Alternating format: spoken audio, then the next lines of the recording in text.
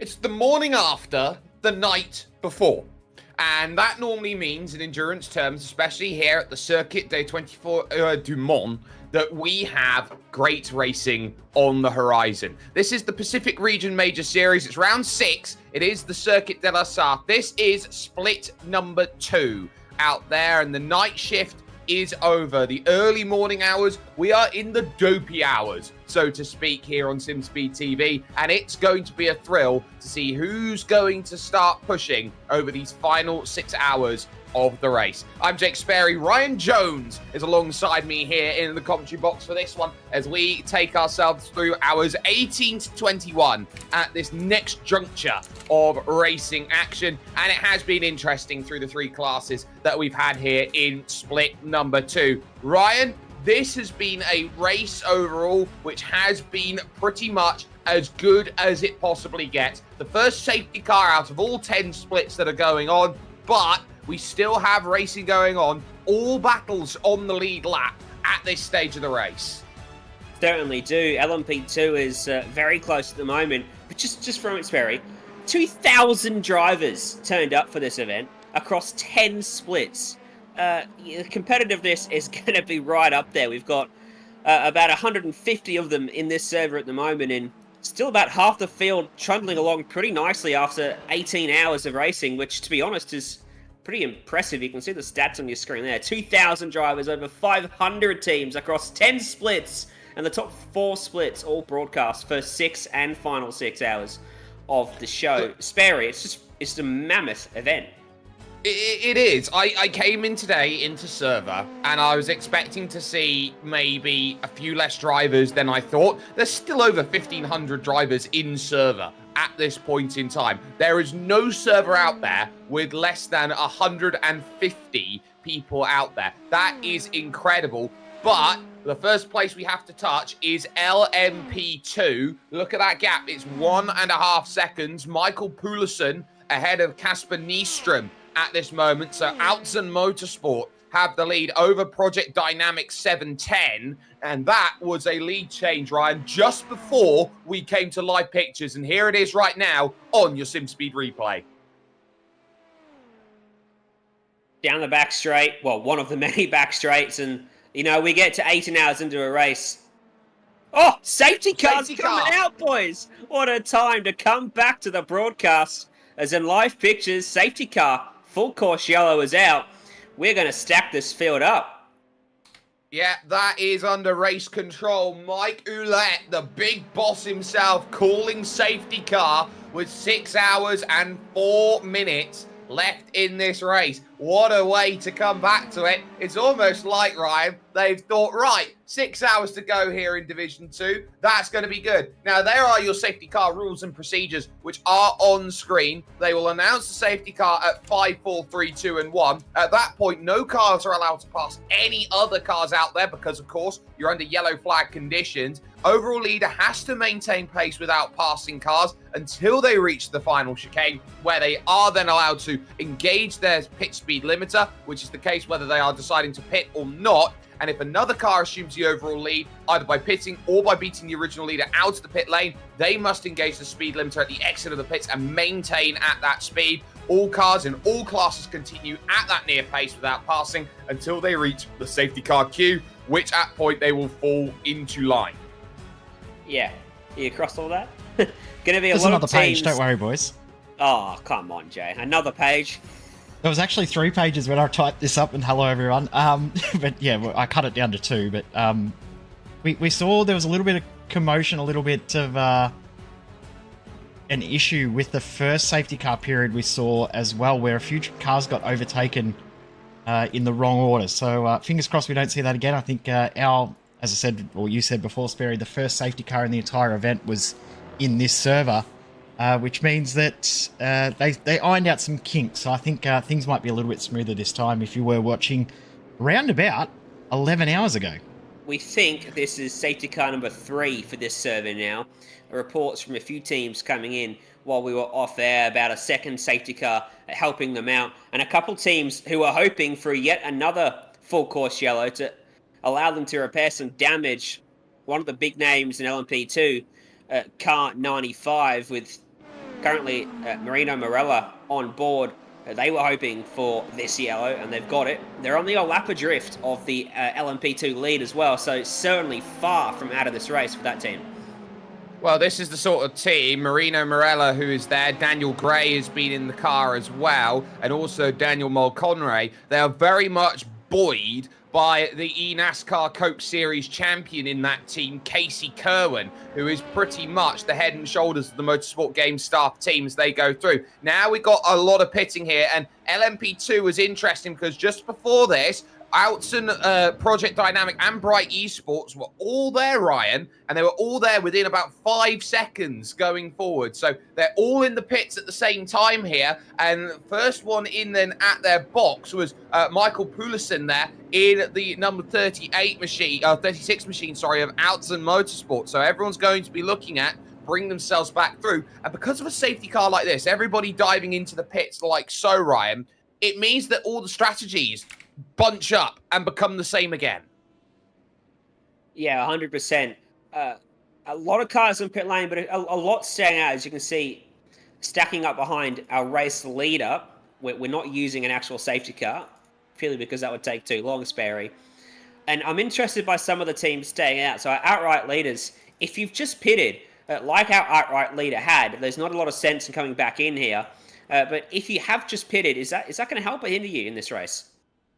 Depends where you are on your strategy and how long there is. 6 hours is enough time for you to figure it out. Right, there's a safety car here. We can get ourselves over to the end. But it's all about figuring out what is the best place and the best time to make that happen. Let's run down your field here with 6 hours to go. The 440 team is in second position behind this team that leads. This is the 588 ST Racing with DE at this point. Marcelo Mayo currently driving about there with them. Following on from that, you've got in the second position, Mark Gomez. That's how they look as they came over the line. Of course, they pitted as they came over. Mark Gomez and the Not In Vain Racing Orange team having a pit box that was a little bit later than ST Racing with DE. Penguin RC Simulation LMDH is in third position. They are regulars to go through. They've got Nate Stewart, Max Brandt's winner, actually, Nate Stewart there in third position overall. Tom Hallam's currently driving for High Caliber Autosport Blue, one lap down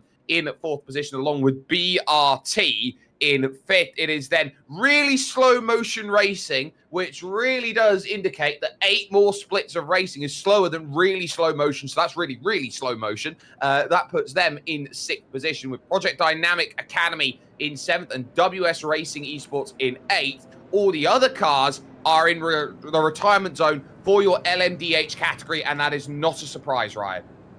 No, not at all. Looking over at LMP2 as well, results after 295 laps. Still 6 hours to go. It's so close at the front. Hudson Motorsport leading Project Dynamic 7-1-0. They were separated by just a couple of seconds. In fact, they are bumper to bumper at the moment under this safety car, or full course yellow. Bright Esports are in third as we hear race control in the background. Are going to start issuing some waiver rounds to the field, allowing some drivers to get a lap back. And P4, so the top 4 cars in LMP2, all on the same lap here. Samsoid Kanan Esports holding down that 4th spot with Oskari Karkinen at the wheel at the moment. Then Valkyrie SB in 5th, ahead of Rocket Graphics. Louis Illig holding out 7th for Willig.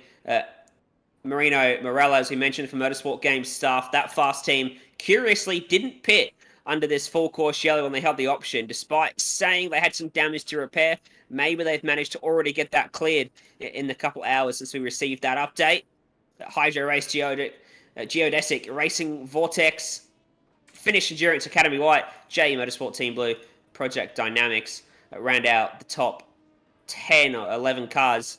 Still running an LMP2. I think the rest of them, Sperry, all retired. Yeah, and we certainly have seen that. There's been a lot of retirements in this field. Yannick van der Zande leads for Arvensis Racing then after the 295 laps of the GT3 field with Gilles Brucher and Delta V Racing 1, just the 40 seconds back as they cross the line. Then you've got Bakar Anele, Win Arior, in what is the 3rd position right now in the GT3 class, with Project Dynamic Academy 713, Wesley Caspers in 4th position. And giving a big shebang in this field in 5th position is Medicus Kiwi Racing Green. They're having a good run at the moment, with Mark 1 Esports championing, I should say, for the Australians in 6th position at this point. Dave Clements behind the wheel there. Australia-wide Racing Blue find themselves just the 1 lap down, so they have a chance to go back, along with Simrigs.com DPR 979. 3 straight Australian teams there, followed then by the Polish team Netrex Grand Prix Black. They're a team that have existed pretty much since the early 2000s in sim racing. They're one of the oldest teams on the grid. Maciej Mliniak is currently in control of that car, 2 laps down, with Florent Guillaume for Valkyrie Excite Bonduel Racing making the 777 car in 30th position overall in this race. And it's so good, the racing that we've seen, but we have seen a number of cars fall by the wayside, including Mag Performance. Team Shazoo have found themselves in a bit of trouble here today, and there have been a number of great cars actually out there who haven't had the best of luck over the top. And I think it's really shown with some of the good names that have fallen by the wayside here in this second split. Wannabe SRT, Satellite Racing, Fiercely Forward Black. There's some great teams that have found themselves in a lot of trouble here, Ryan, and that's just the nature of the beast when you come to Le Mans. Exactly right. 13.6 kilometers, 38 turns. It is very hard to keep your focus for all 38 of those corners when the straights that separate them are so gargantuan in nature. Very easy to doze off as you get towards the end of a long stint, double stinting out there as drivers. Yeah, very easy to lose your focus around Le Mans. That's why we love this circuit and the challenge that 24 hours around Circuit de la Sarthe presents. You can see the different amount of pit stops that are made. LMP2, the most numerous of them, but almost matched by Penguin in fact, is matched by Penguin RC Simulation LMDH. And look at that for your battle for first in LMP2. Now, there was a jump in the pit stop, so that's Bright Esports, who have found themselves ahead through the pit stops. Daniel Holmer behind the wheel for them, getting the jump over Altson Motorsport and the Project Dynamic 710. But never count out Samsoy Kanani Esports, who are there in the number 7 car. Now, earlier on through, they have served a drive-through penalty from race control, so they're trying to get themselves through. And look at that, Daniel Holmer getting an eye on what's forward, and there's 3.5 seconds back. That is Oskari Karkanen, who is behind the wheel and is going to want to try and charge as quickly as possible. Just has to navigate through a couple of cars in front to make that happen. It's one LMDH pretty much splitting them at the point, and they can see GT3 and Yannick van der Zande, Arvensis Racing. GT3, an interesting choice over GTE. Yeah, well, I can confirm why that's happened. I know the answer.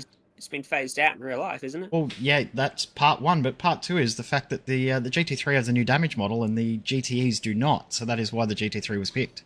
And if there's one thing we love, it's spectacular crashes. There's been plenty of them. The other thing we love is Jay's frame rate going through the floor.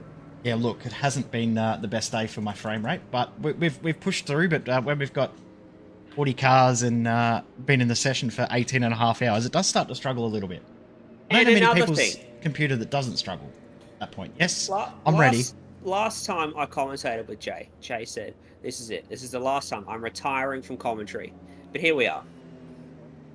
Listen, I heard him try and retire about 2 weeks ago from IGPT, but we'll see later on in the season whether he wants to come back. No doubt. This is an incident that's happened earlier. So this is the 66 and the 711. This happened about 25 minutes ago.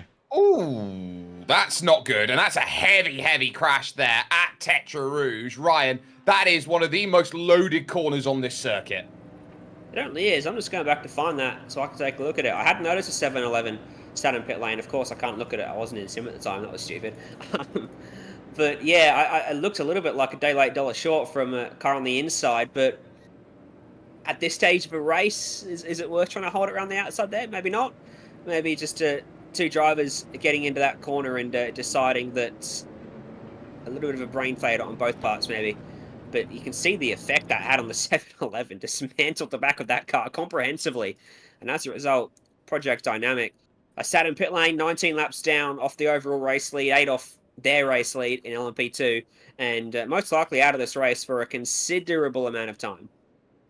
A shower of carbon confetti is never what a driver wants in a race like this.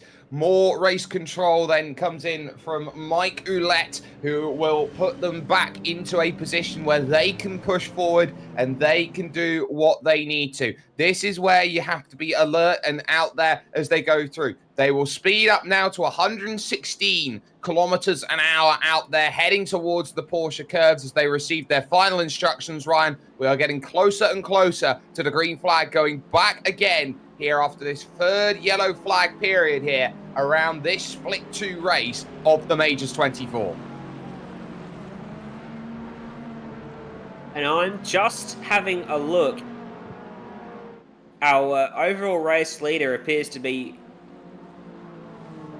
ST Racing, of course, but I'm looking at LMP2 at that battle. Peterson and Nystrom, the 2 drivers at the wheel at the moment for first and second in LMP2. They'll be restarting nose to tail. Yeah, P1, P2, and P3 are nose to tail in that category. It's the 30 of Bright Esports that leads, and there's only 1 LMP between them and 4th place. So that will be the one to keep an eye out on as we head back to green flag running here with LMP2. With LMP1, it is currently going to be Marcelo Mayo, who has tried to make that progress. We'll have Jan Volmers behind for WS Racing Esports, who is there. And 3, 2, 1, and the green flag will drop. And we will be back right now with green flag running here at this brilliant Le Mans track. Now everybody's going to start thinking about who wants to be aggressive off of these starts. Everyone jumping here, there, and everywhere out the way, trying to keep themselves in range of everything else. But as they rush up forward, this is getting dicey. That was very nearly Michael Pullerson in trouble. And just like that, pulling alongside is Oskari Karkinen, trying to find the place now to move up into the top 3 in LMP2. Yeah, Peterson got in hot, almost went up the back of that LMDH in front of him. Had to go wide, and that allowed Project Dynamic to go through into the race lead for LMP2. Now remember, Bright Esports leads at the moment in LMP2. Project Dynamic, this is the race for second here, Ryan. Yes, of course, they were the leaders.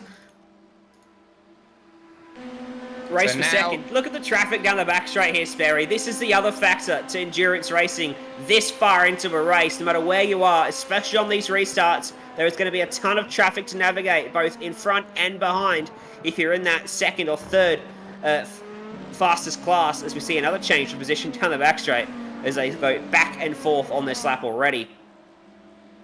I'll tell you what, it is just like someone's just opened the roads back up again, and all the traffic here in the north of France has decided to want to get back out and go again. Look at the dicing here on this crowned road as they fly on in towards the second of these Mulsanne chicanes, which were used to break up this circuit after this used to be a completely flat run all the way from Tetra Rouge down to the Mulsanne corner. It is always something worth keeping in mind. There is the 95 Motorsports Games staff car back in 7th position, a long, long way back through the field. But this is a race on for 6th position. Rocket Graphics and Nazar Krush is out there right now, and he is crushing it at this point, getting the car up to 6th place. It's still kicking off in LMP2. Kaikkonen just got fed out wide, heading out of the back straight there, and Peterson's holding on as an LMDH comes through. You can see it on your screen, heading down in towards Indy. I tell you what. Watching up ahead as well, Sperry, that Bright Esports car of Daniel Holmer, I reckon his lead is getting ever smaller as Casper Nystrom looks to try and get himself back into that top spot for Project Dynamic 710. Here's a replay. Yeah, of what happened down at then that into previous Moles. tour. The hand corner, that's a bit close. Karkkonen there on the outside, having no choice but to open out the steering a little bit. And these restarts, they bunch up the field for a reason, and it does make the racing a lot closer, a lot tighter. You have to be very alert as you go through. There is the 710 machine that drives and pilots its way around, trying to hold on to as much as it can. Project Dynamic in second position through the Porsche curves and really looking to attack out there over this phase of the race. We're talking as well about what's going on in the GT3 field at this point, because we've got a brilliant battle on for third place between Niklas Shabang, who is there for Medica's Kiwi Racing Green. You got Wesley Kaspers, who's there for Project Dynamic Academy, and behind that there is Batahan Aylidis, who is there, the Turkish driver for the Bekar Anale Win Arior team. And then, just to spice it up, one lap down Darren Lobb. Top 7 in GT3, all on the lead lap, all pretty much in the same real estate on the racetrack as well. Thomas Freeman a little bit further back in that 7th place car, Australia-wide Racing Blue. So check this battle out in GT3 as we head up down towards turn 1 again. And how's the nerve from these drivers to run inches apart when we've got drivers from 26 nationalities out here racing? No fear of netcode or internet or lag or anything like that. These drivers fearlessly going toe-to-toe.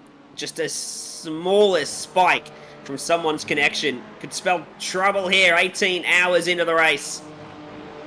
I'll tell you what's also interesting here, Ryan. All of them are BMWs. Well, there's often a favourable car to go racing in with the VOP. The BMW, the OP decision today.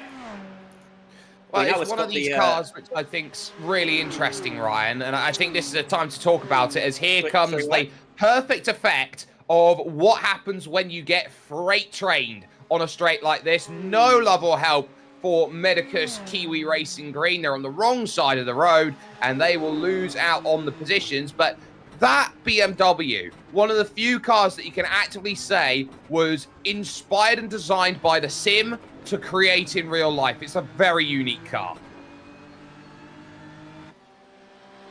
Certainly is. And I'm just watching on from Darren Love's perspective here from the simrigs.com at DPR BMW. What must he be thinking at the moment as they dice in front of him? They're almost banging doors down the straight, fighting it over for third place here. Listen, lads, this is 5:44 left to go in this race. Come on, this isn't 44 seconds left in the race. Give yourself a bit of room, buy yourself a ticket to the end of the race, and you might find yourself with something you can be really, really proud of. But the changes have been made, and now Bekar Anale Win Arior find themselves in 1, 2, 3, and 4 in LMP2 in view as they head through into Indianapolis. And Michael Poulsen holds on against Casper Nystrom. In fact, does make the move now to move up to second, and that is the race lead. Let's go picture in picture as we watch both battles for third and for first in respective classes on your screen right now. Are we allowed to call that quarter Indianapolis? Yes. It's its name. Yeah, well, many things are named but can't be named in iRacing apparently these days. So check this out. They're coming into Indianapolis. Caspers, is he going to be close enough to have a little look on car 41? He decides against it. Is behind, almost drills the back of Shabang. It's very close. I think the name convention is this, Ryan. You can name a corner Indianapolis, but you can't name it after a car from Indianapolis.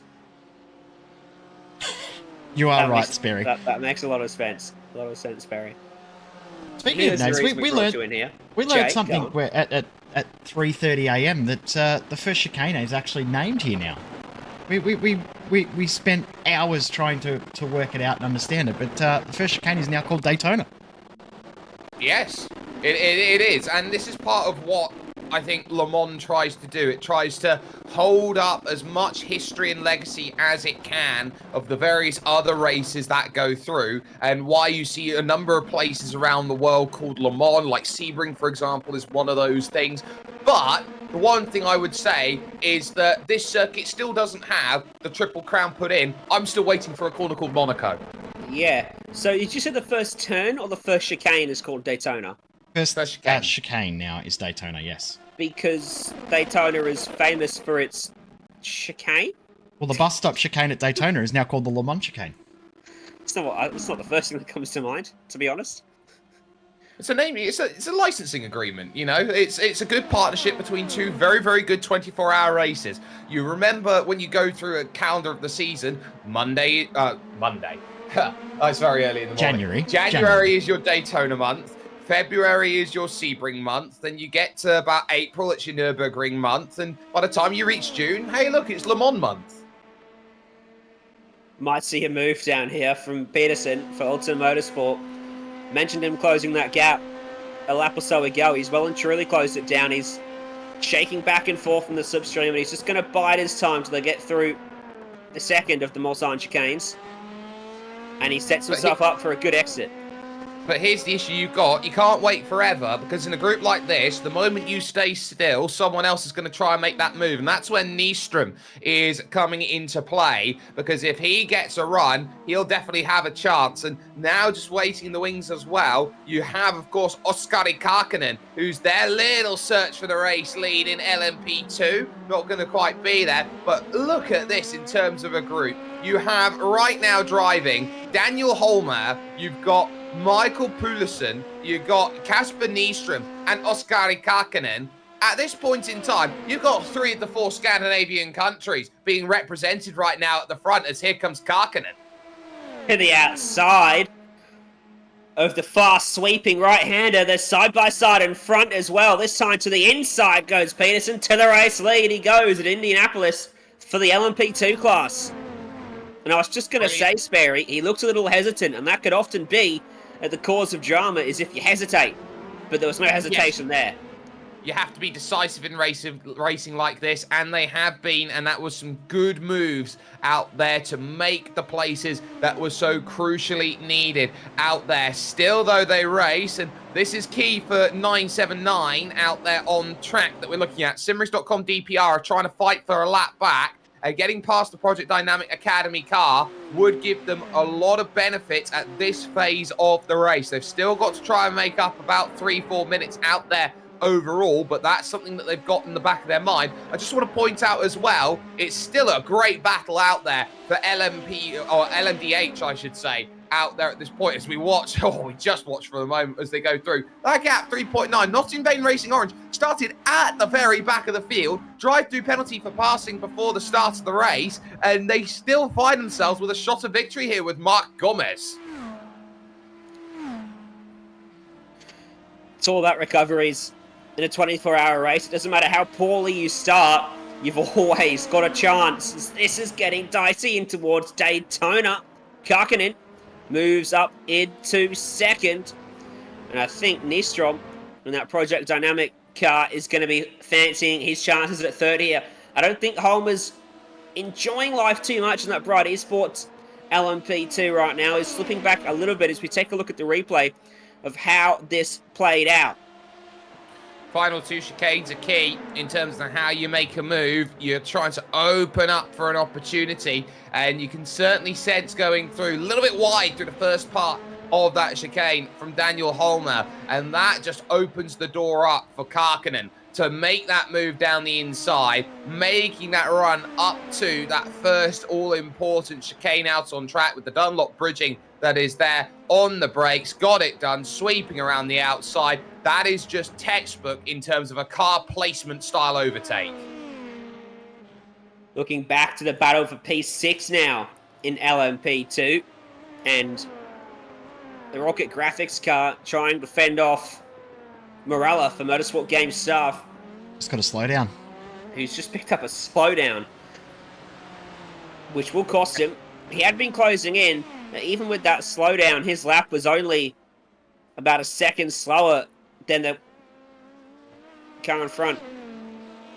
Yeah, so definitely did lose a little bit of time there, but it's going to have to try and wind back up on the power and get that back once again. Dallara P217's down the straight. Let's take a little look at this. You can see just pushing a little bit wide through there. And it's one of the most unique slowdown penalties on the iRacing service through that section, going through Chateau Blanc. You know, you look around that section of track and you get a slowdown penalty on the outside of the circuit. Very rare that you find that. There's a slowdown penalty to be found in iRacing. I trust you. I have found it, Sperry. I know I've found that one many times. I'd like to point out that there is a special place for me with this circuit. Actively, SimSpeed TV has changed the slowdown penalty gates for this circuit. We did that with Max Bance, did we not? We did. That was one of the most unique Max Bance featured in the highlights of the month. And I think it got one of the biggest views in the highlights of the month when we ran the dirt sprint car in a race here. And it changed everything within iRacing in the back end, which I think is very, very unique for a meme race to be able to fix things. Week 13, isn't that when Max Bance runs? It does, next Yeah, week. you're funny that. That's what, next week? Next week, 1 week from today, heading to Auto Club? What's I'd say the I plan? can't Is wait, there but that's a plan lie. yet? There's a video out. Is there? Yeah. What is it? Prepare your orange cones, that's all we can say. We will have a cone counter on screen too, Sperry. That's good. Gotta love a good cone counter. And we've got good racing going on in your GT3 category at this point. This is third. And then just behind that, you got second position now. And I believe that's just been a change of position. So Delta V Racing have just lost that second place. Bekar and Alaire Win-Arior have done a very good job of just slowly getting that pace into position. So this is where you're seeing where Batahan is starting to really show what he's capable of. And look at that car compared to everybody else's there. Absolutely spotless in terms of the way he goes through. Here's a look on how it was done. Looking over to the right, looking over to the right, still looking over to the right. Go on, yep, you've got your overlap. Now they're going to race either side of the road, but you've crucially got the inside for the all-important Mulsanne corner as you race down to the roundabout. It's expert. That's how you get it done at Le Mans. And now starting to pull out a gap as well, showing the extra speed available in that car and moving up into second place on the road. Race leader is, for GT3, about 5 or so seconds further up for excuse me, I give up, for car 41. Aventus Racing.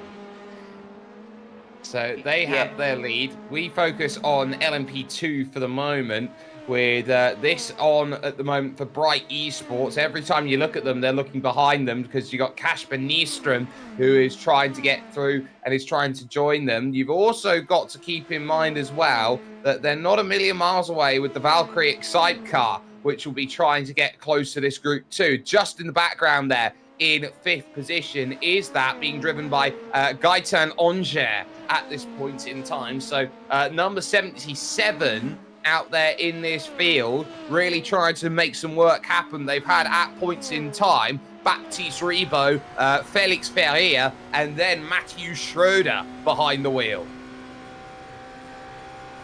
To just make this little battle in LMP2 a little bit more interesting, they've just got the recovering 32 car, the WS Racing Esports car, in the middle of their group. They're for outright position at the moment. So while this car is fighting with them, that is for outright position. Probably won't be too tested, Actually, but it's a great way to show. No, I'm seeing them in 12th outright now, the WS Racing car. Yeah. They just pitted. Well, they were 8th on at this the lap. start of the lap. Yeah, they just pitted this lap. Ah, that would do it.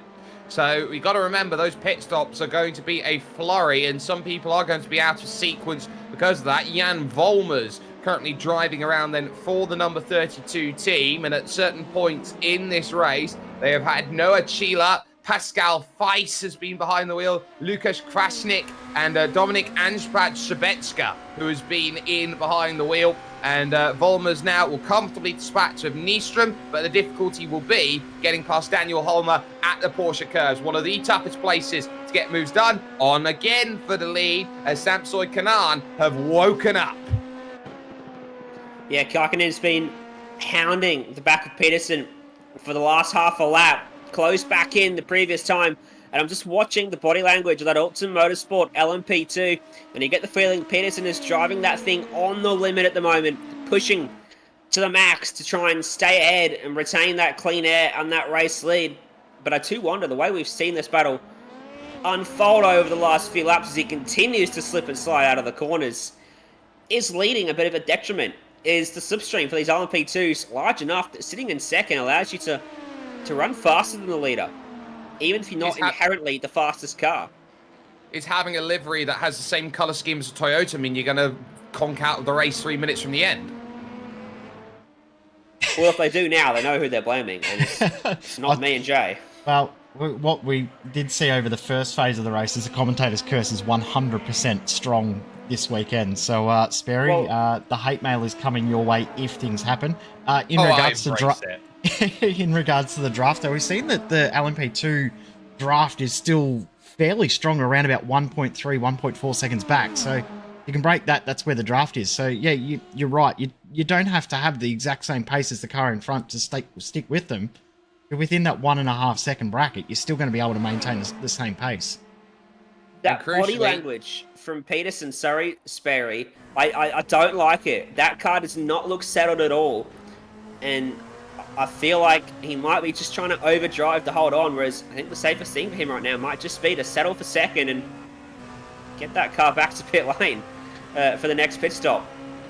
Well, they were both trying to get in behind the LMDH that was there in front. Jan Volmers, forgive me, I might say LMP1 quite a bit here today. But at the moment, Oskari Karkkonen is going to try and make that move happen into the second of these two chicanes and comfortably gets it sorted. But has he opened it up too early here for Michael Poulsen and for Outzen Motorsport to try and come back through and make a place up? Answer to that then is going to be decided when they get to Mulsanne corner here, this next 90-degree right-hander, and you're always trying to find the right place to brake here. You've got the small orange cone on the outside as a reference marker. On the brakes you go, both of them taking a nice amount of curb. But that is Oskari Karkkonen and the Samsoi Kanaan Esports team up to the point in LMP2 and driving an absolutely fantastic race at the moment is team number 7 out there overall, and it is a world team out there, Ryan. You consider they got Zach Rattray White there from OzNZ, and then they got Brian Pigmans and Mark Custers, both from Club Benelux. 26 nationalities, most of them in that one team. That's what we love about sim racing, though, Sperry. We can have people from all over the world racing from the comfort of their own homes in the same race, going wheel to wheel, and relatively doing it without any drama. I'll tell you what, I want to give Team 35 some love out there in the racing. It's the Willig team, and they've got the most brilliant naming convention ever for their team at the moment. They've got Louis Illig behind the wheel. Of course, he's got his brother Fred Illig, who's been in the race, and then they've got William Tuffley. So there's the Will and 2 Illigs. It's Team Willig. I must say that colour has stood out all race as well.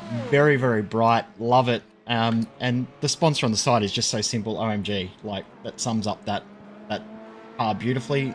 Very well presented. They've had a very, very eventful race, but the second half has gone a lot smoother than the start. If it was shaped quite differently, that car would probably look not too dissimilar from a certain scheme in a certain series in Australia, Jay. Yes, you are 100% right.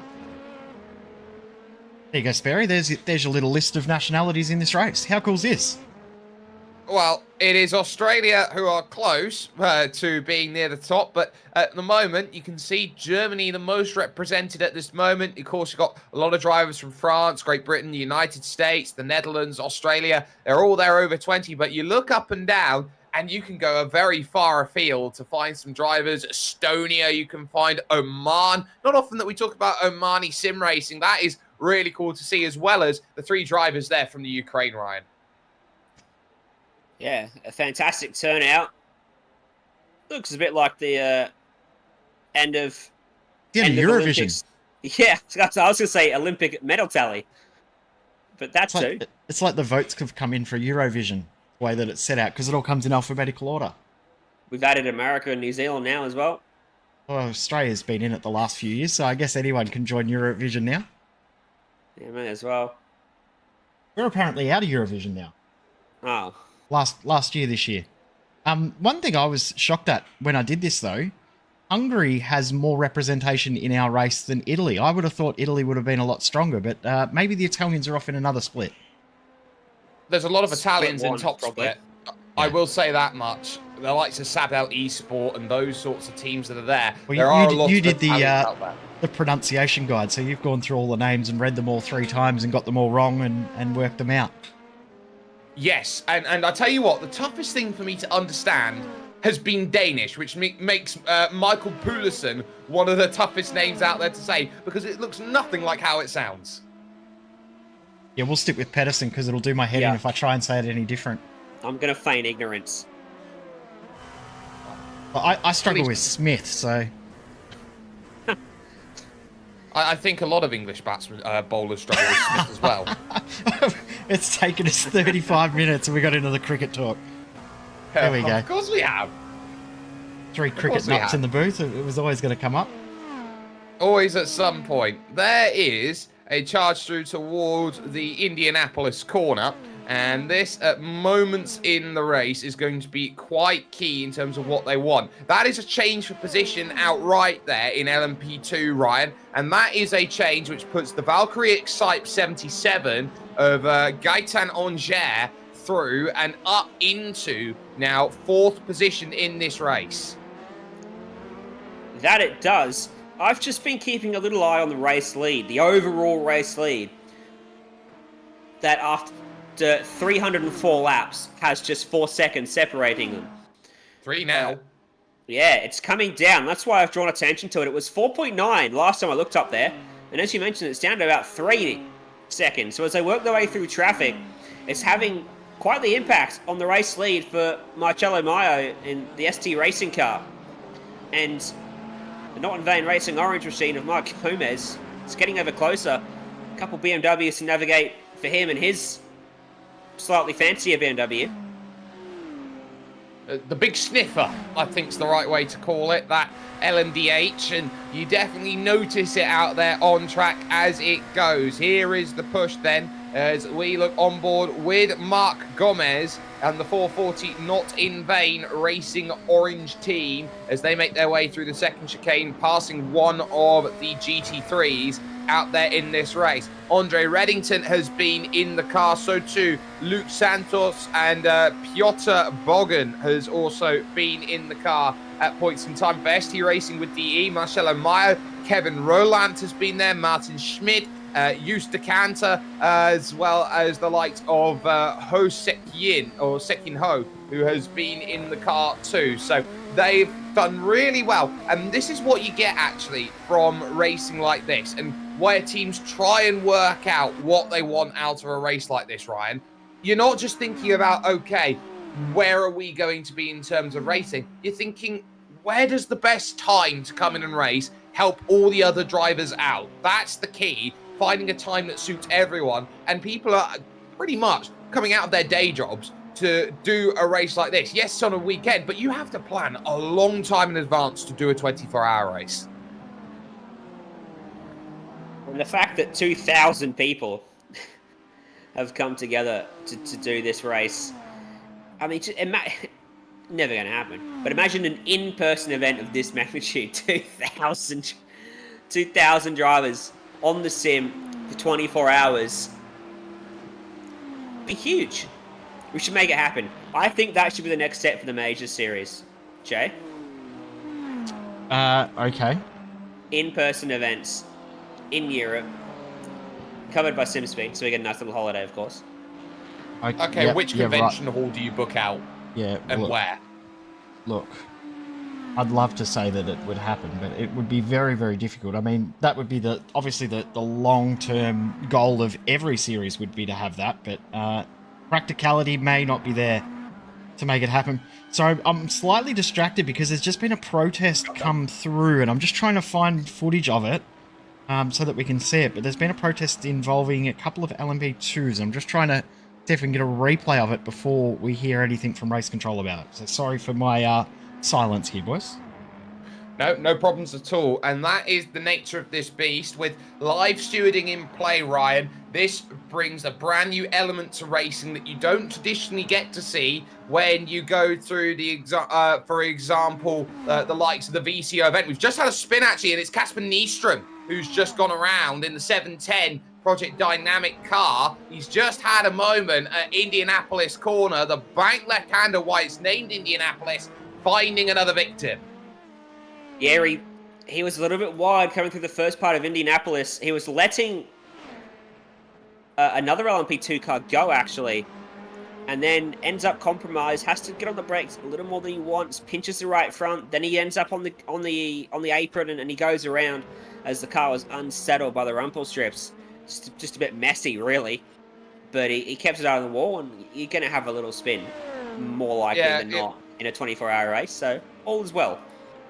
It wasn't great. They let through the Finnish Endurance Academy white car, Tony Asumanyemi, who was behind the wheel there, 14 laps down, 3 laps down off the lead. So that definitely not good for the Project Dynamic team, and that's why they have found themselves around out there over on track. So they'll have a little bit more work to do in terms of getting themselves back in, and this is where you start finding those small mistakes creep in, and it's the really tiny ones where you just miss a corner by a little bit more than you're expecting to, and you do panic a little bit because you spent so much time, you spent so much energy in a race like this. It's very easy for a race like this to pretty much fall by the wayside in terms of the way that, you know, the action goes through. You can't afford to make these mistakes, but they naturally happen at this time of the race.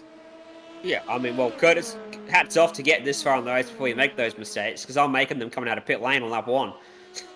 I have found the incident, boys. You're not taking the grid on lap 1? I didn't hear either of you because you both spoke at the same time.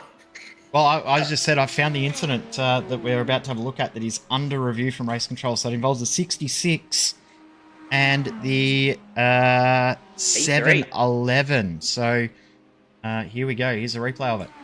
So this is Penguin RC Simulation, LMDH, going around through, heading up towards Tetra Rouge. There is the 711 car. Okay, so that was the crash we saw before. Yeah. Oh, it is the one we saw before. So they were getting that done after then the period that we had. And I'll tell you what, that's not going to be good for Nate Stewart and co there in the number 66 team. This is a team that really does put in the effort to try and go through. And a team consisting of full North America. They've had Justin Nacia behind the wheel, Finn Lazia, Michael Gonzalez, of course, Nate Stewart piloting it now, and then, of course, the former driver from the NASCAR series, Blake Reynolds. In comes your leader, Marcelo Mayo.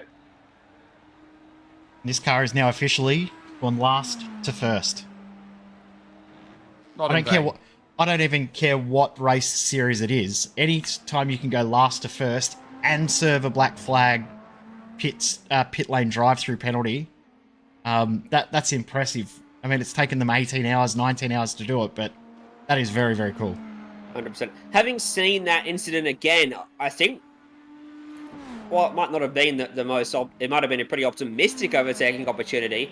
I'd say the 66 was up there, and the onus might have been more on the car 711 to not turn in. This is where you have that brilliant balance of what racing is and endurance racing is. Who's got responsibility at what point in time? You can see it gets close, and this is going to be the key. How far alongside are you? Have you stuck enough of a nose? You're halfway there, and you don't really give much room. Now, that view...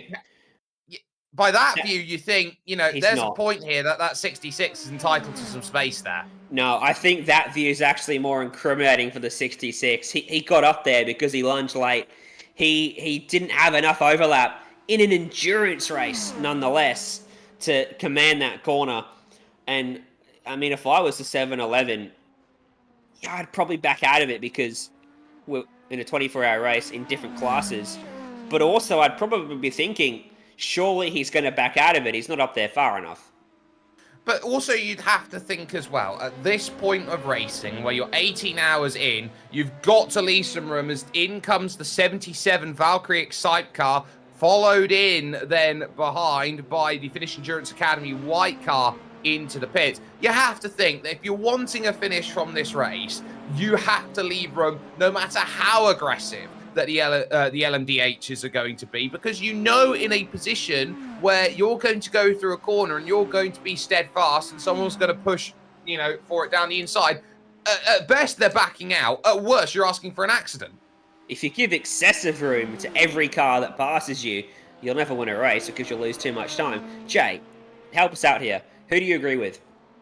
I can see both sides. I'm getting splinters from sitting on the fence. Another one of those situations where I don't think I want to sit in race control. Tactful. Friendship was on the line there. I was never going to speak to you again if you chose Sperry. Oh, come on. Look, maybe I should pick Sperry just for that reason. No. Oh, well, battle lines are being drawn in this I'll sell the second Boxing Day test ticket then. Are you paying? Maybe. Oh, Are you geez, coming? I'm going to the test match. Don't worry, I'll be there. I'll be there with a spear from the other side of the stadium. 28.7 seconds, the lead margin now for Mark Gomez at the front of this field as he now decides to dive into the pits. Ryan, this is one of the trickier pit entrances out there in iRacing, because if you get any part of it wrong through the left and the right, taking that transfer lane through, that is an unsafe pit entry. Yeah. I've never understood why they didn't just make it a curve or a straight line. Why they have to make a chicane now, I don't know. It's quite high speed. I'm watching an LMP2 come past now at 280 kilometers an hour almost at pit entry. So, you know, they've got to slow them down quite a bit. But a chicane at a really high speed part of the racetrack makes it tricky. And I've just watched that Lewis Illy car make that very mistake. Just keeping it within the pit lane confines, I think. But you haven't looked up. I think it's due to the fact that the Bugatti layout of this circuit, which is the more natural, shorter layout of this track, pretty much is a cut through that bit of track. So when you go through that section of road, you can't exactly make it a nice, smooth curve. Otherwise, you've got basically through the middle of a curb, which you'd use for a different layout of the circuit. You've got no way of making that happen. That being said, I don't expect the Bugatti circuit to be on iRacing very soon. And so we could ignore that and say, no, you can have a nice curb, maybe. So pit cycles have brought this battle closer. So remember, before the pit stops, it was fluctuating between 3 and 4 seconds. It's now at 2. So this is getting very interesting. Should just build an overpass, I reckon. Well, I was about to say that it would actually make sense if there was some sort of hill to sort of slow the cars down. If you have an uphill approach, I mean, Road America is probably the best pit entry anywhere because it's so easy to pull the car up. It makes it a lot safer, unless you're in a car that's leading the train that's not quite as safe. But the uphill is probably the best way to have that pit lane work out, as through goes Marcelo Mayo, and he's pulled a bit of a gap on Mark Gomez. He got stuck behind a little bit of traffic there. Unfortunately, that pit lane at Road America is let down by every other meter of racetrack that exists at that place. Oh, I know friends of mine that would not be very happy that you just said that. So do I. Please send all complaints to Ryan Jones, not to SimSpeed. Here's an idea for a pit entrance: motocross-style bumps. Like full motocross whoop section. Yes. Well, cool. I don't know how it would go if you had suspension damage and were trying to limp it back to the pits. Max Bant's idea. Most creative pit entry.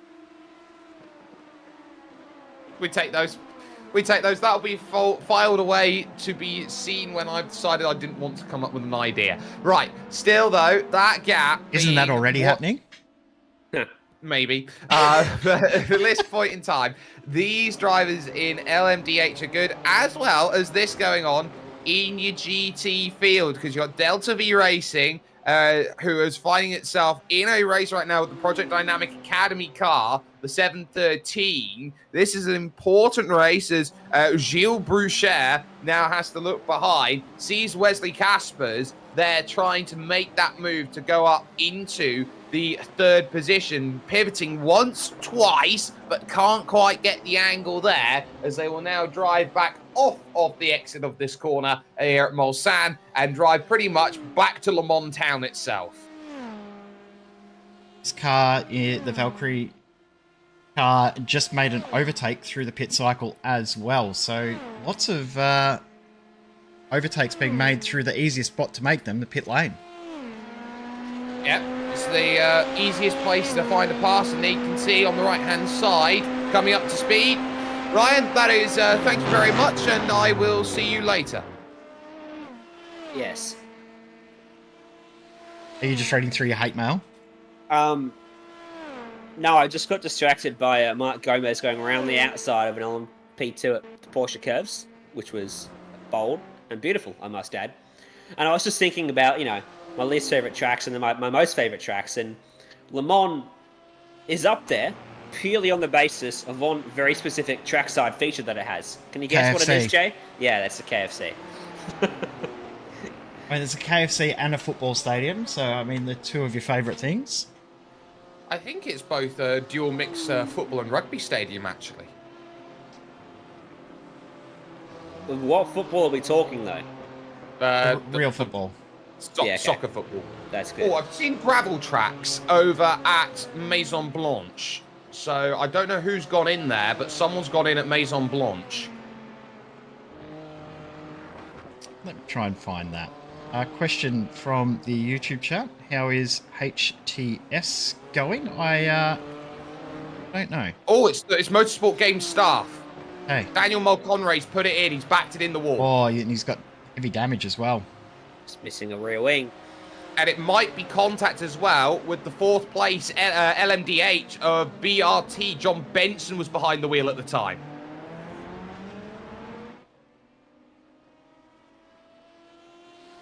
I'm queuing up a replay, so we will find out in just a moment exactly what's happened. Yeah, that car does not look good, and yeah, there's definitely been contact. Very much, Ryan, opposite of nice, and here's why. Going through the Porsche curves. LMDH approaches. Round the outside, up the inside, and smack. Not as big a hit in the end as it potentially could have been. New damage model knocks off that rear wing and rear bumper component. But yeah, I don't know who to attribute blame to for that one. Ryan, this is one of the times where I can actually talk something really nice about iRacing. It's not as big as a hit as it could have been because of iRacing's new gravel physics. As an oval racer, please explain. Okay, so gravel is this property that you normally tend to think about as dirt, okay? So basically what you've got is a little bit of sand that's trying to slow a car down, which you normally try and drive through and build for a banking. But because of this sand and the properties, they've actually increased how much the sand stops in the iRacing service over the course of the last updates that went through over the last build. So basically that gravel, it slows down the car a little bit more. You can't skate over gravel anymore. Coefficient friction, something, basically. Physics. Hashtag physics. He says, here's the onboard from Notice the... heavy brake usage there from the 95. So I think this 39 car that we're on board with may have thought that car was going to let it go. It almost seems like the exact scenario we've already witnessed with the 711 and the 66. Car on the outside probably should have left him room. Car on the inside probably wasn't up there far enough. A bit of both parties to blame. I think that certainly is the case out there, and you've got to be so alert in the way that you're racing, and you have to give the right information to drivers around. It's very much like driving in the snow. You are all a team out there trying to find a finish to the race, believe it or not. Bruchet still having to deal with a big lunge up the inside. Wesley Caspers leaving it to the 11th hour to make the move and gets the pass sorted up into third, just as one of the LMP, or the LMDHs then, is going to come into view. That's the really slow motion racing. So with Tamas Asbuth behind the wheel going through these two, they will find out that they are really, really in slow motion, and their moves have been scored complete. So Caspers puts Project Dynamic Academy up into third position in class. Did anyone clip that? Did Sperry just agree with me? Yeah, I'm still confused by that as well. It's the first When time he I've ever heard you two get along. He put us in a booth for 3 hours. We'll have to come up eventually with something we agree with. And it isn't going to be the cricket, I don't think. Oh, come on, I said that we'd get battered. You've got Yeah, batters, okay. yeah. There'll be 11 in your team. Yeah, and we'll get through them, you know, with 20 You runs can't- and 20 balls, and then You can't really call bye-bye. them all test batters, though, can you? Look, the test is, how do we make it interesting? We'll make all tests an ODI. And so the death of cricket began. That Ryan's- gap at the front, remember I pointed it out a few times, going up and down. It's back out to 4.3, but it's pretty stagnant. It's been bouncing in and out of that 4-second range ever since we restarted this race at the top of the restarted broadcast about an hour ago.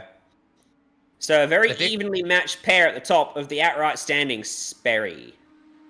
But this is a long game race right now, and this is what you're starting to see. The difference is that the ST Racing with DE car is having to pit a little bit earlier than the 440 Not In Vain Racing Orange. They're having to burn more fuel around the track with the way they're driving, trying to build that gap and break away, which is going to only come back when the pit stop cycles come in. And if this is running to a nice number here from Mark Gomez and the Not In Vain Racing Orange team, they have a really good chance here of overtaking when the final pit stops come into view, or, pray tell, when there is a safety car that is out there, which automatically would force both of these drivers to basically go, right, fill it up to full.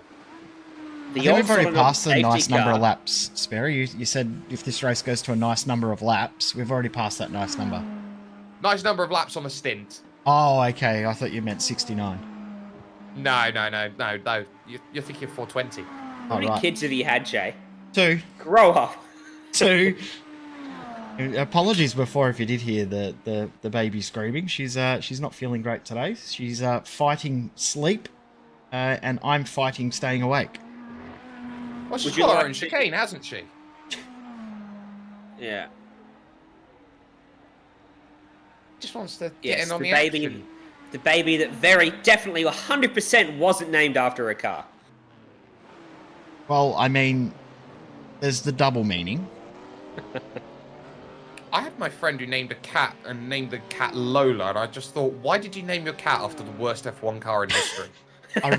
Ironically, our first dog that we got, the Pounded named her Lola. We changed that name very, very quickly.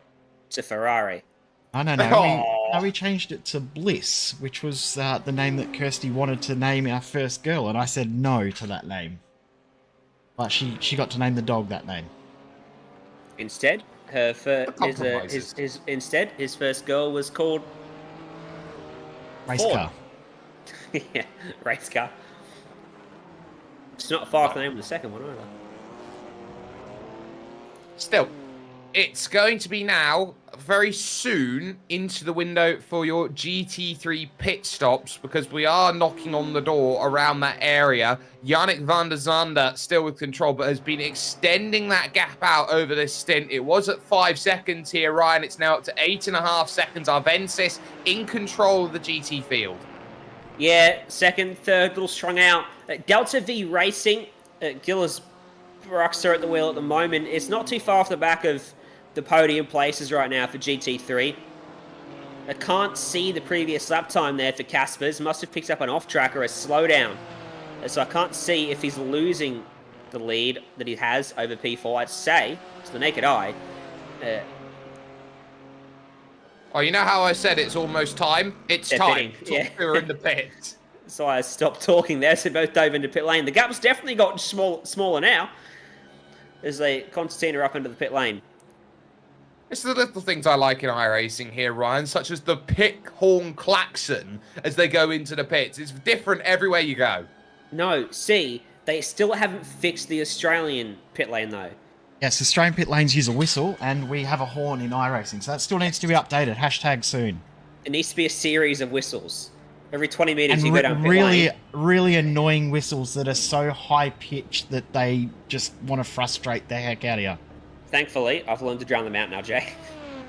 And become click background and noise. send to cisco@iracing.com. Cisco's Easy. managed to change things from our streams before, so maybe Cisco can work on that one for us. Well, did we Maybe ever he get an can. Australian background PA announcer? Who's Yes. the background PA announcer of Australian tracks? I don't know who it is, but I do know that it is an Australian voice, so it potentially is Aussie Greg Hill has done those voiceovers. He's Australian. Yes. So Aussie Greg Hill that does the sound on iRacing, obviously an Aussie. The sounds for the dirt cars, a lot of those were recorded at Wangaratta Speedway, which you may know where that is, not far from Winton. Hey, I'm going to Wangaratta this weekend. You are? You're going to Winton? So yeah, that's where the sounds for a lot of the dirt cars were recorded. I'm going to get murdered now by some random bloke watching some speed TV.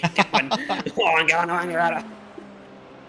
I tell you what, I do love Australian place names because you have the ability to just make them sound absolutely crazy and something goes through. Actually, I've just seen some tracks over at turn 1, so I wonder who's had a trip through the gravel down there at the first chicane. Trying to dissect that myself, and I can't quite work out who that was.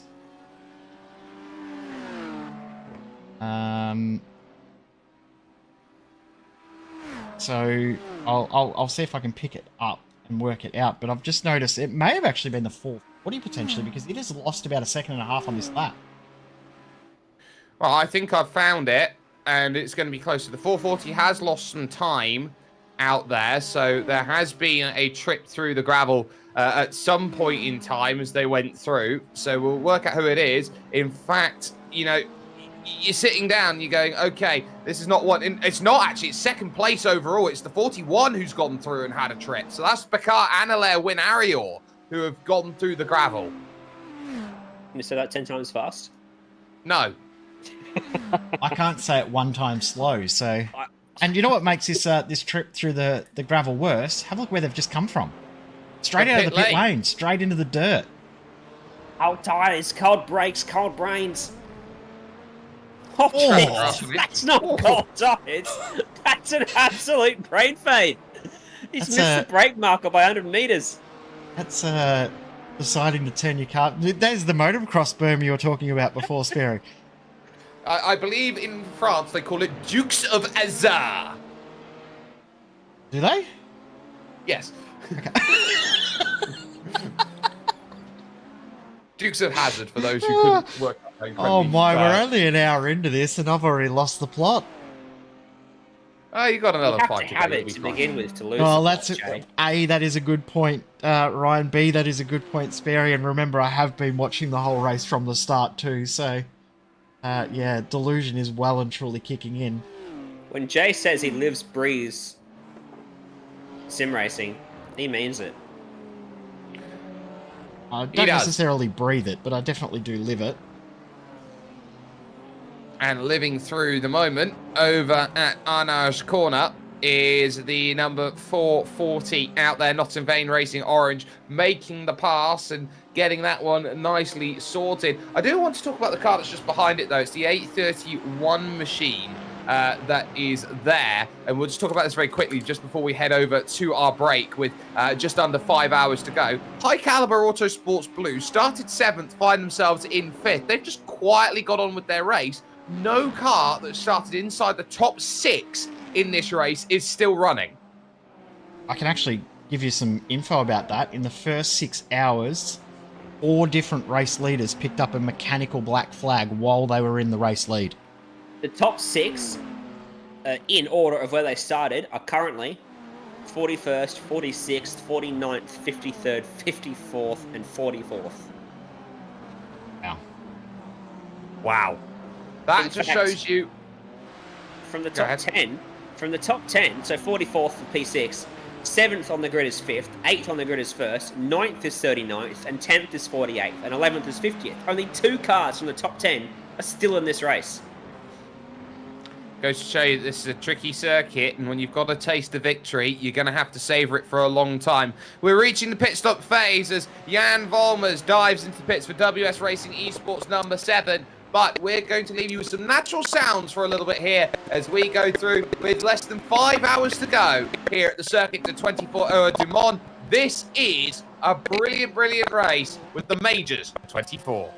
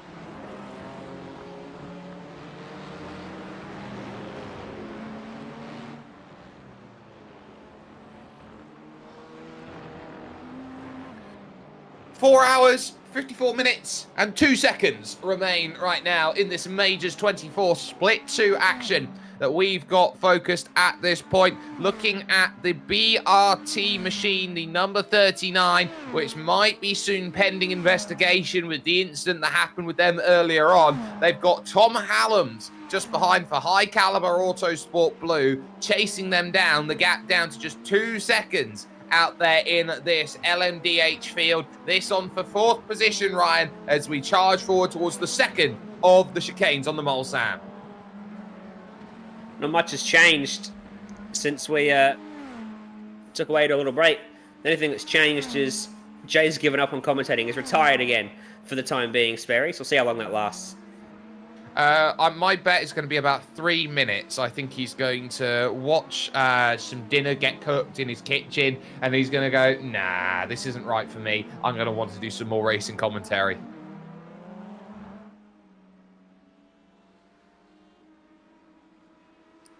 Sorry, just explaining that my talking into a microphone is in fact commentating to my roommate who's now punching me. So the joys of sim racing from home, Sperry. No one ever believes that you are actually doing it. Yeah, no one believes you until you say, no, we are. So you listen, we are. So at this point, you know, you're starting to think about, okay, well, what do you have to do in a race like this? That is a beautiful livery, and you can tell that it's a beautiful livery, that BRT machine, because it says all over it, plastered all over that livery as you go through, Basic Ollie.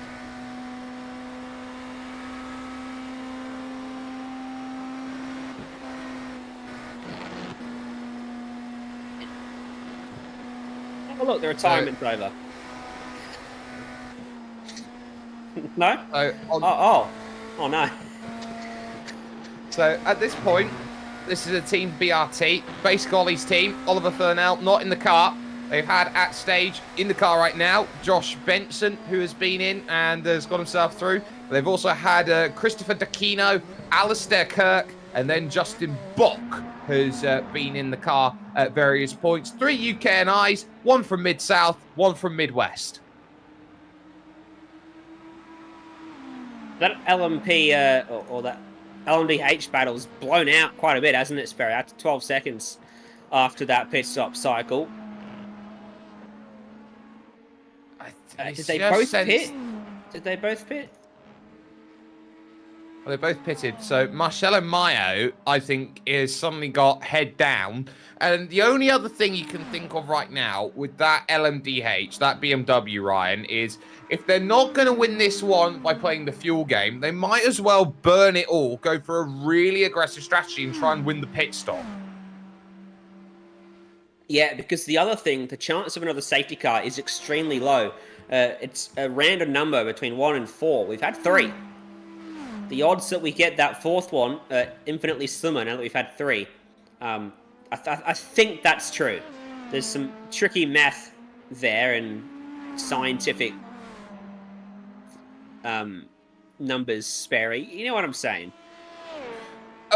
There is a non-zero chance that there could be a safety car, but there is also a non-100% chance that it could be a safety car. There could not. You just have to drive within the bounds that you have in this racing. And at the moment, Not In Vain Racing Orange find themselves in 2nd position and maybe in a position of their race where they are trying to save out there in terms of what they are trying to do. We're talking about LMP2. That's where a lot of the action has been when we came to coverage then, just about an hour ago, an hour and a bit ago. Has extended out a little bit. Samsoi Kanan in control there with Oskari Karkinen behind the wheel in a gap which is sitting at this point at about 5 seconds.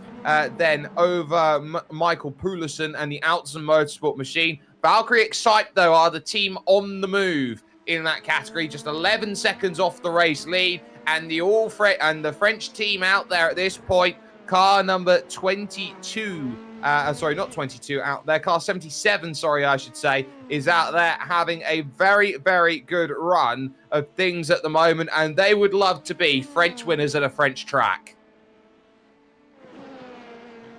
And they're not too far away from being able to get to that lead. Race leaders just heading out of the Porsche curves now. Car 77 heading into them. We pick up the race leader for LMP2. Samsoi Kanan Esports. Oskari Karkinen at the wheel at the moment. What's he done last time by? A 3-minute 35.2. Car 77 only half a second slower. Peterson just in between them on the lap time count. And in fact, this time by 34.9. So Karkinen going even faster out there. But that's about 1.9 seconds off the fastest lap of the race for that car, by the way, set on lap 214, probably under the cover of darkness, and the track was at its coolest. Gaetan Angers struggling a little bit more on that lap, losing about 0.6 of a second to Oskari Karkinen over that push around the track. So it seems like Karkinen has got the bit between his teeth here in Pays de la Loire and is now starting to really push out then on circuit to get as much margin as possible at this phase of the race. There's been a driver change in the Arvensis machine that leads this one in the number 28. Yuri Matthijssen now drives behind the wheel for them in that number 28. So that an important change away from Yannick van der Zande. They have at some points in time Koen Legevaard, who could go in, Lucas de Vries, and then Daan van der Ven could also go in. And now we just see on race control, car 66 here, Ryan. That is third place. That's Nate Stewart and the Penguin RC Simulation LMDH. Drive-through penalty incident with car 711. It is yet to be issued in the sim, but it is due. I was right. That's my takeaway. I was right. Look, it's not about winning or losing. It's about getting a finish in this race, and neither of us have one, so there. Yes. Can't finish last if you don't start the race. That's my motto. Yeah, we still haven't got to the point why you'd crash on lap 1 coming out of the pits. You're not taking the start like everyone else. Well, you start from pit lane, it's safer. There's less cars around. But then there's still the issue of lack of talent. You know, I see a right-hand turn and my brain just turns to mud. Well, it's a lot of right-hand turns here. It's a clockwise circuit, so can be a little bit difficult out there. There is the race on for third position overall in your GT3 field. Project Dynamic Academy trying to pull away. They both changed drivers at that stop. Mika Gerritsch then gets in behind the wheel for Project Dynamic Academy here. And you look behind, and it is Florian Renault who is behind the wheel in a BMW. BMW? That narrows it down.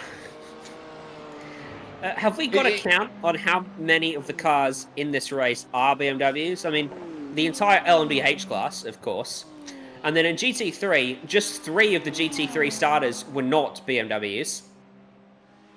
So that must be half the field.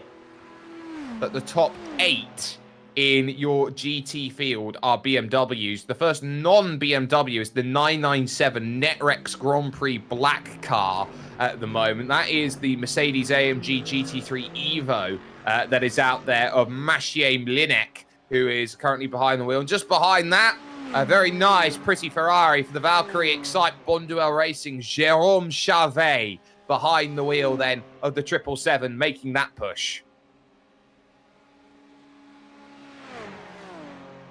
Oh, I can agree on that. Can they hear you now, Jay? No, they can't hear Jay. Jay likes this car, by the way, ladies and gentlemen. Jay likes this one. It's his favourite. It was their favourite for what was going on. They looked through all deliveries and went, that one. That one's the nicest. Yeah, Jay just keeps interjecting with random facts, but not telling us if he's on air or not.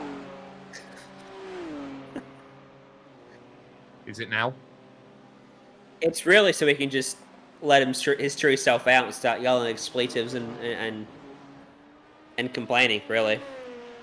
High Caliber Autosports Blue then into the pits from 5th position. Tom Hallams then behind the wheel, making the decision on that pit stop. So that is a crucial stop. So too will be how they go through. Up on the jacks, fuel, and you'd expect Ryan tyres as well, and a driver change it looks like. Henry Olayede will get in behind the wheel for High Caliber. Yeah, driver change covered by fuel and tyres in these cars, so you don't lose any time by swapping over your driver.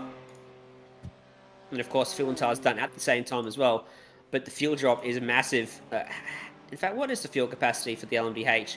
I know the LMP2 is... Well, I was going to give you a number because I went to the garage to look at it, but I can't find it in the garage. Well, that's no good, is it? That's certainly not going to be helpful in terms of what is the biggest number that you can put out there. 75 litres for LMP2. Yep, so you got 75 litres for an LMP2. I also joined this server in an LMP2, so I can't really help you there, Ryan. Come on. Jay, did you at least join? Oh, no, you would have joined as a... He joined in a Ferrari. Well, that doesn't help us either. Well, we know that the Ferrari struggled to get any strategy sorted, so there's no point counting its fuel. Race leader off the road into the tyre barriers and No damage way. to the front of the car. And that is big for Marcelo Mayo. That is at Mulsanne, and that might give Not In Vain, who just go by now, the race lead. So the 440 in play, and not for the first time, not for the second time, not for the third time, not for the fourth time, but for the fifth time in this race, the leader of your LMDH has found the barriers and has found the black and orange mechanical flag saying they need to pit. Replay on screen was trying to get by some lap traffic, down on the brakes. Now is there contact, and that is going to be your LMP2 leader they're going through, but that is a really weird incident. That's just a lockup, and that's the sort of mistake that happens, Ryan, at this hour of the race. Yeah, he realised he braked too late, tried to back out of the corner and just, go straight, slow the car down, but it did not stop at all over that new and improved gravel trap, Sperry. It just kept going. And into the barrier, something I did notice, new damage model, of course, that the front bonnet popped off, and then it pops back on again, so he might have got away with it. He mentioned he's got the mechanical black flag, though, so he's got at least some sort of significant damage.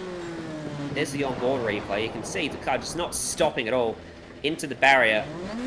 Bumper reappears. That's some very heads-up driving there from them to put that square into the barrier and not in at any sort of angle, trying to save the suspension and the steering. It takes heads-up driving to make that decision when you know you're coming in for an accident. I feel partly to blame for that.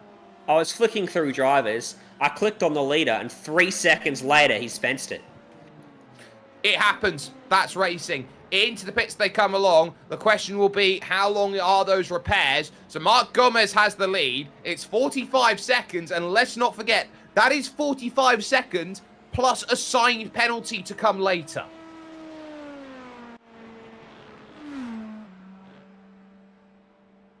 Just watching to see how long this car is going to be stationary in pit lane. Mechanical black flag means he's got required repairs.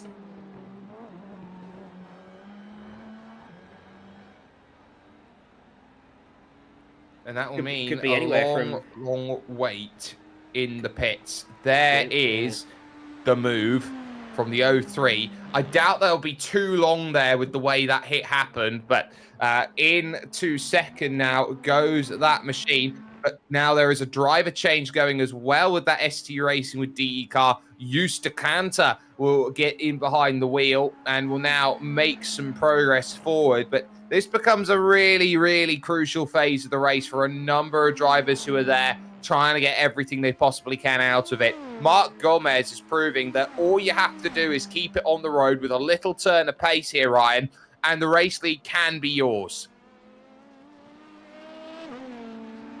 Consistency wins the race in a 24-hour race. 24 hours. And it's consistency that matters, not your outright speed. Doesn't matter how fast you are. We saw that. Our top 10 on the grid. Only 2 of them are left. It's how clean you can keep your car for 24 hours. And that's what Mark Gomez and his Not In Vain Racing Orange team are doing despite the troubles they've had. A cheeky plus 53 for them up the leaderboard in this race. Yeah, just a small plus 53. They just have a slight case of a massive race lead at this moment in time for what we've seen over the course of racing we have had. And that's only going to get larger and larger as this race goes forward. You can see 44.5 seconds to the good. In endurance terms, that's still a small gap, but that is about a third of the race or track that they have as an advantage at this point in time. So they can certainly use that to their plays, and it gives them the flexibility, you would say, at this point in time, Ryan, to say even if they don't get a strategy that they like and they have to put an extra time compared to those around, they've still got room to maneuver as in comes the not in vain racing orange car, but a different car out there. That is the Willig car there. Lewis Illig coming into the pits. Gomez just lapped the LMP2 race leader, which is exactly what the ST Racing team were doing when they crashed. But for Gomez, not quite as troublesome. Gets it done cleanly, carries on into pit lane. So we are now in LMDH pit stop territory. Also diving in is Josh Benson for BRT. So they're diving down into the pits as well, who are 1 lap, soon to be 2 laps down on the lead. In fact, no, they are just about to be lapped. They are still on the lead lap, but just at this point. In also comes your LMP2 leader in, so Samsoy Kanan into the pits. So to Outs and Motorsport, they dive into the pits. Question will be, where the 77, did the 77 actually just pit last lap there? Because they've got to change, they've got Felix Ferreira behind the wheel. So it looks like Valkyrie Excite are on a different strategy. They pitted earlier than the others. We'll see where they rejoin here. That ST Racing car is still in pit lane, by the way, so the damage significant enough that they're going to lose a lap. As Zach Rattray White hops back aboard the LMP2 leading Samsung Canon Esports car and back out into the fast lane. Going to be comfortably ahead of the 77 still. And retaining the lead in LMP2. Now, Rattray White was last in the car 70 laps ago. Yep. So it hasn't been in the car too much out there, and is now back in, looking to try and make a drive. There is the Bright Esports car. Still Daniel Holmer behind the wheel, who's going through. I tell you what, has been some good racing out there from Outzen, who are keeping this one honest. 6 seconds the gap. They've had in their car, of course, we saw Michael Poulsen in. They've also had Metz Jensen, who has been in the car, and now Nikolai Loft is the next driver in for them at this stage. So it's up to Nikolai to go out there to really push for Outzen Motorsport, and this is a big stint, you would feel. 6 seconds they're down, and you really have to get up to speed when you're a new driver in the car. I think this is where you have that test. Those first 3 laps are the indication of what is expected for your stint.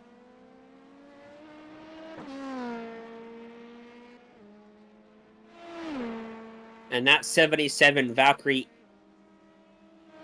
XP car has moved up to 3rd in class with that little undercut. The earlier pit stop moves them ahead of the Bright Esports machine.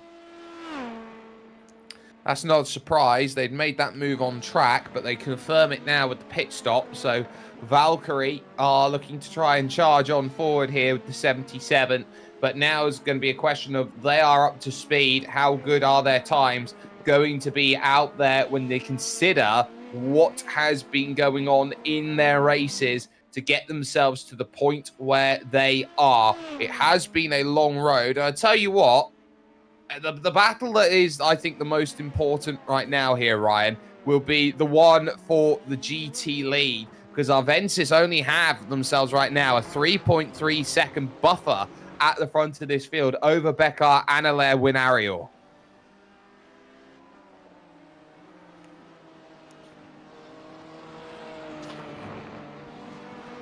And the gap is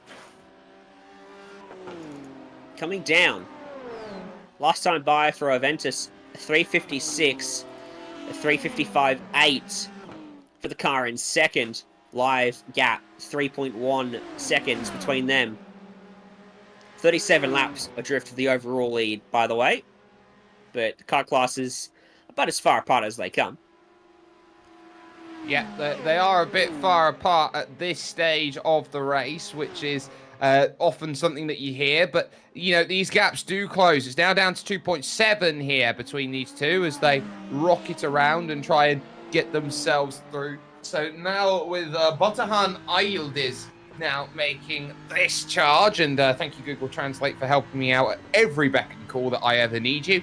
This is going to be a case where they are trying to get that race lead, and it is a statement at this phase of the race to take the race lead, as into the pits comes that number 66 car. This should be a scheduled stop. They switched to Justin Nasir behind the wheel, but Nasir will very quickly find that he'll have to come back into the pits again at some point to serve that drive-through penalty. And 32 running into problems out there as well. That's the WS Racing Esports number 7. Oh dear. Curiously enough. Oh, that's a big one. That's big. That's coming to Indianapolis. This is what you're going to see. This is how quickly it goes wrong. Goes through, loses all grip. That is a scary shunt. Back onto the racing line as well. Fortunately, those coming back through behind him were able to see him. Did he limp that car back to pit lane? Impressive if he did. No, he towed. Front right. All sorts of broken. Wheels on my wagon. And that is very much a case of a written off car.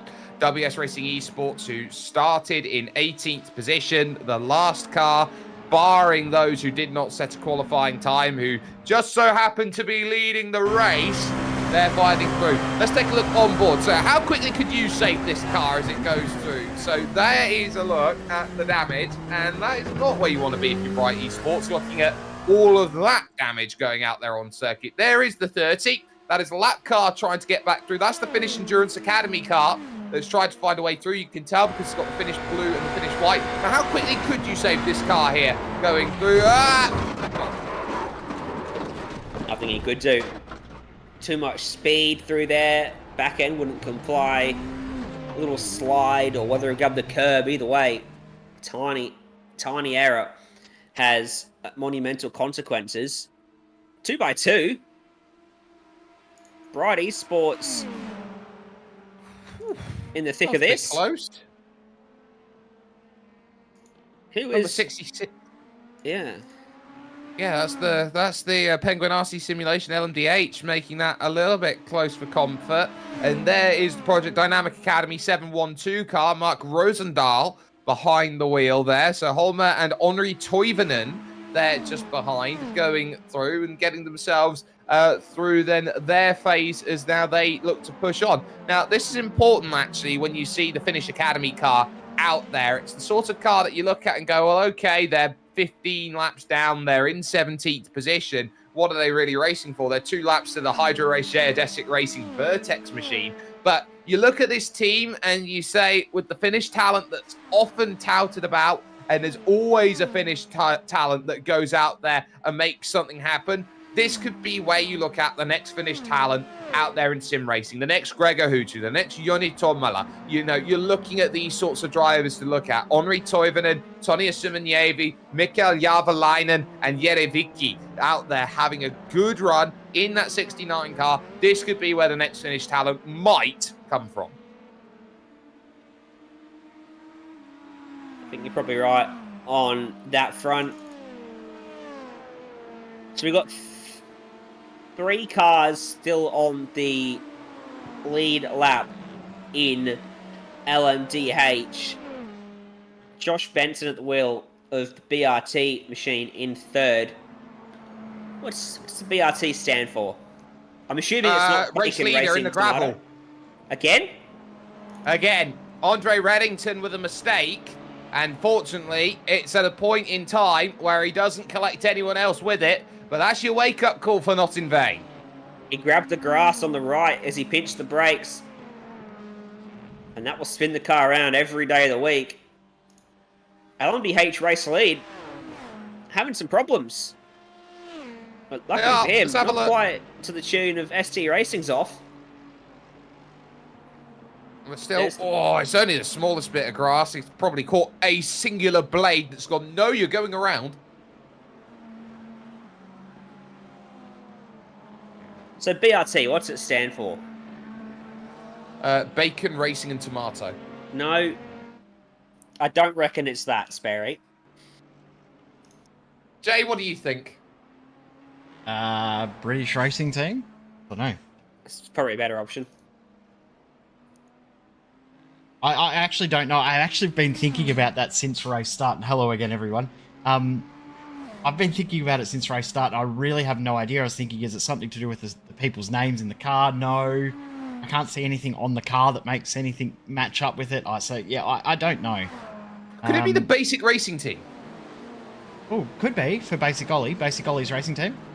Yeah, Basic Racing Team. Possibly. If you're gonna put...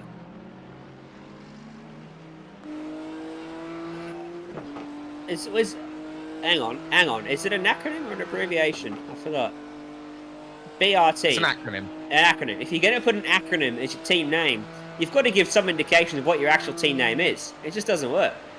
Well, So no, make that a this is rule them moving being forward. really basic. They're simplifying it down to the most basic terms, which is 3 letters and 2 dots.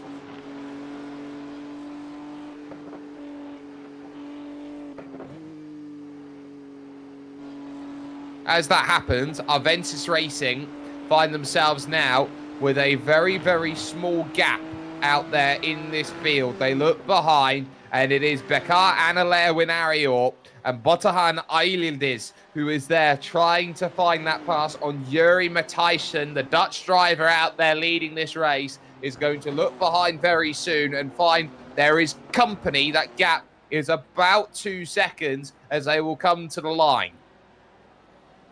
I'm just starting to stress, Sperry, that I've got no hope of trying to say these names, Steve. So I'm going to butcher everyone's name, so I'm just going to call everyone by car numbers for the rest of the day. An old mate. Yeah, only the Aussies get old, mate. Yeah, well, actually, that is very true. But there's a lot of Aussies actually in that GT3 field, and they're doing a pretty decent job of it. You got And they're all Mark together. 1 with... Yeah, they are. They're 6th, they're 7th, and they're 8th in class.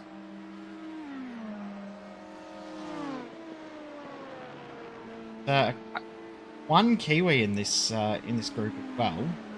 Who, Yes. I'm trying to remember which car they are in. From memory, I think they're in the Australia-wide team car, which makes absolutely sense. Well, it's so wide it includes New Zealand. But Ryan, Shane Clancy behind the wheel. It's a shame that his known family relative Tom gets all the spotlight. I'm not touching that one. Oh, Rainbow Six Siege? I'm not giving you the time of day. No. Well, I didn't know that reference, so am I just an old man for not understanding, or what? you've never played a Tom Not Clancy for game? not for not understanding. Oh, You're I get you're it just now. old. I get it now. Yeah, look, brain no worky. I get it now. Yes, Tom Clancy. Yes, I get it. Anyway. Anyway, indeed. There Oh, is boy. on screen a lot of driving in play. You have got the likes then of Florian Renault and co, but this is the Medissus Kiwi Racing Green, and I believe it's called Kiwi Racing Green not because it's got New Zealanders out there, Ryan, but just because it's Kiwi green coloured. Yes. The logo is actually a Kiwi that is green. The WS Racing esports entry is starting to fall backwards as they are in the pits with that mechanical black flag, still getting it repaired, now tumbling down through the LMP2 field, and the previous race leaders of ST Racing are back out on track 3 laps off their race lead in LMBH. So that little mistake, that little straight-on moment into the wall, the Mulsanne turn, has cost them 3 laps. I tell you what, with that incident there, Ryan, it was very similar to the one that we had in the real world with the old Audi that went in the LMPs, and where the driver actually got out and fully tugged off the entire front aero to get the car back to the pits by its own power.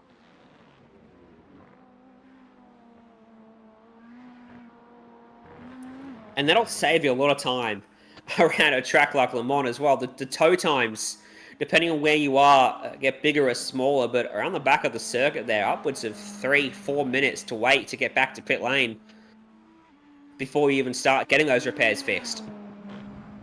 It's a long, long way, and Decanter now in 6th position. There is Yuri Matyshin. Batuhan Yildiz is going to be in play next lap, and being within that range right now through Maison Blanche, this is where you start looking behind and going, okay, this is not where I want to be leading this race with those drivers behind look to go through, and the colouring there on that Arvensis car looks very Alpine-like as it runs through. I have one of the LMDHs to go through. That will be high caliber Autosports Blue. Henry Olayedi will make that run through. We'll get one, and we'll get the second quite comfortably here running through the opening corner. But Tyson now is in a race. These two have broken away from everyone else, haven't they? That's, what, 16, 17 seconds back to the next car. So these guys can fight a little bit, not stress about losing ground to the other cars around. As you said before, there's not a high chance of there being another safety car. So these guys can really push hard and have a really good battle if you want. Yeah, probability said there was a 25% chance of 1, 2, 3, or 4 before the start of the race. We've had 3. I think that the funky math says the probability of there being a 4th is less than 50%. I think it's exactly 50%. Either they will or they won't. No. I mean, it is true. Yeah, sort of. It's But in a series of potential outcomes, we've had 3 previous outcomes that have come true, so the 4th one is less likely. It's like the door thing. You have 3 doors, it actually you choose one. It is well, I was going to say it is 25%, but technically it is correct that it is 50% as well. So both answers are correct, and we've got an answer in regards to what BRT stands for. Sperry was right.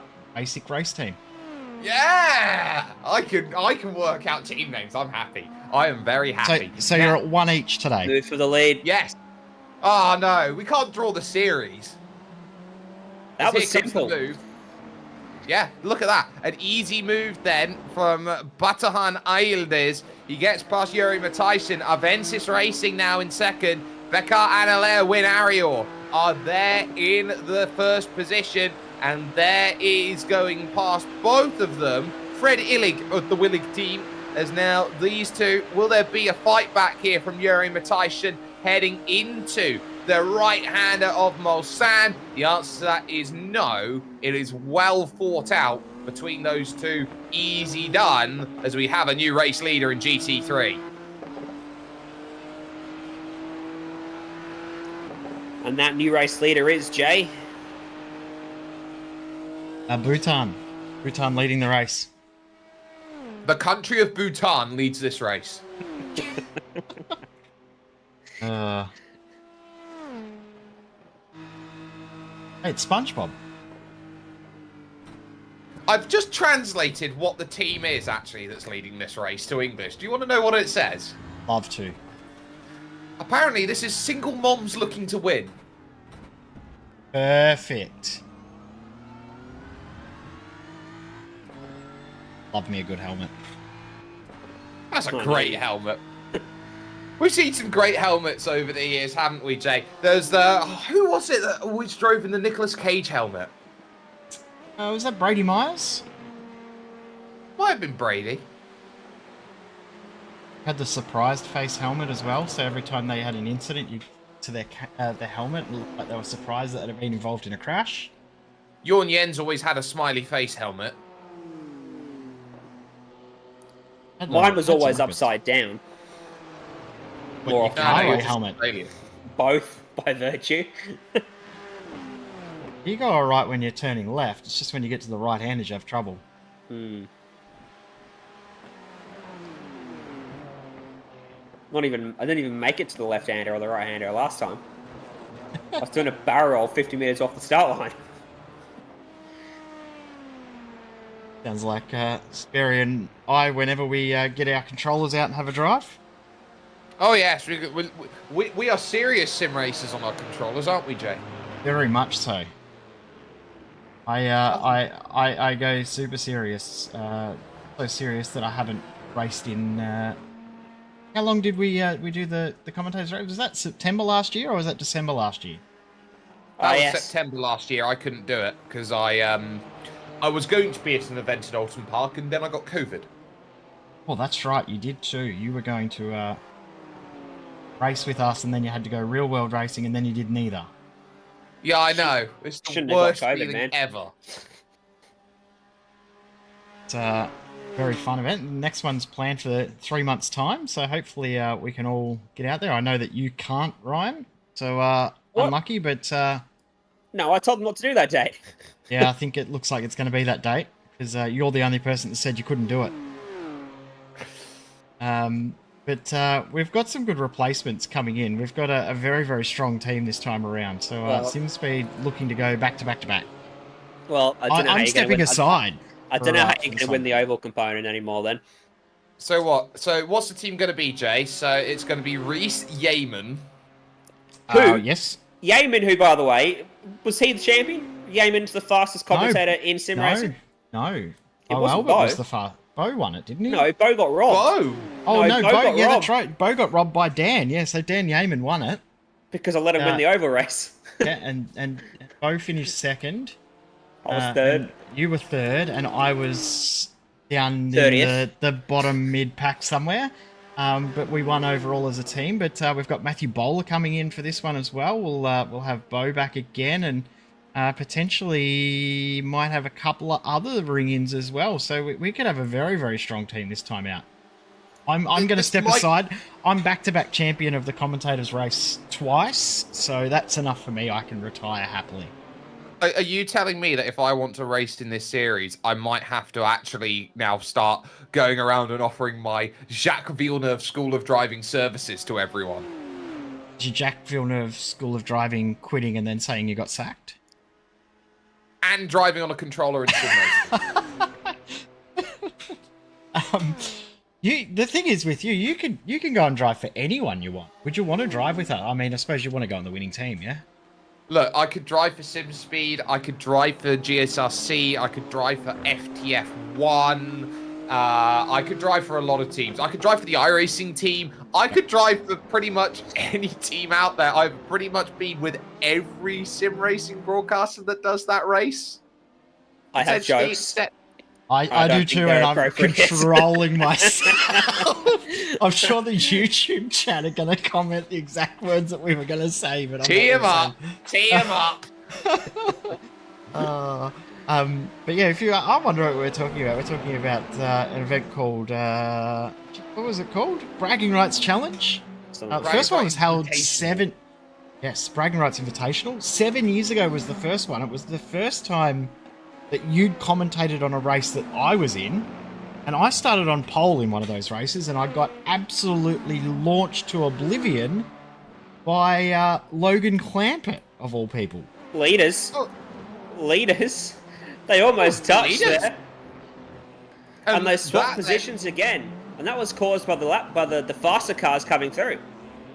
Yep, so that was all through the Project Dynamic Academy 712, the Penguin RC Simulation LMDH, and the Hydro Geodesic Racing Vertex cars all needing to get by. And Yuri Mataishin has taken advantage, and it seems like our Vensis are ahead of the Single Mothers team once again. Makes it so much easier hearing that team name means Single Mothers ready to win. Did you say? I still have it up. They are the Single Mothers looking to win. To win. That is brilliant. I love it. Congratulations to those guys for naming their team so ironically beautiful.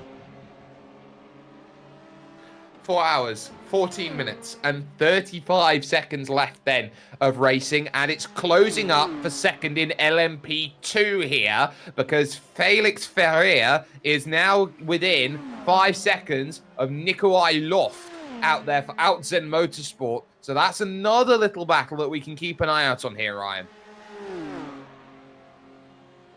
And he's just navigated... I was going to say he navigated the one laps car between them, but now there's another laps car between them, and when he navigates that car, there'll be another one between them.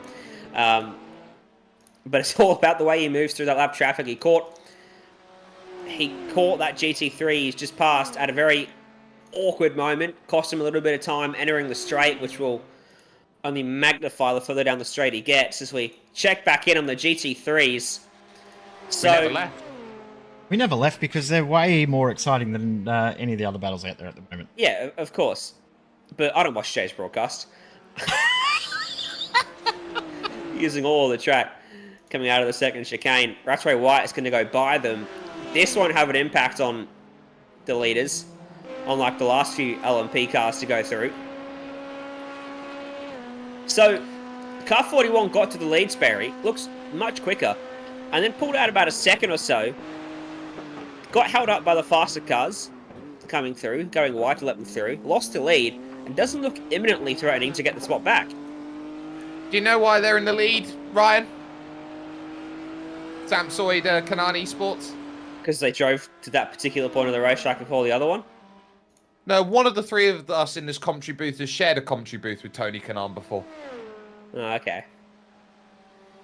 Humble brag. That's why they're doing well. They're leading. Number 7. 12 seconds to the good right now.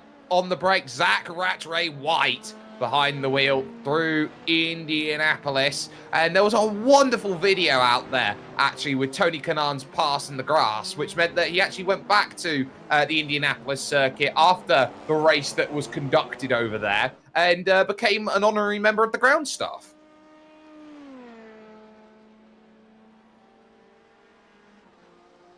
It's not a real pass in the grass, though.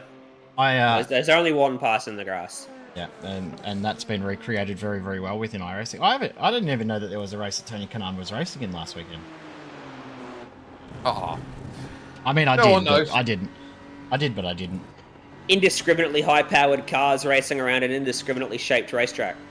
For 500 Pacific miles. Yeah, pretty much. Still on, though. Through the Porsche curves. Heading over past the karting circuit on the right-hand side. And now go through this fantastic little shimmy right and left before they have those final 2 chicanes out there on circuit then, which is the Virage Ford and the Virage de Réacordement. That's the Virage Ford, and that's the pit lane. 12 laps, or this will be the end of the 13th lap now, so as they cross the start-finish line. So yeah, on schedule, and you see in the background there too, the 1 lap down car of Simrig's DPR 979, Darren Lobb behind the wheel of that. They're trying to get a lap back, but it's going to be tough. That car led for a little bit of the race. Mach 1 Esports also led for a little while as well in this class, so it's been a few different cars leading throughout. Mag Performance, who are out of the race, also was leading at one point as well in this class. Everywhere I go, a DPR car exists, and it's giving me PTSD. That's because you keep getting beaten by them in your Ovals League that you do.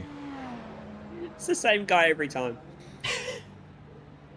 That's traditionally how it goes, but you can see then they're getting up on those jacks then, looking to get some tyres on. Fuel would be an ideal reality for them as well. They're not running to tyre limit, they're running to fuel limit as they go through, and that is the 713 machine coming off of the jacks there, the Project Dynamic Academy car of Mika Geritsa, which isn't actually a million miles away from those top 2 that have just left the pits. That was real tight on pit exit. Yildirim looked like he might jump ahead of Mathiasen, but couldn't do it. And now this would be interesting to see. Mathiasen, I don't think, was the fastest car when Butahan was at the wheel of car 41. Now that Yildirim's at the wheel of car 41, will Mathiasen suddenly be the faster of the 2? Will Yildirim continue the I'm not advantage going to that say Butahan that, had? because I believe Batahan Aildiz has the fastest lap for the single moms looking to win team out there at this point. You're looking through their drivers in terms of what they're capable of, what their pace is. I will be interested to see what Hassan Yildirim is going to be able to do, but you can already see that gap then to Yuri Mathiasen is starting to claw out, and if it jumps up over a second and a half, that's it. That is pretty much all over Red Rover in terms of what you need. This is going to be a holding on stint as they go through. Behind that, you got Florian Renault. He's got Shane Clancy there for a little bit of company. This is going to be a very important little move then as Australia-wide go Australia fair and look for an Australian position.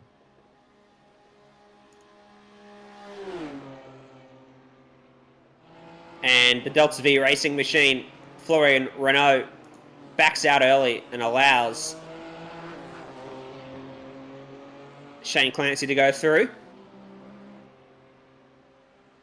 Was that 4th position? Yes, it was. It was. They started the lap very far apart. Yeah, I believe Australia-wide are still due to come into the pits for their pit stop. Yeah, Australia-wide should be in at the end of this lap to do their pit service for this cycle, so that's why they started the lap so far apart. I think iRacing really needs to update their leaderboard on long tracks like this. It updates at the start of every lap. That's a whole 3 minutes at this place. Well, the whole 3 minutes that you get is some incredible racing action. Every time you're here and you notice what makes this race good, it's the fact that you have everyone everywhere looking. And it's very difficult when you're at a race to follow what exactly is going on. There is Felix Ferrier, who is still looking to chase then for the Valkyrie Excite car against Nikolai Luft. 3:37.3 from Valkyrie that last time by. 3:36.1 from Nikolai Luft, and he outs the Motorsports car on that last lap. So the difference of 1.2 seconds, the difference there, but they are both 7 to 8 tenths of a second at least slower than the number 7 car that leads this field outright. Regards to that Delta V car, letting the Australia-wide car go. They let that car go because they know that that Australia-wide car's going to pit, so they can tuck in behind and save a bit of fuel. Not a bad idea. Get the draft. Pulls you along. Don't have to use as much of the engine power to break through the air. Little moment for this car. Number 31. This is Rocket Graphics. We saw them earlier on in the race, Ryan. They were racing out with the Motorsport Games staff, and they didn't find themselves with a really nice finish to the end. But this is what happened then, going through. Oh, Arnage, one of the toughest corners out there. In fact, I would say Arnage is the toughest corner on this track. Very underrated, isn't it? I mean, like, when you talk about it, it's a 90-degree right-hander. But it's a 90-degree right-hander, which is ever so slightly off camber, and you have to hit the brakes so early for it, and especially in these types of cars, which doesn't have any mechanical grip as more drivers dive into the pits. This is the sort of car Shane Clancy's in that you look at and go, this is a nightmare. You have to be absolutely pinpoint, especially when you consider that that barrier on the outside just stares at you go. Andre Reddington currently driving the leading Not In Vain Racing orange car. Huge wiggle for our second place GT3 car as well, heading onto the Mulsanne straight. Almost lost it over the curb. Tell you what, that car was about as sideways as it can get.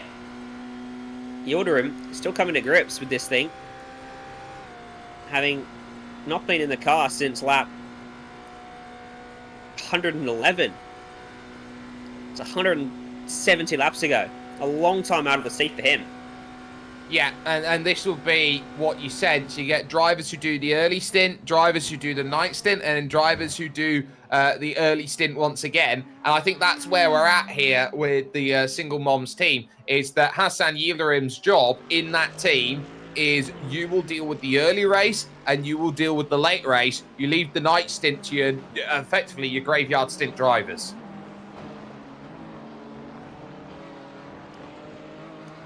Big advantage of having a real worldwide team, though, in these sort of races when you've got, if you've got a lot of international drivers or drivers from all different nationalities, it really can help you to sort out your drivers in a 24-hour race. And I think that sometimes that's forgotten a little bit in these races. Lots of people will try and race with, people that they're friends with or within the same sort of region, but they often will come to issues when it comes time to schedule when drivers should get in the car and things like that, because everyone's running on the same sleep cycle. Makes it a little bit more difficult, and we often find that those cars have a little bit more of an issue. Look at a lot of the big iRacing events. Very, very international teams with drivers from all different segments of the world often are the ones that succeed the most. Funny, That exact problem comes up in commentary for long events, Jay. Yes, it does, doesn't it? And it's coming up very, very soon when both of you boys have to leave and I'm flying solo for a little while. I tell you what, Eurosport's a really interesting one in terms of what they've got for 24 hours. Oh my goodness me. He's struggling. 41 almost out to Indianapolis. Hassan Yildirim, say a prayer. You are still in this race and you got away with it without damage. What I was going to say was that the Eurosport commentary is really interesting because I looked through the list of everybody who's there, and you've got Alex Jacks who's going to be in there, and then you look around and you go, well, okay, well, who have you got to compliment with him? You got Ben Costenduris, you got this, you got that, you got that, and then you realise Lee Diffie's going to be on it. Here's a replay. Just gone too fast through the exit. Safety and tried car. to maintain momentum. Oh, Safety wow, car. here we go. I told you it was a 50% chance, and it lands once again on heads. Speaking of commentary for Le Mans, and Richard Crail Yeah. making his international debut, I believe. Or at least his debut at Le Mans. So the final safety car comes in. What a lifeline this is for BRT out there, the basic racing team. They were outside of a lap. The crash happens, of course, to ST Racing with DE. And all of a sudden, the basic racing team have a shot of a podium here and a genuine shot of second, if not first.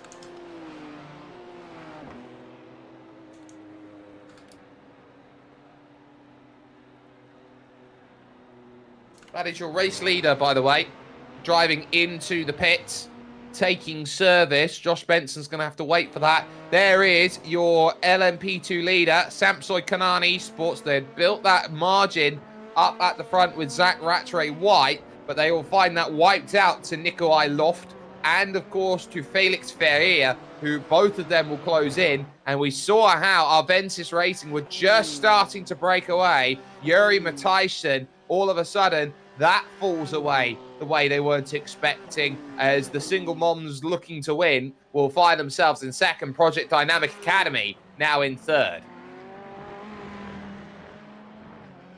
RC comes in as well, no surprise, and there is BRT continuing on to try and get this lap back. They'll catch up to the back of the field, and then will likely come in and make their pit stop. In saying that, though, they may have to come in straight away, so this is their 10th lap in this stint.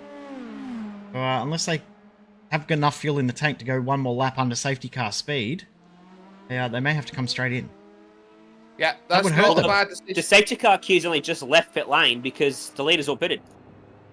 Yeah, so they'll be right able to close up again, and that will be crucial for them. We are at 4 hours and a handful of spare change left in the second split of the Majors 24 here around the Circuit de la Sarthe, out on track, the Circuit des 24 Heures du Mans.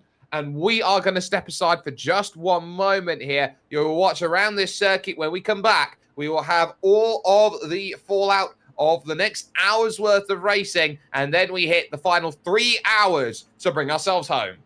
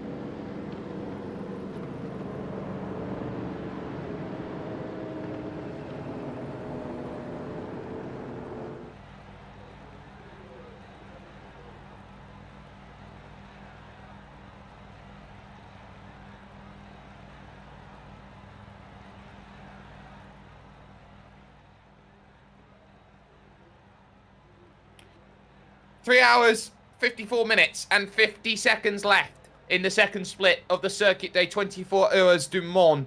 And it is a fourth and final safety car that is in play. It is at the moment Not In Vain Racing Orange, who started from the very back of the field. They find themselves through into the race lead, ahead of the Penguin RC Simulation LMDH, which was at one point almost a minute back after taking a penalty for contact they had earlier, but they are back in position once again. The Basic Racing team will be happy. They've got Basic Ollie in the car, and this is where they are back on the lead lap with a chance. Also on the lead lap is Henry Oloyede, driving for High Caliber Autosports Blue, and they are back at 4:51 when they last crossed the line. 2 laps down is really slow motion racing. The 588 ST Racing with DE. They were leading as we came to coverage, but they found themselves in the barrier at Mulsanne. They took 3 laps worth of repairs. That's why they're back in 6th, with the Project Dynamic Academy car in 7th.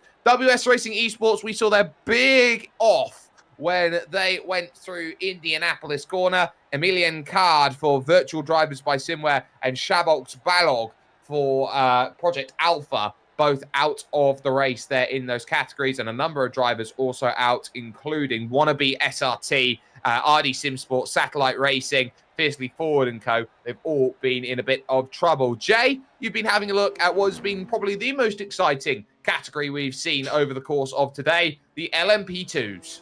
Yeah, so at the moment, the Samsung Canaan Esports car leads. These gaps are a little bit inaccurate. Obviously, there were the gaps at the line, but now with wave buys and the like starting to occur, we're going to see even more cars on the lead lap. The 31 and the 35, the Rocket Graphics and the Willig car, they've both got a wave around and are now back on the same lap, so they will lose that 1 lap deficit, be back on the lead lap, which means we've got 7 cars in the class still together. So Samsoid, Canaan Esports, Outson Motorsport, they'll be fairly close together. I think there's 1 car between them. Bright Esports, another 1 car between them as well. Valkyrie, Excite, they are also closing in as well. And as I just said, Rocket Graphics will be back on the lead lap. Hydra Race, Geodesic Racing, Vertex, Finnish Endurance Academy White, and JE Motorsport Team Blue are still going at this stage. The rest of the field, unfortunately, has had to pull the pin, including the Motorsport Game Staff car, which, after their incident before, they've retired that car, unfortunately. Also, a team that, shame to have a retirement for them, is the very nice Garage is French by Hyperion Esports team. That's a great team name out there overall. GT3s was looking really close. There's been a lot of battling between Yuri Mataishan and Hassam Yildirim. Avensis Racing leading Bekar, Analer, Win Arior, which means, in Turkish, single moms ready or looking to win, and they are trying to at this point. Mika Geric for Project Dynamic Academy 713 finds himself in 3rd. Delta V Racing 1 in 4th position. Mark 1 Esports have moved themselves up into 5th, ahead of Niklas Shabang for Medicus Kiwi Racing Green. Australia wide find themselves in 7th. Shane Clancy on the leading lap with the Simrigs.com DPR 979 in 8th position. Philip Worley behind the wheel, with Mikolai Panizhny behind the wheel for Netrex Grand Prix Black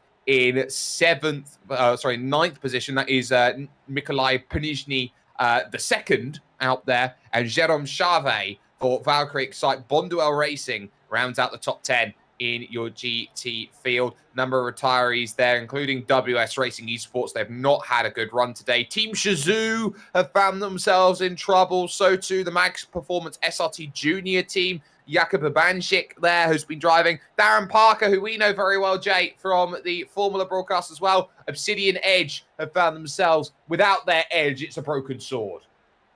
Yeah, they unfortunately haven't had the best running at this stage, but yeah, 11 cars still running in that class, which is great.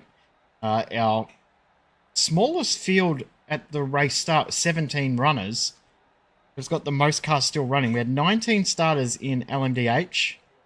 We had 18 runners in LMP2, and 17 runners in GT3. the GT3 field is the one that is still going strong, which is great to see. It is. What's not great to see, though, is the fact I've just burnt my tongue on my coffee. Yeah, the good thing is that you've got coffee. I haven't got any caffeine going at the moment, and I know that give it another 3 hours 45, I will really be starting to struggle. Safety car procedure is about to end. So we've timed that little run through very well. Jay, let's talk coffee. My coffee is a Nescafe build of coffee. Other coffees are available, and apparently it's an Irish build, so it's definitely not alcoholic. Irish coffee, would that be tea? No. So normally Irish coffee is coffee with a shot inside it. Yes, I gathered that, or not really coffee, but one or the other. But yeah, I'm a plain coffee fan as well. I just like, I'm a simple man. I like simple things. You like an entire aeroplane in your coffee? I just like just a normal milky coffee with a couple of sugars in it. That's me. And doesn't have to be fancy. It needs a runway and it needs but you don't have to woo me with chocolate on the top and foam and things like that. Just give me something that has caffeine in it, bit of milk, isn't too bitter, and I'll be happy. That's some cardboard for your gluten-free diet. Yes. Cardboard bread. Cardboard bread. Gotta love it. Andre Reddington yeah, with control of the 440 field. Mike Ouellette will let them go and let them race. Green, green, green, and go once again. We are back underway here at Le Mans. It is the Majors 24 Split 2, and the lead is down to 1.1 seconds for Penguin RC Simulation LMDH. The chase is on for Justin Naseer.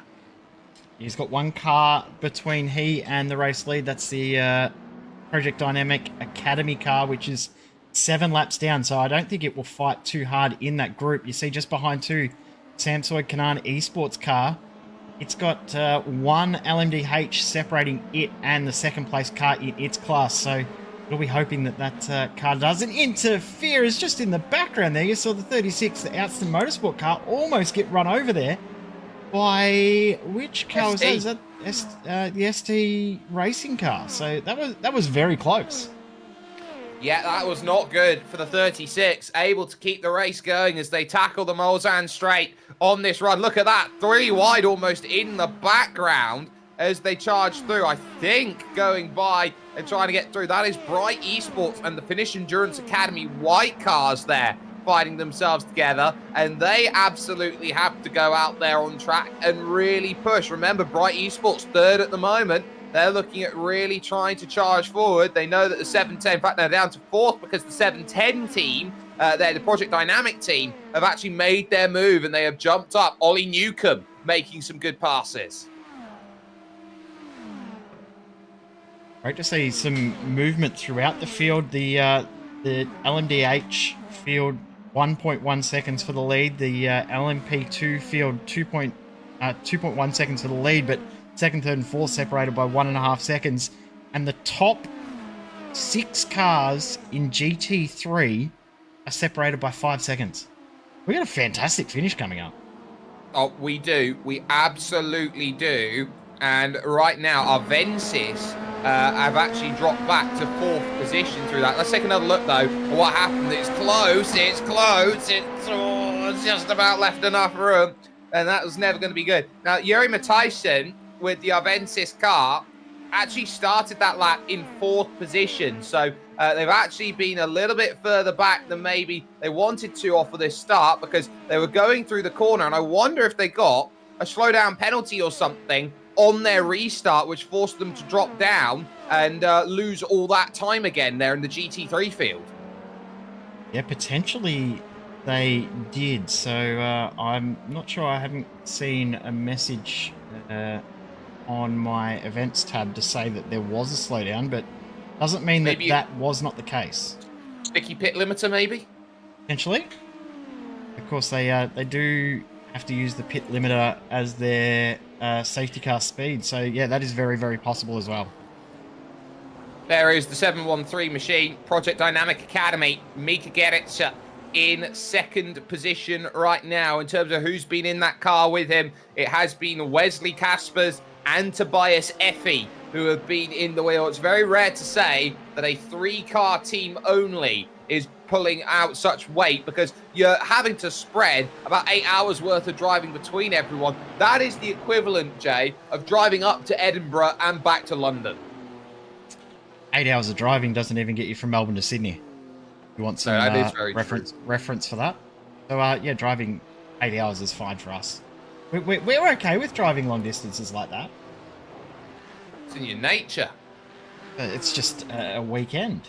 Normal weekend to drive long distances. Long distances don't mean much for us. It does here on a very small island where driving about 3 meters away means that you find yourself in the next village and they are savages, the lot of them. It's very much the case of when you're here. It doesn't matter what village that is or anywhere in the country. It just, the next village over is just full of savages. Oh, yeah, savages, the lot of them. Fiends and scoundrels. Absolutely all of them. There is a defensive line there on the inside by the Kiwi car there, the Medicus Kiwi Racing Green.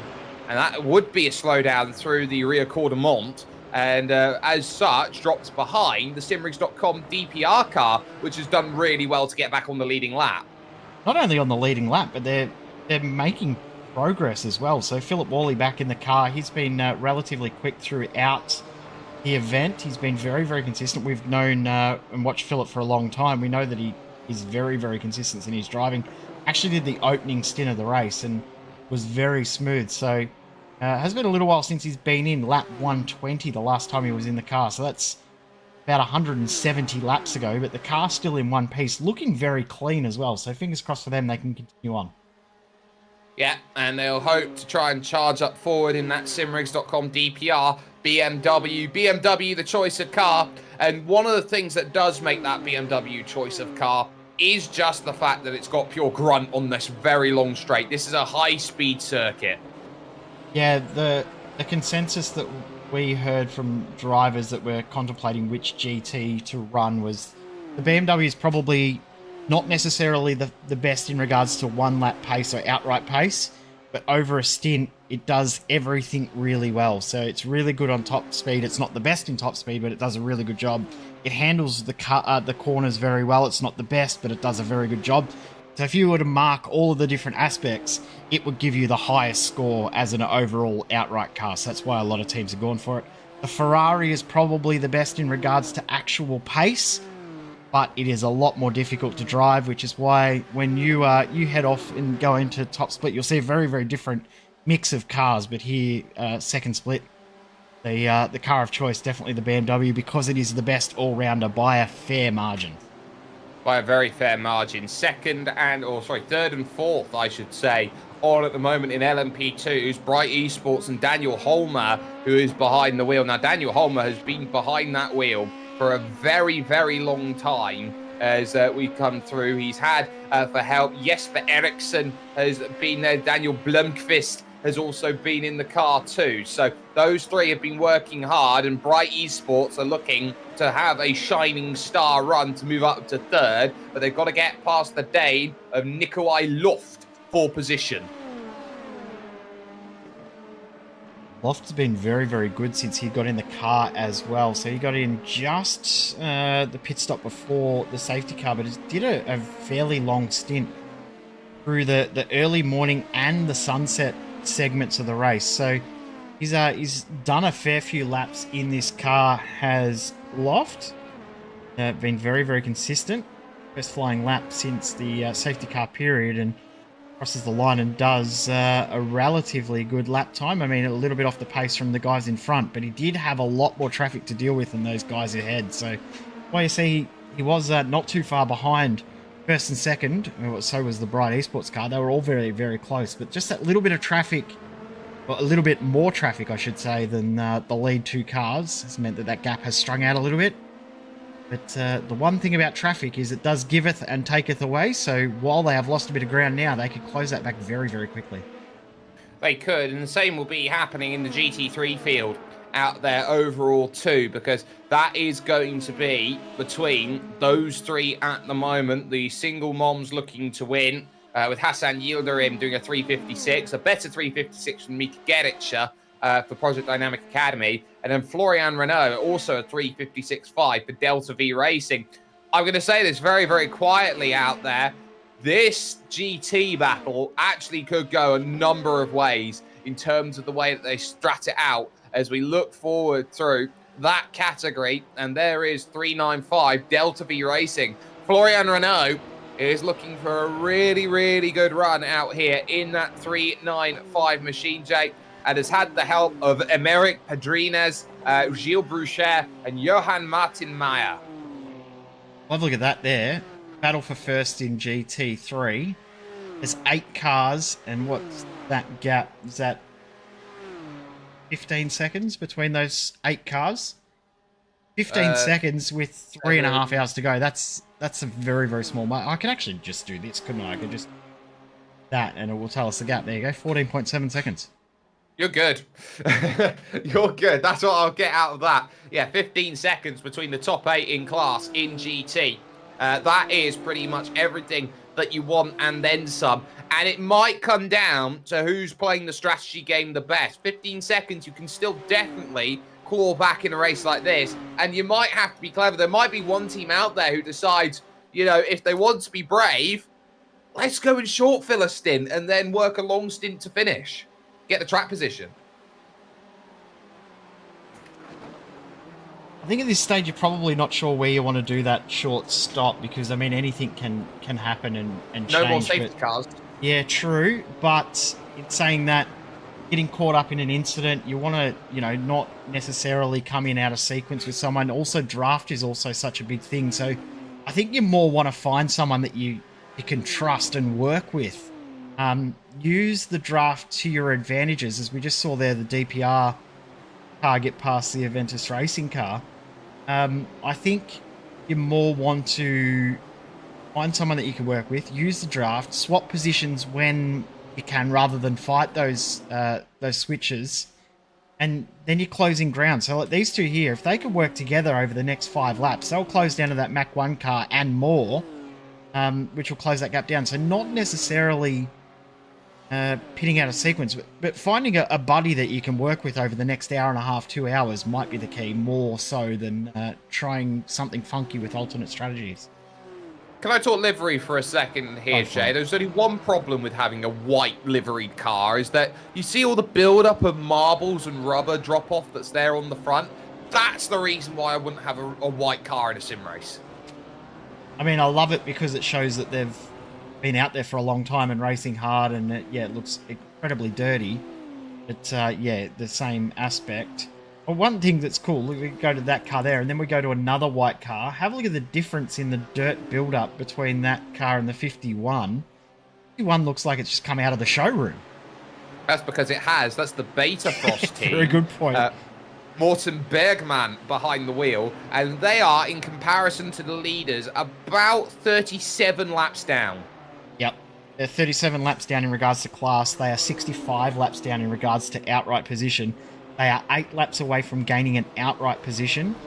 They are 23 laps away from gaining a class position. The only downfall to that 23 laps is that the car that they're trying to catch is still out on track. So they've got a lot of work to do, but if they continue to lap, I've got no doubt that someone will have a DNF. But yeah, the white there looks a lot cleaner than the white on the bonnet of the Philip Worley Simrigs.com DPR car. The car they're trying to chase is the 83 Blocco Motore car. Eric Van Spijker is behind the wheel of that. He's actually behind him. Yeah, exactly. And also who's been in that car has been Tobias Markart. Stevie Amantides has been in there. So too Thomas Cox and Adam Day. So they've both been looking to try and push and really get something going out of it. They find themselves a lap down on the Valkyrie X Spike machine at this point. And there is Penguin RC Simulation. They've just received that penalty.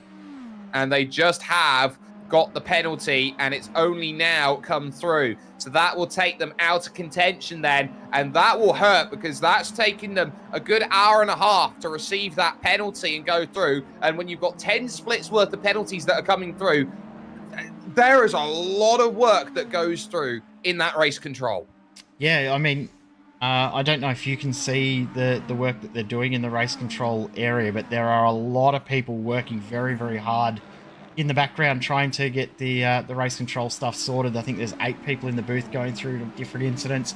Obviously, and with that too, there's correspondence with different drivers and things like that too. So they're going in, asking drivers for more information. They're reviewing the clips that come through, and also at the same time they're doing the safety car things as well. So there's lots of work that Race Control's doing, and massive shout out to the majors. They've done an incredible job in getting this event up. We've said it a few times already. By a fair margin, this is the biggest event in iRacing hosted series ever. But there's no comparison to any other hosted event that I can think of that's come close to this. There's been bigger events that have been run officially by iRacing, but nothing that's been done by the community themselves. No, I think that is very, very telling in terms of what they want and what they want to try and go forward with in terms of this series. Nikolai Loft, though, still in that battle with Daniel Holmer. This is a big positional battle out there. Bright Esports, out Zen Motorsport. These two have been battling all day long, and they are looking at this thinking this is for a P3, and it's getting dicey behind them as well, because Tony Asumanyemi nearly had the Valkyrie Excite car trying to get into play. And look at the lights flashing from Felix Ferrer. He was not happy that he had to have troubles there at the rear Cordemont. It's costing him staying on the back of this group. It's past the Finnish Endurance Academy car. It's slow down. Slow down. Bingo. Daniel Holmer finally gets his man, and Nikolai Loft caves at the first chicane, that Dunlop chicane out on track. That was a big moment in terms of their races. And this is the most easy to spot slowdown penalty you'll see all day long. You've got to keep something on the curb. And there's nothing on the curb. That was the Leonardo DiCaprio. There, right there. Whoa, right there. Yes, that was that sort of penalty. That was the meme right there. You summed up that moment perfectly with that meme. So well done. You've used a meme and you've picked on Ryan in the same broadcast. I'm very happy with that. Look at that. Some things are worth time putting in. Waking up at 6:45 in the morning, getting ready for 8 o'clock to work with the wonderful Jay Kennedy in the. Oh, thank you. I'm not paying you that much for saying these things. No, you're these things. No, you're definitely not paying me extra. And the how do I word this nicely? Oh, that is a really good question. As we watch the single moms looking to win, this will be the team that Ryan Jones actually wants to try and go through and try and support. But yeah, the known quantity that is Ryan Jones. Ryan's good value. He's very, very active within the real world motorsport community. He got a little bit of good fortune within the COVID period and got himself some real world work, and now he's managing social media on quite a few race teams here in Australia. So he's doing very, very well for himself. He's just moved from the Gold Coast down to Melbourne as well. So he's decided to go from. How did you ever do that? Well, because his teams that he works for are located in Melbourne, so it made sense to move to Melbourne. But how's this for a change of scenery? Next weekend, this weekend coming, next weekend, he'll be at Winter Motor Raceway, which, for those of you in Australia, will know that is icy cold central. So he's off there, and then as soon as he finishes at Winton, he's on a plane to go to Darwin. They are like two polar opposites of each other. Oh, there's just been a change for position out on track, and that would be why into the pits then. The Penguin RC simulation car is in to serve the penalty. Yep. No surprise that penalty is being served now. So in they come. Is this a stop and hold or is it a drive-through? I'm not 100% sure. One thing I just noticed is... Yeah, stop and hold. One thing I just noticed as well is under that last safety car, this car here, the high caliber motorsports car, did something a little bit sneaky. They came in and pitted a lap before the safety car was called. They came back in and did another stop to get themselves on the same cycle as everyone else. Very, very clever. They were stopped for 7 seconds to just splash in some fuel and go again. Very, very smart. It's got them into third in class now. And it's got them in a position where they may be able to steal podium or even steal a win with how much bad luck the leader of the LMDH class has had. I nearly did what you did, Sperry. I nearly called them LMP1. Now, you've got to go very soon, so we need to talk cricket because you and I are both cricket nuts. We've got 5 minutes before you have to leave. Ashes coming up. For those of you in America or France or wherever you're watching, you'll have no idea what we're talking about. We're talking about tribalistic rivalry between Australia and England. Obviously, me being Australian, you being English.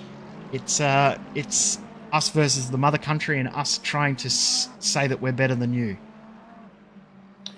Yes, and we fight for the smallest trophy, I think, in the world. It's about, I can fit it in the palm of my hand, is actually that small of a trophy. It's quite funny, like actually. 11 centimeters tall.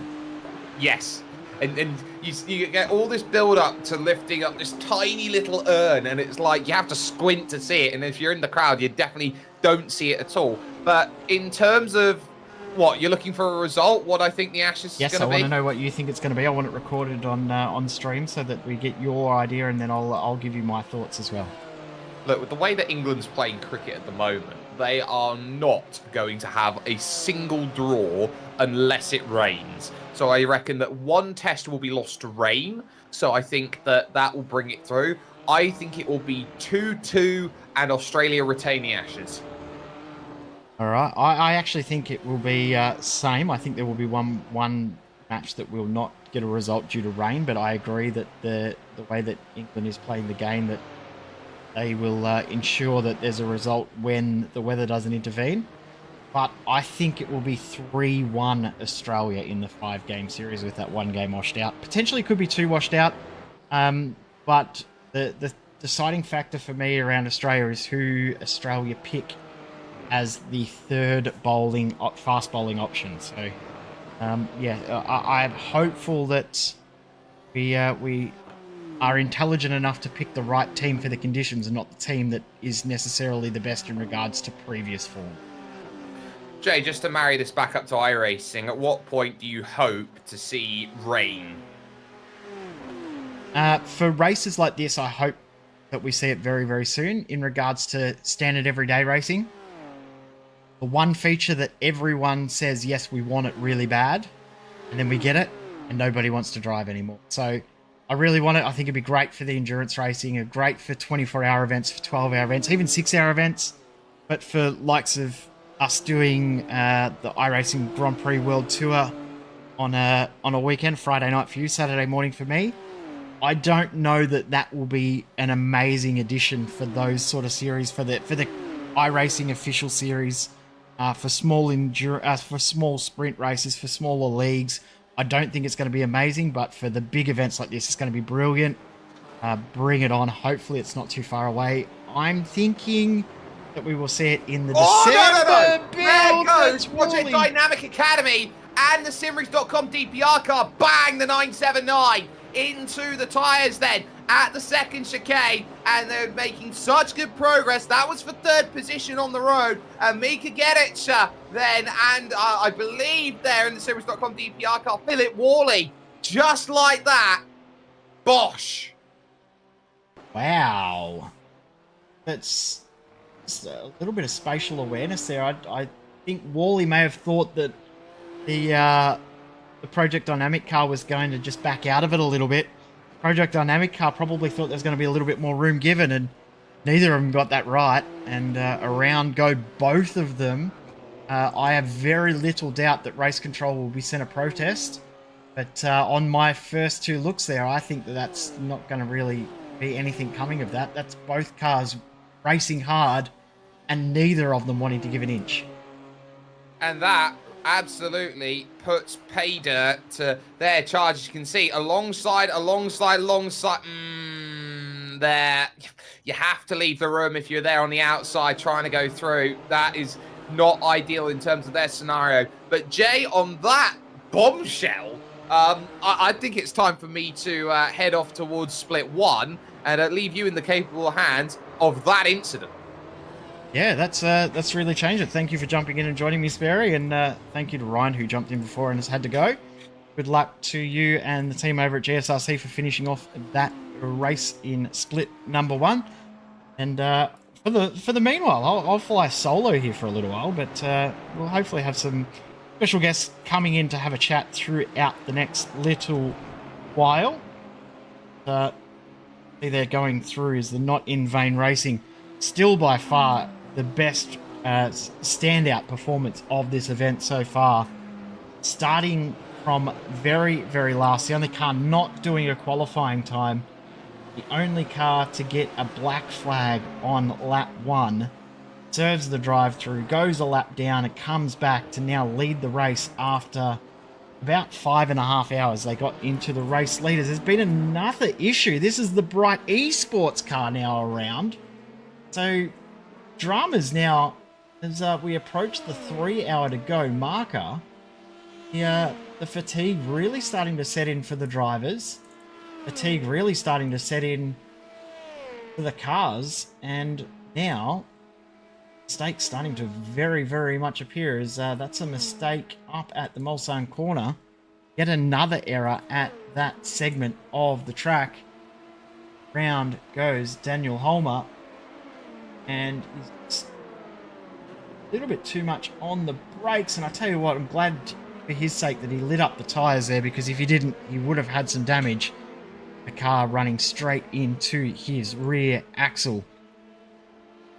Continues on unscathed for second and third in the LMDH class. BRT High Caliber Autosports now nose tail. Here comes Henry Olardi in the High Caliber Autosports car. He's going to take that position away, you would feel here. Second place as they stay side by side, and there's contact between both of them. Oh, and there's secondary contact there. Ollie Fennell, basic Ollie, gets contact from the 713, who was just involved in that previous incident. This race has just gone absolutely crazy. At the exact moment, the BRT car now has a mechanical black flag. Hey, maybe race done. They've parked the car, and now this could be race over for that car. Wowee, this has just turned all sorts of controversial in moments. So that will definitely be looked at by race control, you'd feel, and this is what's caused the mechanical black flag. The 713 car comes in absolutely nowhere to go. They now limping their car back around to get damage fixed as well. So this has just gone from bad to worse for a few cars. Yeah, 713 car on screen here, that has also picked up a mechanical black flag. So Hika, who arrived on the scene with nowhere to go, now found himself also needing to come for a visit into the pits after 2 incidents within 2 laps. The brakes on the brakes, can't pull it up, and yeah, that's just unfortunate. Wrong place, wrong time. Possible to pull the car up in time, and that is painful for this car. The 713 will limp back to the pits after 2 incidents in 2 laps. Now, work hard to try and get themselves back into the race, remembering that they were in the group of 8, separated by 15 seconds. Just struggling to limp the car home at the moment. Amsod Kanan Esports still leading the LMP2 class. Got a 4-second advantage at the moment. Penguin RC Simulation car has come back out after their pit lane drive-through penalty as well. Now 1 minute 40 behind the High Caliber Autosports car. We'll see if there's any further to come from those 2 incidents we've just seen. and confirm that the 713 and 979 incident we saw at Mulsanne chicane number 2 is under review from race control. We will definitely see something from that in a little while. As we hear confirmation, we will bring that to you.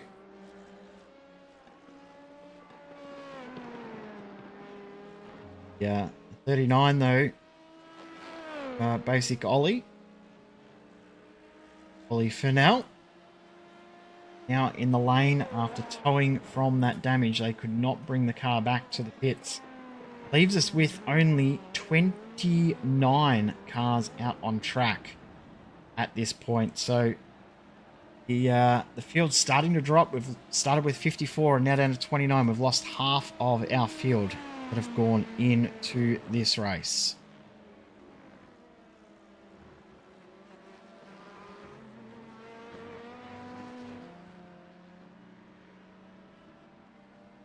The drivers coming in for their scheduled stops in the LMP2 class. The 31 Rocket Graphics car is in.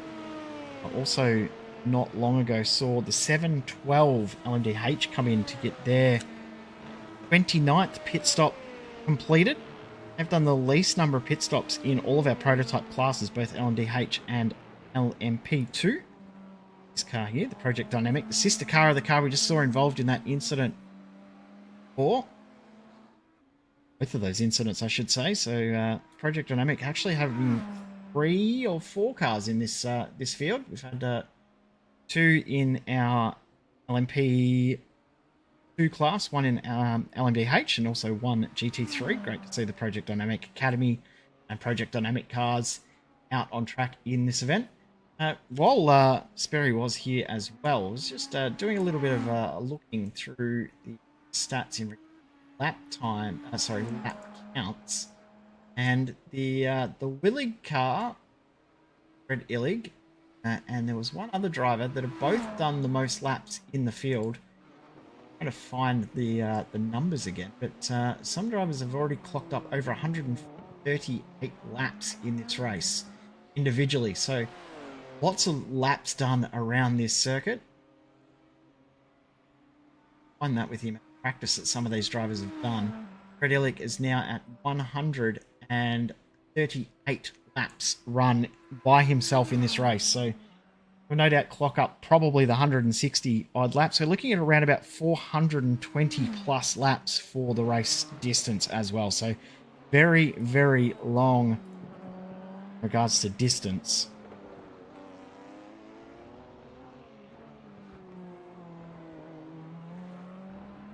Now GT3 field. And Yildirim still leading the way after seeing some pit stops and the like. Remember, we also saw issues for a few cars in this class too. Currently got a 4.5 second lead over the Delta V racing car, which on the same strategy cycle. Philip Worley, the 979, we'll see him in the pits probably at the end of this lap. 2 reasons. 1, potentially to get damage fixed, and 2, that is the end of their pit cycle. So this is the end of their 13th lap on this stint. In comes Philip Worley to complete a pit stop. It will be the 27th in this race. One of the higher numbers, actually it is the highest number in the GT3 class. So they've done more pit stops than anyone else in the field in this class.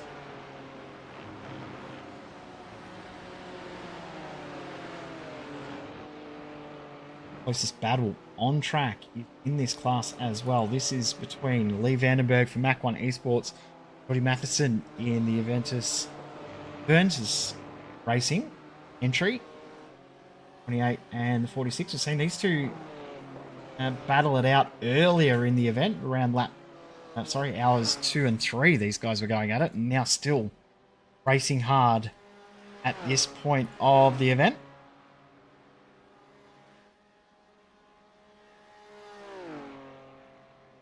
We got the 710 Project Dynamic and the Outston Motorsport 36 into the pits. 710 having a driver change. Luca Becker back into that car, and Nikolaev off staying in the 6. Actually, they're not in the pits at this stage, so that little error.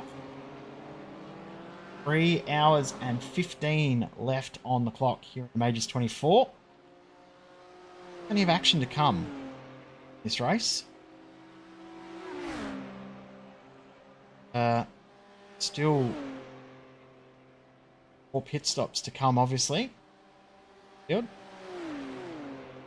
Expect a lot more drama to come as well as the strategies start to unfold. But for now, I think at least my thinking would be as a strategist, you don't want to start to first engineer the race too early. You don't want to go back and try and work out your strategy and then have something out of your control change it. So we'll see if that's the case. Into the pits also comes the Willard car when Tuffy gets back in, and Peter Houston getting in the Hydro Race Geodesic car, who are first car 1 lap down in the class. Is just off the track. There goes the Rocket Graphics car. Hold on. Thankfully. So that was a little bit messy on their exit. Exit out of the pits. Now, pits, in comes the lead racing, the lead car of the race. Not in vain Racing Orange, now in for their 33rd pit stop of the event.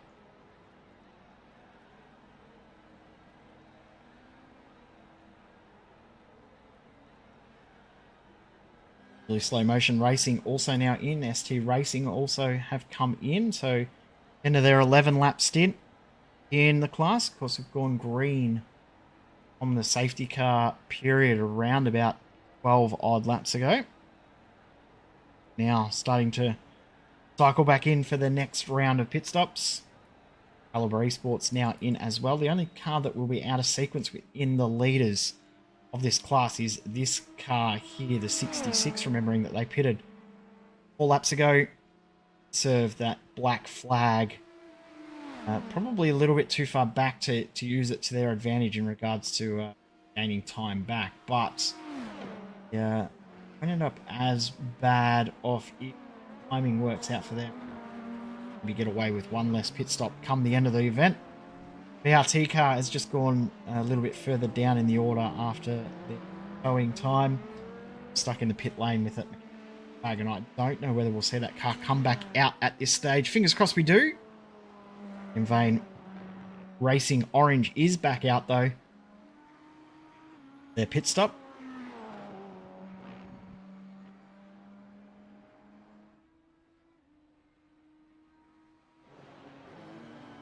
Emsoid Kanana Esports now coming in for their their pit stop. This is going to be a long 3 hours. We'll have more guests come in throughout. And Stu Brown, who were with us for the very, very early stage of the race, he was going to join us for this this middle phase or the late phase. You may remember that he had a very, very croaky voice at the point of the race that he was in the booth, and he also is racing in this event down in Split 5 from memory. He unfortunately has woken up from his little snooze. The voice is completely gone, so we won't have Stu join us unfortunately, but yeah, we have got some more guests lined up to come throughout the rest of the event.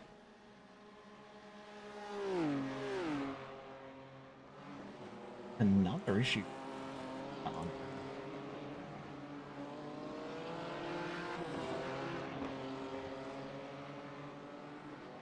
88 cars just they've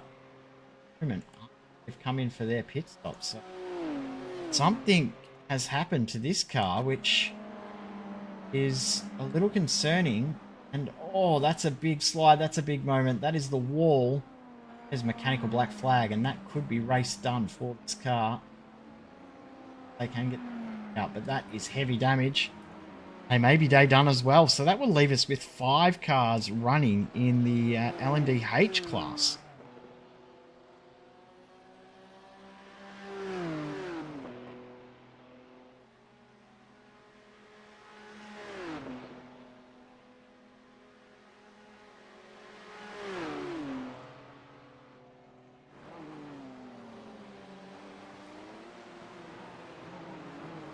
On screen is still battle for third in GT3, Mac 1 Esports and Avensis Racing.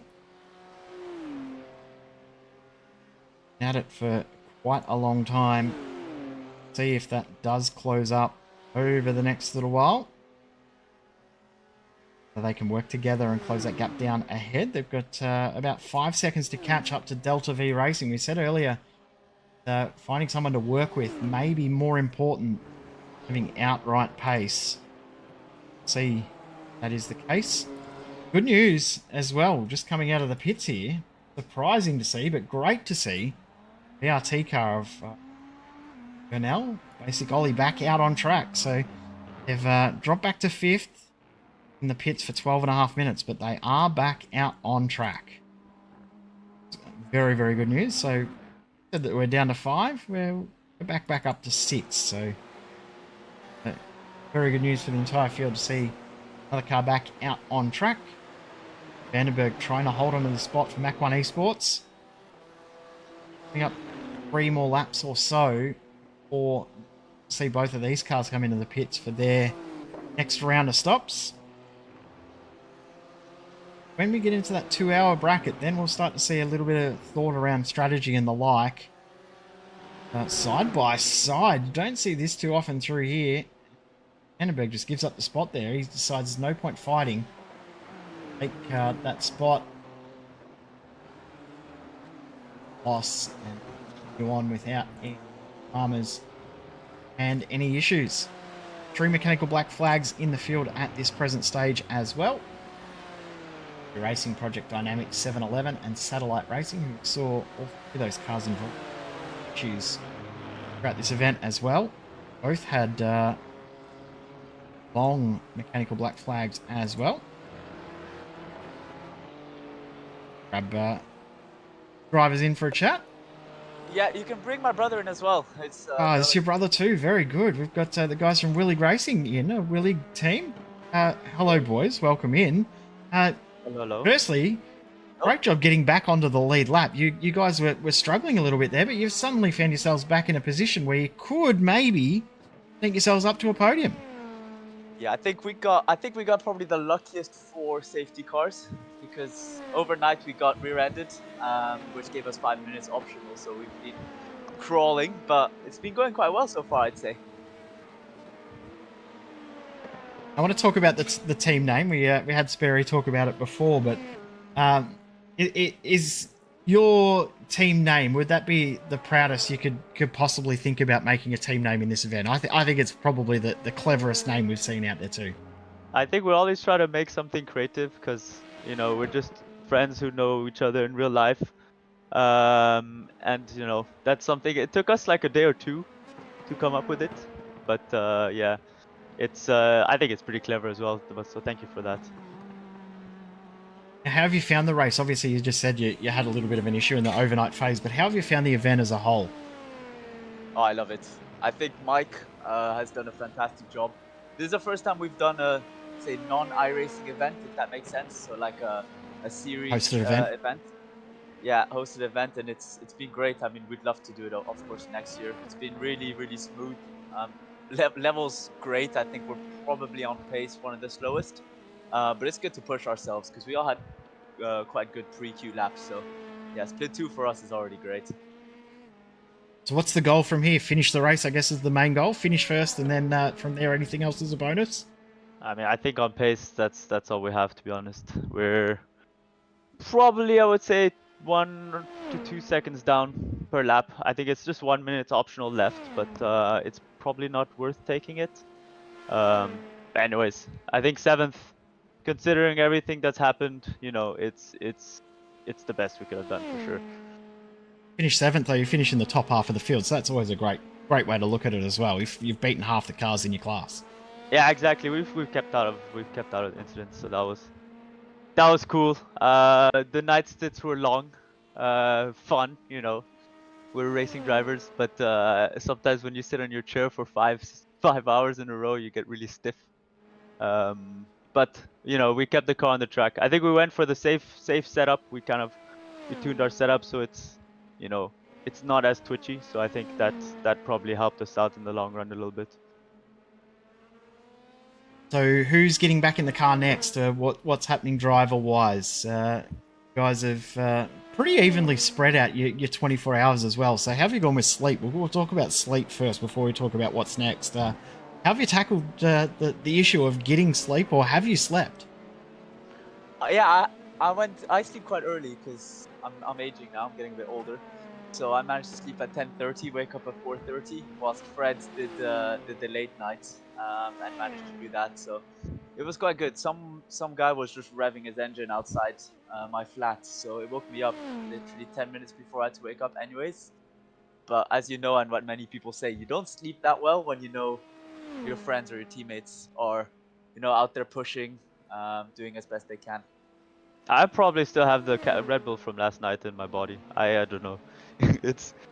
I just feel like I'm still drunk almost, even though I've just had a Red Bull.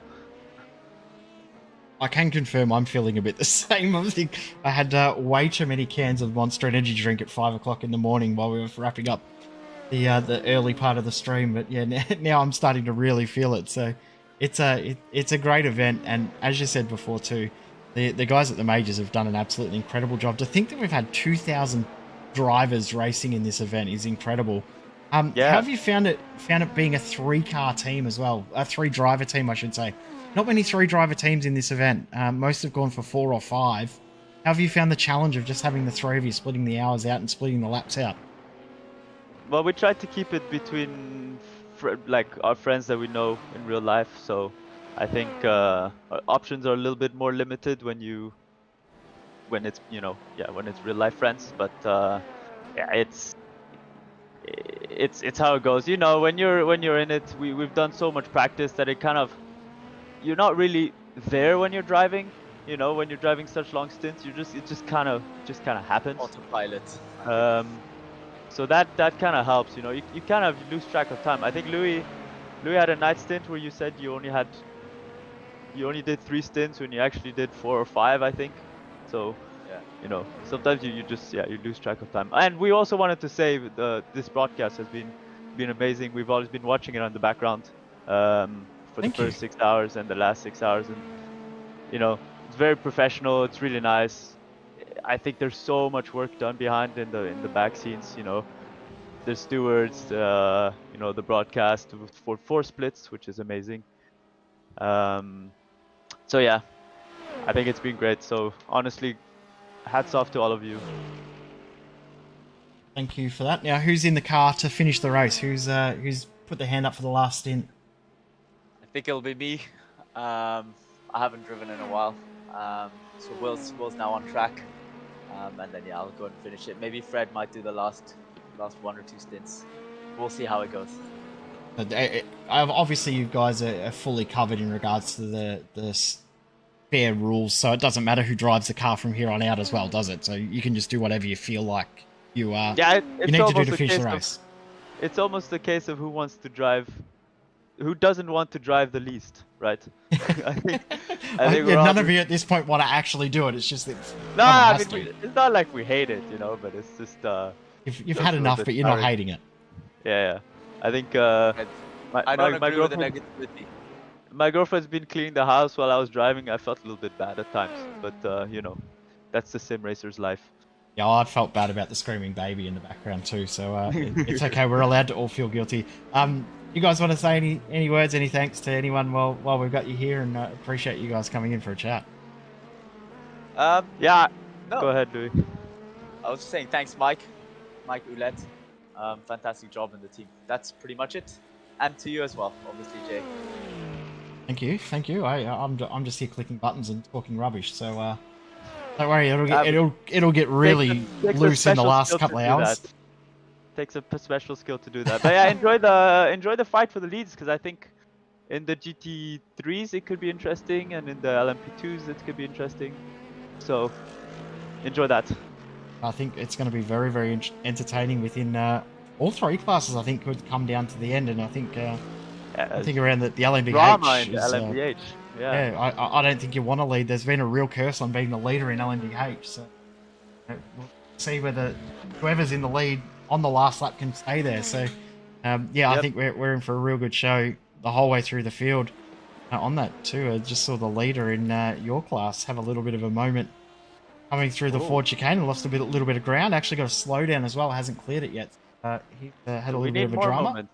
More moments. You need a lot to help you, but in Yeah, saying a that, lot of moments.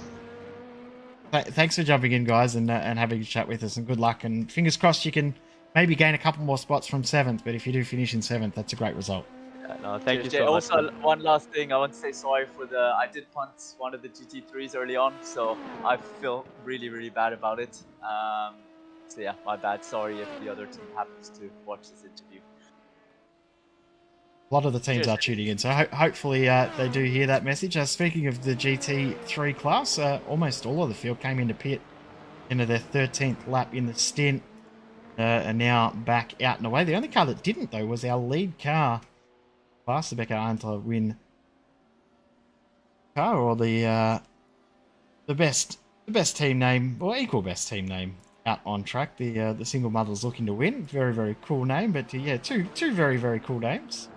Translation does make that sound a lot better, as the Mach 1 Esports car has just had a moment as they've left the pit lane. Dave Clements are facing the wrong direction for the Dunlop Bridge. Now, how has that happened? Unusual spot to find your car. We've got a little bit of cloud cover coming over the circuit. Pull the track down. He's just taken a little bit of curb and unsettled the car, and that is not what you want to do with brand new tyres. Really hurt them, so a little bit of ground there. With that, the fields have all separated a tiny little bit from the pit stop phase as well. As you just see in the lane, and coming out is our lead non-BMW in GT. Netrex Grand Prix black car, the only Mercedes starter we had in the field. In regards to the GT3 class, the drivers could pick from 6 options. Obviously, the BMW has been the car of choice. We've seen Ferrari and Mercedes. Also are available where the Audi, Lamborghini, and the Porsche. Which, if you did hear during the close of the Porsche Tag Heuer Esports Super Cup broadcast, the new updated GT3 Porsche coming to iRacing next week. Very, very exciting. Or just seeing that car in the service. Shout out to fellow Australian Jordan Caruso on winning the Tag Heuer Esports Super Cup. Tag Heuer Esports Super Cup champion. 5 seasons that's run for. 3 of those champions have been Australian. 3 championships won by Australians. So very cool for the Aussies in that series. Is of course winning 2. So winning 1. There we go. Pinto also champions of that series. The Valkyrie car, they have about a 2-second gap to the car behind the Outstream Motorsport car. Mads Jensen just behind is closing it a little bit. Last lap by was around about 4 tenths quicker. So there's a battle for the last podium spot here in LMP2 over the next little while. But we'll see how much that gap does close, but there's still a fair way from the next round of pit stops as well, as we go less than 3 hours left in this race. Still a fair bit to go in this one, but this clock is starting to count down now.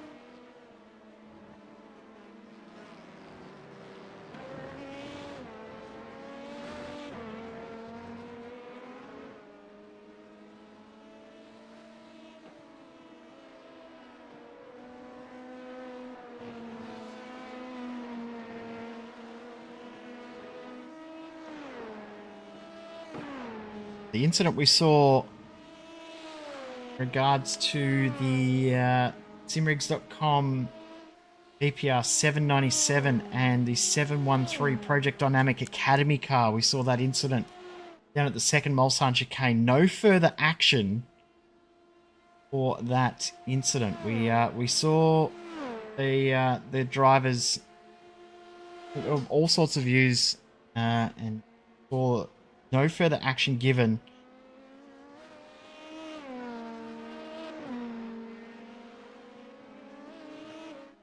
Reading the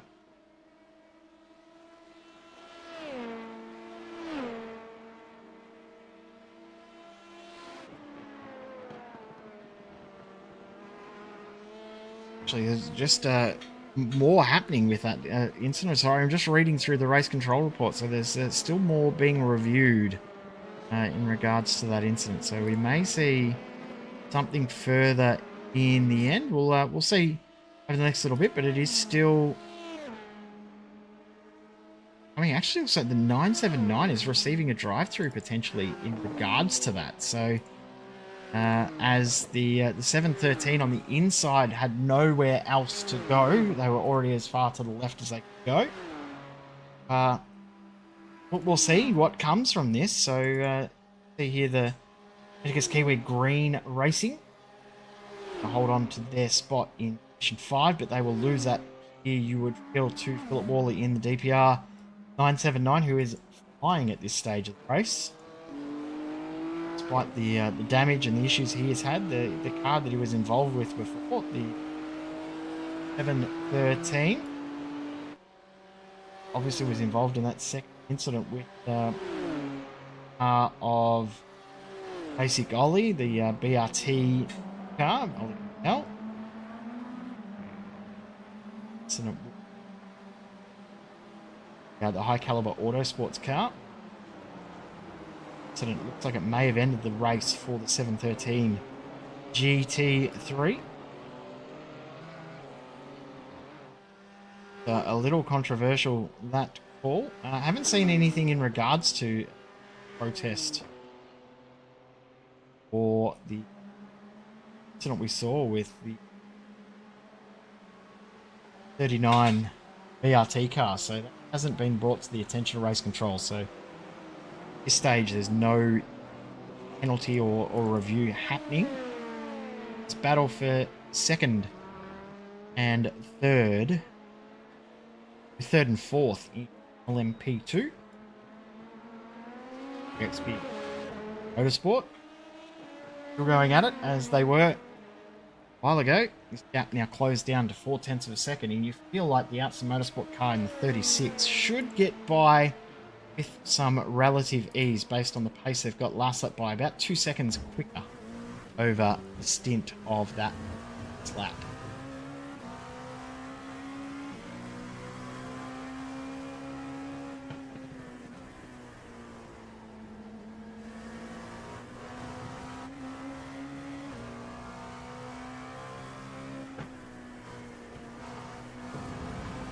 Jensen in this car, the 36, he has completed 127 laps of racing this car.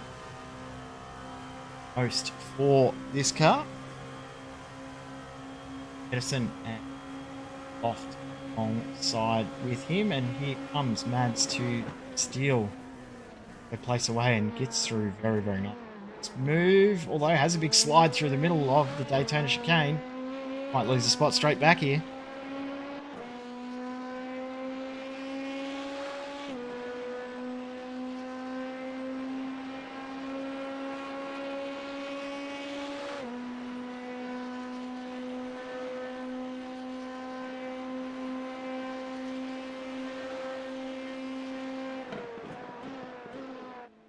Felix Nerd just backing off, making sure.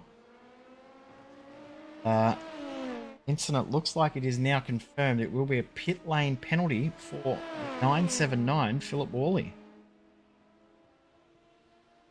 There with Darren Lobb, Philip Worley, I should say, and time driving Project Dynamic car.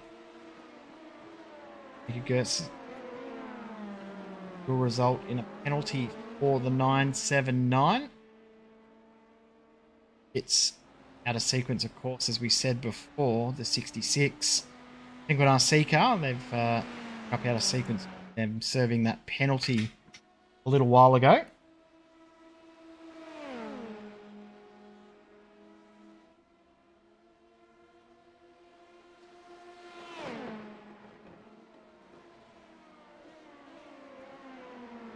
And Nasir in that car will stay in the car. Tanair, after getting overtaken, he's really applying the blowtorch here to Mads Jensen, who's been a little scrappy since he got the pass done.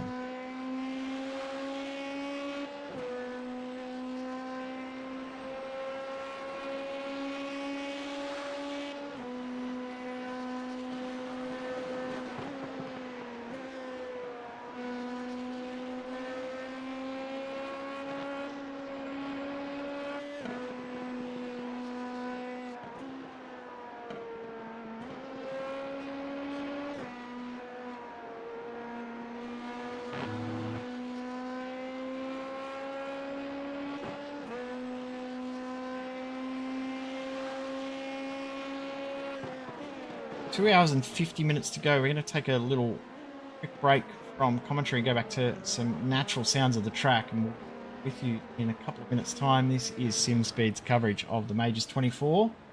At number 2, have 168 minutes of racing to go.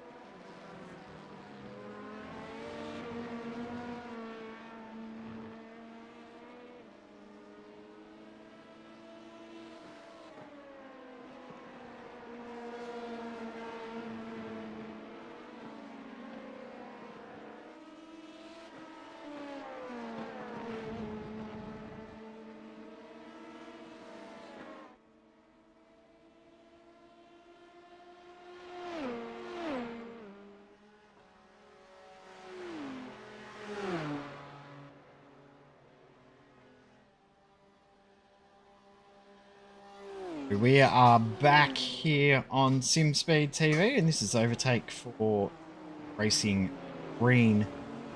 Right on cue, the Mach 1 Esports car has been given a black flag. They've allowed that car to device through. Device now move back into 5th position because .com DPR car just ahead. They have just received that black flag now. 2nd and 3rd in GT has really closed up while we went on that little break. Last lap by 1.5 seconds difference. Lucas De Vries now right there and potentially could steal 2nd place away from Delta V Racing. You guys have just come out of the pits as well. Both came out 3 laps ago, now completing their 4th lap on this stint of tyres. Battle is very, very contested and congested.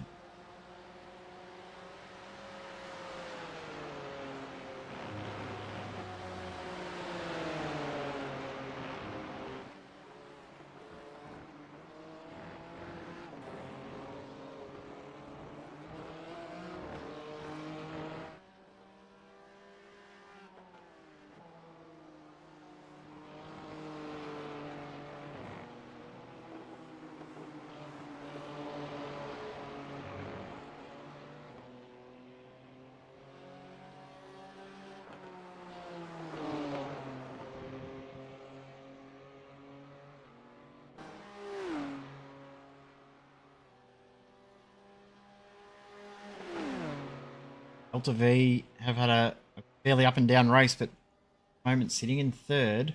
Sorry, sitting in 2nd. Very, very content their position, but Ventus Racing have had some very, very good pace over the last little while, and through goes De Vries into position number 2 in class. They've got 5 seconds to hunt down the leader in class. Now just up the road. The fact they could see that car, perfect little carrot to help them close the gap down. Plenty of time to potentially do it as well.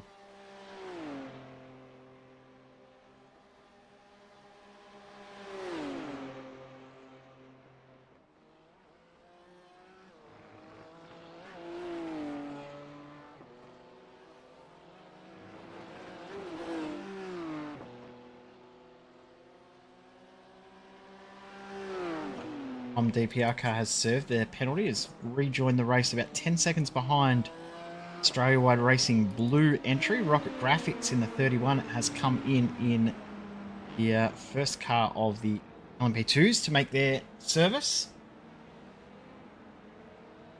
Battle for 3rd and 4th in class still ongoing at this present stage. Not much separating them at the moment, but the gap for 2nd and 3rd in GT3 is staying very, very tight right now. Not much separating these two cars at this stage. And I feel like this battle will continue on for quite some time, probably until the next round of pit stops. Just still another 12 laps or 11 laps away for these guys, so still a lot to come out of this race.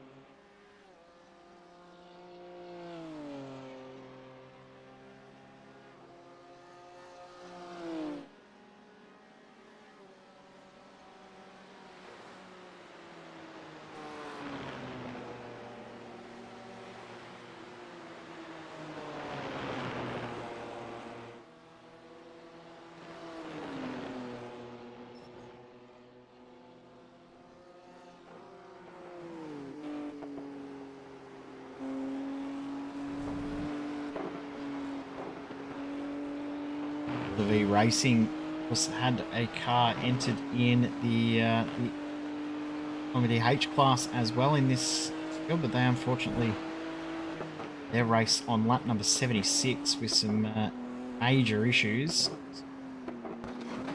unfortunately found themselves out of the event. This car on screen is not a slowdown penalty, I feel it. is for Delta V Racing, so give up a fair bit of time there. We'll end that battle for now, but very, very easy error to make. Mean that this battle will go on again over the remainder of this event. Gap between first and second in class now is down to 4 seconds, so fairly substantial margins gained here. Son Yildirim in the lead car of class. Starting to feel a bit of pressure coming in from behind. Cars coming at him for the podium fight in GT3.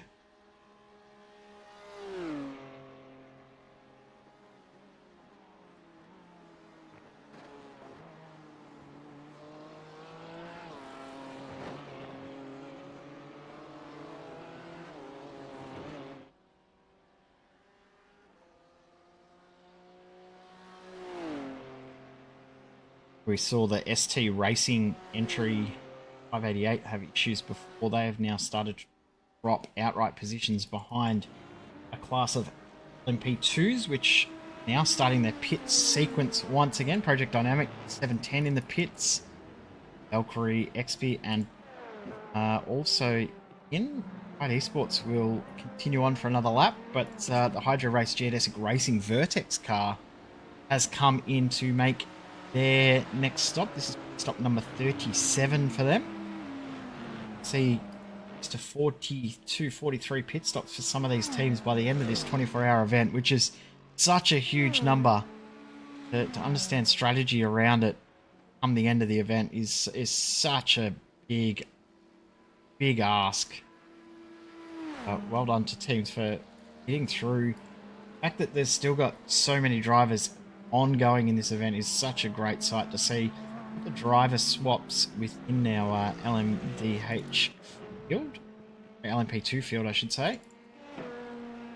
Project Dynamic car of Becca continuing on as it was, but yeah, the Valkyrie XP car has had a driver swap.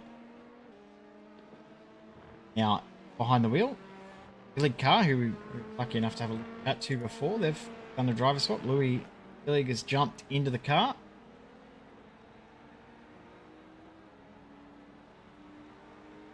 We will do the next stage, I think, and as they said when they were here, Fred finished the race off more than likely. They did a very, very good job of making sure that they got their driver stint minimums out of the way very, very early in this race. Fair share rule in effect, so making sure that you do the fair share rules, very, very important in this. It looks like every team that is still going in this event did the fair share, which is really good to see. Driver, oh sorry, say 7 drivers in their car, that being slow motion racing car, currently sitting 4th. This car here, they've had 7 different drivers in the car. Ulster, Asa, others get very, very evenly split lap counts as well. Now is done the least amount of laps in that car, 32. Have well and truly reached their minimum driver's length as well, minimum lap. Okay.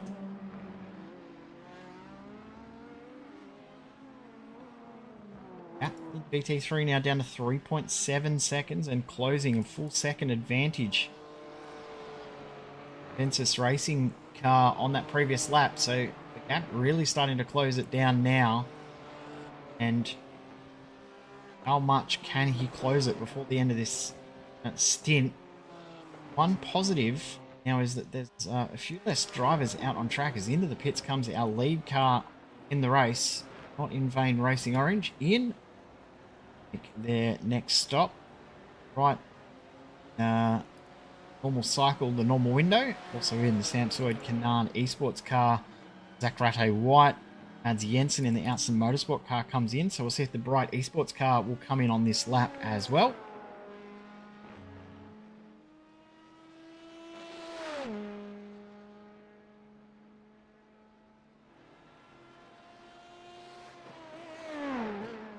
And they do come in. Also just seeing that Kankinen back into the car for the Sam Sword E7.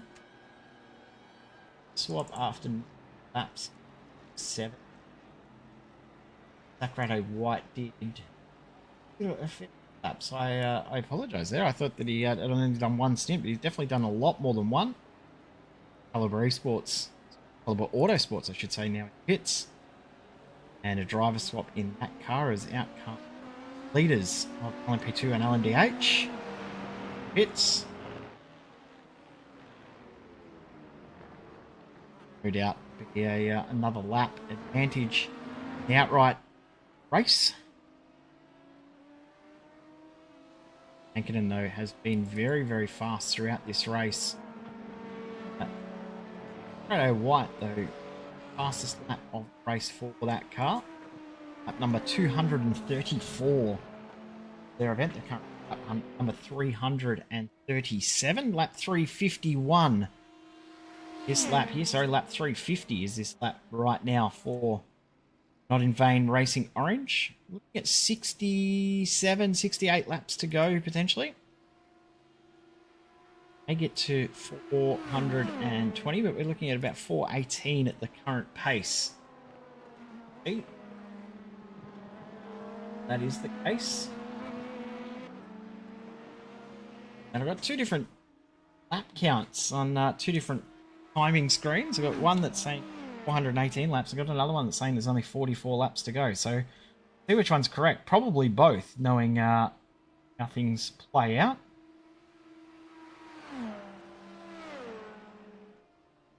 Fairly substantial lead at the moment, 28 seconds, but we've seen how quickly the leads can go. The LMP2 class, sorry, the LMDH class. Get that wrong many, many more times throughout this race. LMDH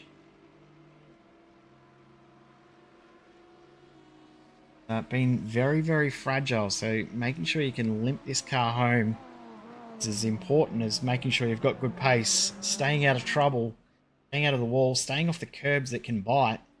Been very, very key to the race in the LMDH class. Throughout this event, Simon Jacobson sitting in second place. He's about 28 seconds back in that class, and the Penguin RC simulation car, they are out of sequence, but they are about a minute further back. That is your top three in the class for LMDH. LMP2, Emsoid Kanan Esports leading by 14 seconds over Project Dynamics 710. Dynamic team have had a very, very up and down weekend. Therefore, in this field, had issues out of the race. The 711, the 713 both have retired from the event, but the 710 on screen here is still ongoing. Second position in class. You can see just behind them the Outson Motorsports car of the third place runner in class. Far off, got the Project Dynamic Academy car, the 712, still going in this event as well. And the class that has every podium position well and truly up for grabs is the slowest of the three classes. GT3 class, Neil in Arior, or single mothers looking to win. Very, very clever name. They lead by 2 seconds. Lucas De Vries in the Everence Racing. Delta V Racing GT3 car still going as well. In position number 3, only 4 seconds back. So 6 seconds separates our top 3 in that class. Even then, you can't discount the cars behind, only 25 odd seconds back. Medicus Kiwi Racing Green and Australia Wide Racing Blue in 5th. They're not too far off as well, but that is our closest class at this present stage. Now down to 1.7 seconds for the lead in GT3. Lucas De Vries starting to close the gap down.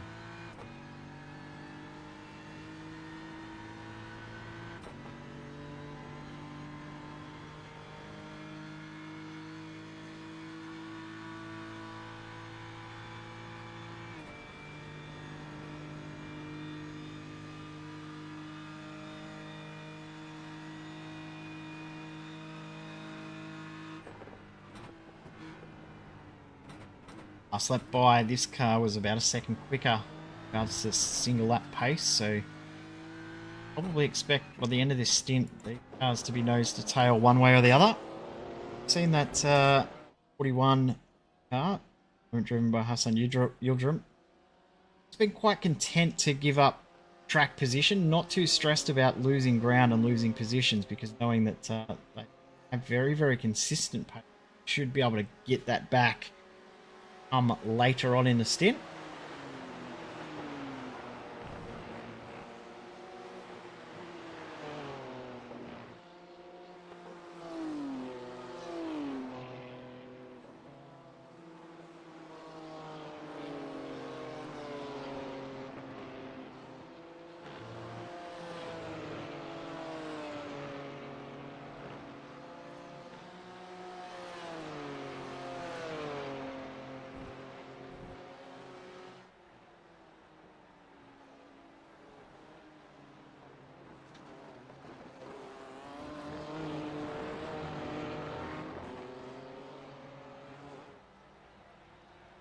Drivers cross the line to start lap number 311 of the GT3 class.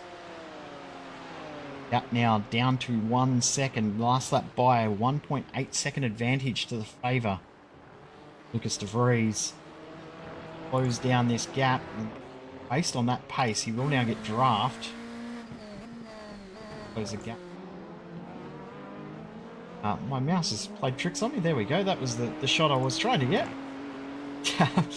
And Yildirim, Lucas de Vries, now 0.6 of a second separating these two cars.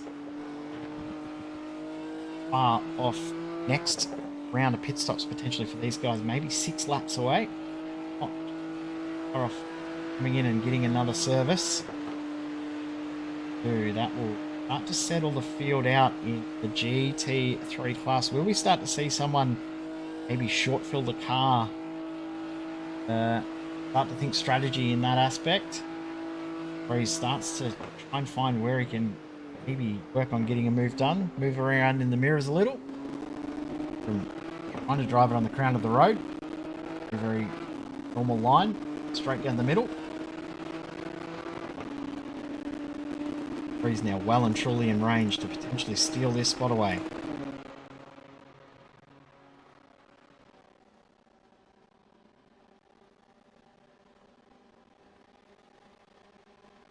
De Vries, he's got the momentum down the second part of the Mulsanne straight, and you think this done and dusted very, very quickly and easily. Sure is. Move done. Leader in GT3. Ensis Racing now leading this race. A little while since this car has been in the lead. Now back into 1. Now looking to start to play everyone else in the field. Back to Delta V. Remember, it wasn't that long ago that they overtook the Delta V car. Is now 5.2 seconds, 5.3 seconds. So now they're really starting to make some inroads in this GT3 class. Vries has been very, very quick. This car's fastest lap, 3:52.9, which was set right at sunrise. Dan van der Ven, I should say. Dan van der Ven. Set right at the end of lap number 227, but at the pace for Lucas de Vries. He did the very, very first stint in this car. Only did a one stint right at the very start. And now is back in the car for just the second time in this entire race. Hasn't done a huge number of laps. May not shown at the pace regards to the other cars. And my apologies there for that little thud. The pace is that he hasn't had the nighttime running that we've seen some of the other cars have. So his daytime running laps have been very, very good. And you can see, well, talking about the track evolution has been incredible. You can see that the very, very distinct dark rubber marks through the high load corners and the marbles off in the distance. The Porsche curves is a perfect example to see that. Starting braking here into the Ford chicane. He's starting to pull a little bit of a gap. Bucks fly as well. Starting to pull away, and there is the third car in class. Andrews, the Delta V racing car, he's starting to close the gap down as well. So this gap for the lead in GT3 is starting to close and close it. I'm not going to say a rapid rate, but it's closing fast enough that there may be some concerns starting to appear in the Anil win era. Oh. Mum's looking to win car. Back in LMP2, as around the outside through the Porsche curbs goes the 710. I got in here, I believe that's a high caliber. No, sorry, that's the Project Dynamic car, the LMDH going through, and also in here is the Outson Motorsport car getting through as well. And then there was a GT3. That's the Ferrari that is still going in this field, the Valkyrie XP Bondel racing car. Luca Gia in that car. Soul Ferrari still running. Our Soul GT3. Yeah, we've got 2 GT3s still in the field that aren't BMWs, but out of our field of 54, had 33 BMWs between the LMDH and GT3 class. So 33 of our 54 cars in the field have been BMWs.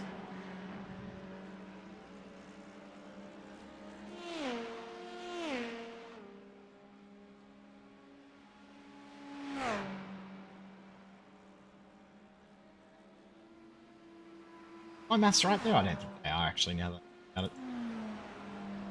Worry about that later though, because in and out of the pits for another stop is the DPR 979. Gap at the front of GT. Have a look at the gap that has already been pulled here by Luke Breeze. He's starting to pull a decent margin here by Mildrum. Much of a gap he can break away here, but he's already pulled 2.7. May get a big enough gap that can put a little bit of a flub in the pits, or maybe a bit of walking with traffic.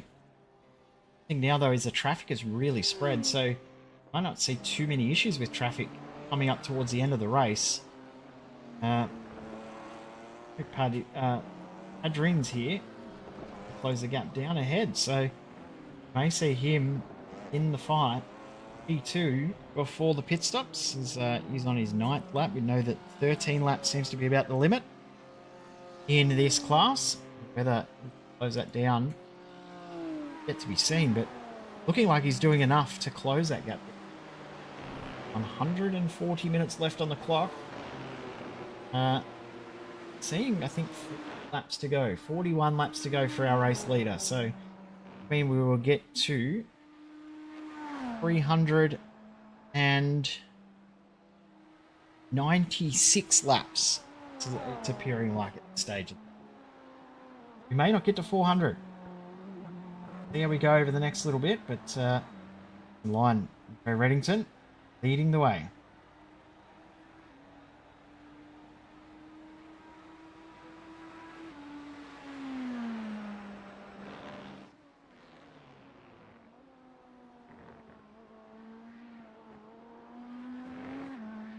There's 6 cars left in the field in the LMDH class. Still have 10 runners in our A2 class and 11 still running in GT3. Split 2 of the major series here on SimSpeed TV. If you are joining us for the first time ever on SimSpeed TV, appreciate your company throughout what was overnight stint and now throughout the day here as well. And you'll notice as well, also have a second broadcast on at the same time. Got on as well, being at Scops, our Premier V8 series is Australia-New Zealand region. While you're here, feel free to check that out. We'll have a check out of that later on. Familiar voices in that as well. That event, though, has been absolutely fantastic. As we said before, still mind-boggling to think that we've had over 2,000 entries event overall. So 48 plus hours of live broadcasting throughout this event. Over the the 4 splits that are broadcast, there's 10 total racing splits. 520 teams was the final number. The 4 entries in this field. Battle for second and third in LMP2. Seen evolve, ebb and flow over the past, say, hour or so since the safety car restart. Project Dynamics 710, Aston Motorsports. They've swapped positions a couple of times. They've changed where they are located in the field based on the stop cycles and the like. They're not in sequence with each other. They're a lap out of sequence at the moment, but you think maybe if Jensen pull an extra lap, got back into that cycle, if the Project Dynamic car can pull an extra lap as well, potentially get themselves 2 laps out of sequence, that could be a big plus for them later on in the day. See how it does play out.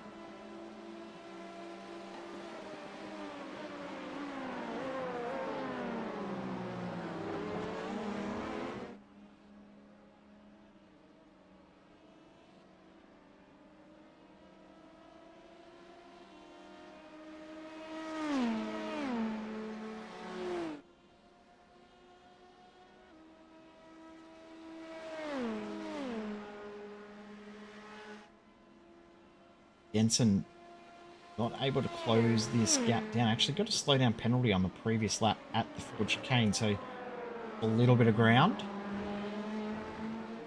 Eye on mechanical black flags as well. I can't see any new cars receiving one, which is always a great sign considering the attrition rate in this race. I see too many more cars retire, and I think now at this point, still out on track after 22 odd hours of racing, you don't want to find yourself coming into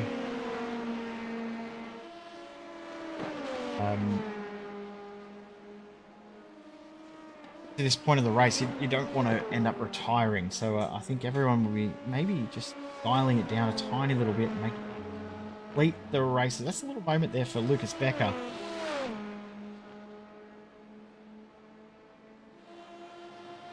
Got away with it, but did have a tiny little moment there.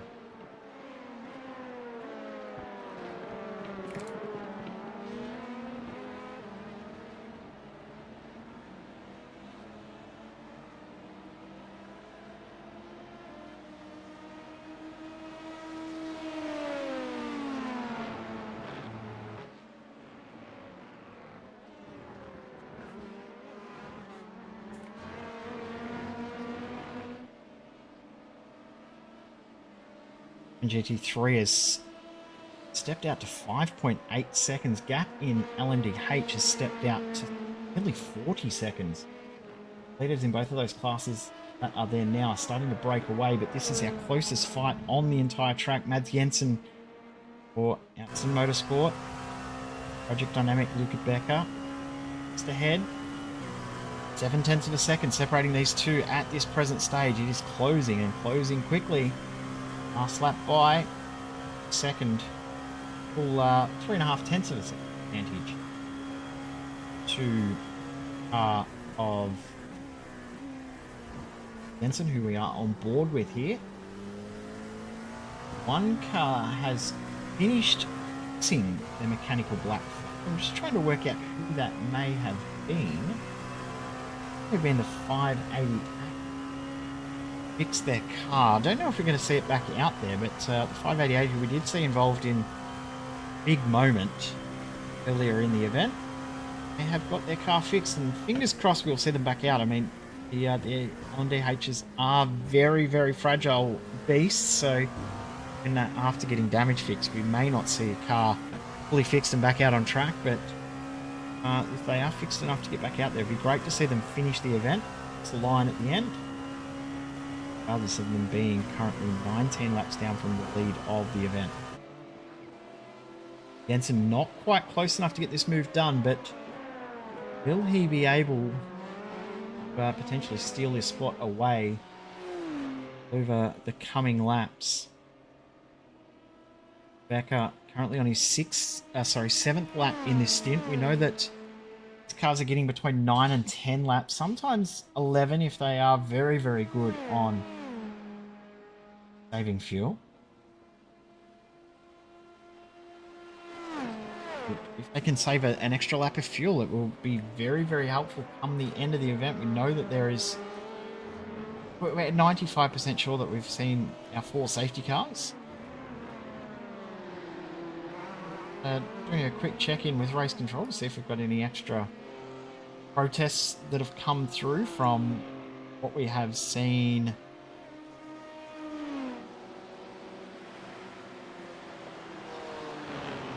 No further requests from race control since the penalty that we saw handed out for .com. DPR racing car.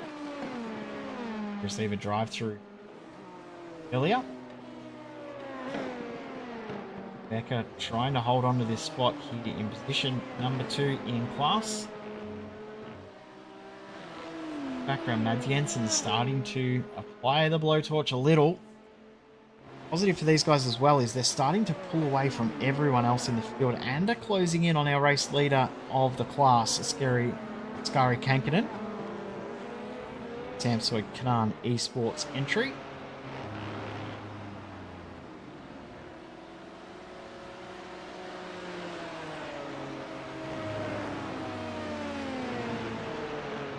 In lap number 343 of this event.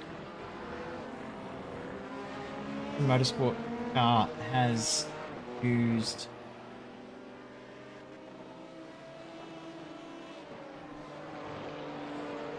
three drivers.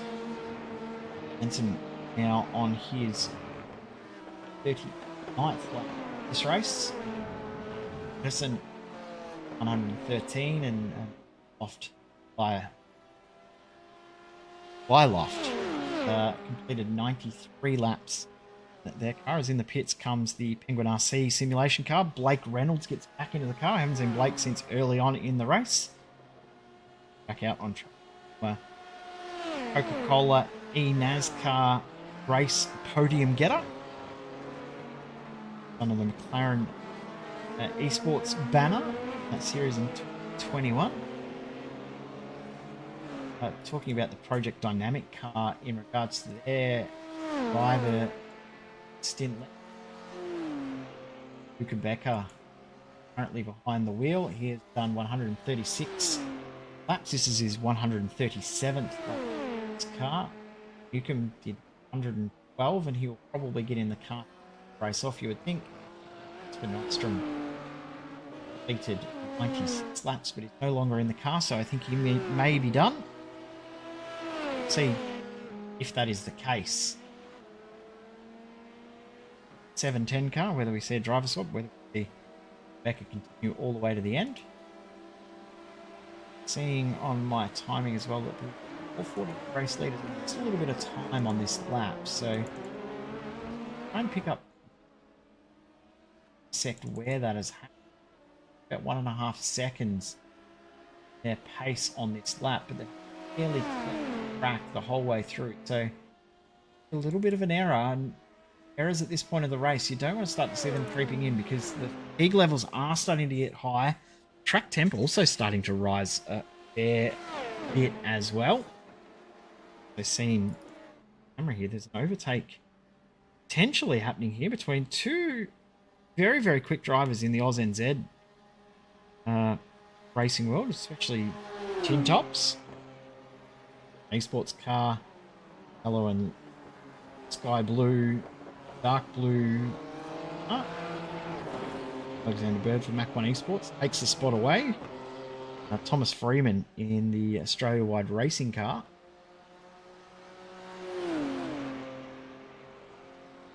Yeah, it's just coming out of the pits as well in the Australia-wide racing car.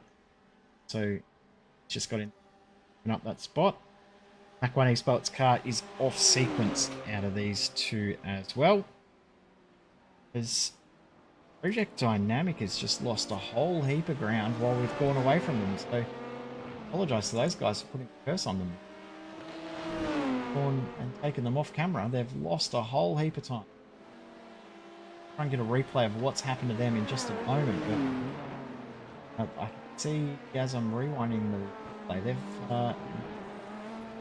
error by themselves. We'll see if this is a self error or whether there's been some contact made here. But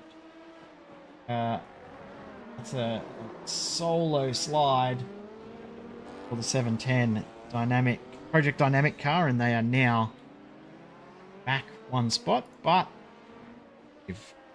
as always in this race, if you keep it out of the wall, out other cars, you're going to find. Continuing on in this event.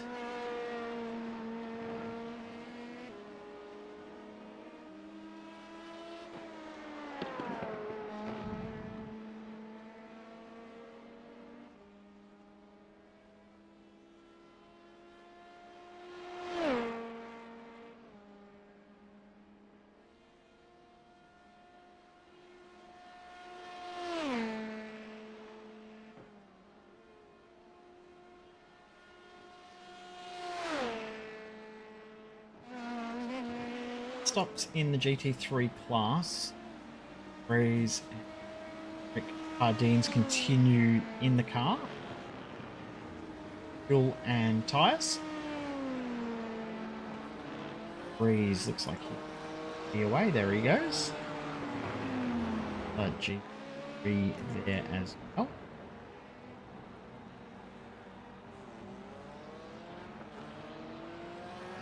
Project Dynamic car still sitting in the pits. Has had all of its damage done, so see that car come back out as well. No longer has a mechanical black flag. Yeah.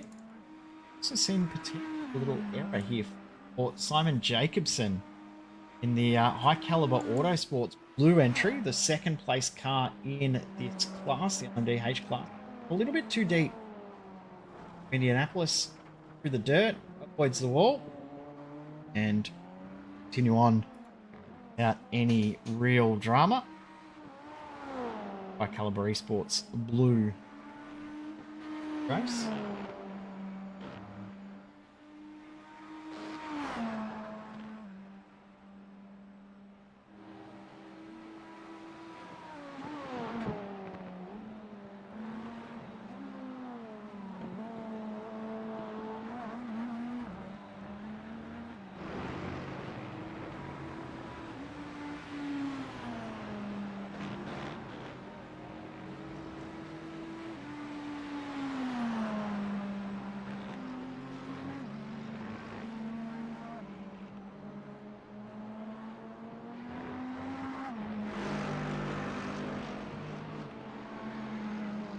Shout out while we can as well to the other broadcasters of the major series. But Split 1 going on currently on Global Sim Racing Channel.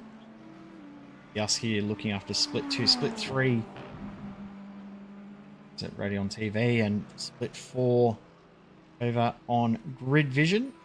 Amazing effort for everyone involved to see so many cars, so many drivers, so many teams, so much broadcasting, and add in live streams from everyone doing their Twitch streams and the like as well. It's incredible the amount of action that has been covered by this event and the amount of coverage that has been produced in this event. It's absolutely incredible to see. So shout out to the entire community who's got behind this event. Been absolutely fantastic to be a part of. And if you do want to be a part of the rest of the major series too, don't forget that this series continues in a few weeks' time. Head to the streets of Long Beach for the Grand Prix Long Beach.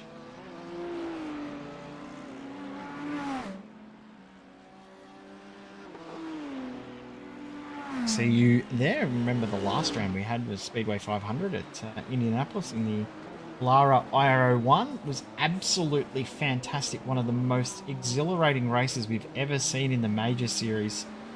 Make sure if you have not joined the Major Series, do check it out. It's going to be a great second half of the championship season. Events in all different sorts of cars. We've got, as we said, we've got the Long Beach race coming up as the next event in the schedule. We've also got the Crandon World Cup coming up in the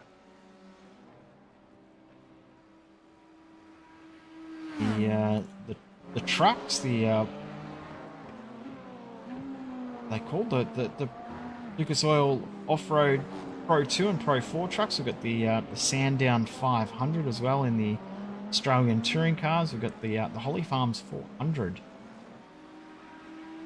coming up as well, which will be in the 87s. The NASCAR 87 Legends at North Wilkesboro for 400 lapper. British Grand Prix, which is very, very much up our alley here at SimSpeed TV. Of course, covering the iRacing Grand Prix Tour in the Mercedes W13 every weekend, as that's a GT off the track. It's the 83 car who's having all sorts of tech issues, so I'm wondering if that incident is actually from a technical issue just behind there as well. The Project Dynamic Academy getting held up and balked at the wrong spot at the wrong time. 2 hours left on the clock is when you start to see the fatigue levels kick in. Final events of the season, the Iron Warrior and the playoffs. So if you haven't got involved in other events of this this series, never done the majors before, get yourself involved. It is an incredible series of events, and if you've enjoyed this one, aren't too fussed on doing too many more endurance races, the rest of the series is absolutely incredible. Think about big events within real world motorsport. We replicate them at the majors. The reason they're called majors is because they are major events within the world racing calendar. Go back on board the Project Dynamic 710. It's starting to find the rhythm back after that little whoopsie a little while ago, but we may see this car come into the pits right now or go one more lap. This is the end of the 10th lap on the stint. In comes Luca Becker. Make that pit stop after 10 laps. Now, we saw in the early phase of the race, we did see one car seem to always find an extra lap in the LMP2 class. That was the Dingus Racing car. We haven't seen them out on track for a very long time. This racing the 92 car. It's now out of the race, finished the race on lap number 195. But this car here, the Samsoid Kanan Esports car, has now managed to find an extra lap of fuel and will complete their 11th lap on this stint, from what I can gather. So it's a change. And speaking of change, there is a driver change in the 710 car. As expected, Ollie Newcomb gets into that car. Daniel Bloomquist gets into the Bright Esports car. Oh, sorry, he's been in that car for a while. I apologise there, but so much happening in that. So that's a bit of a mistake there, but he's going to go on without too many dramas.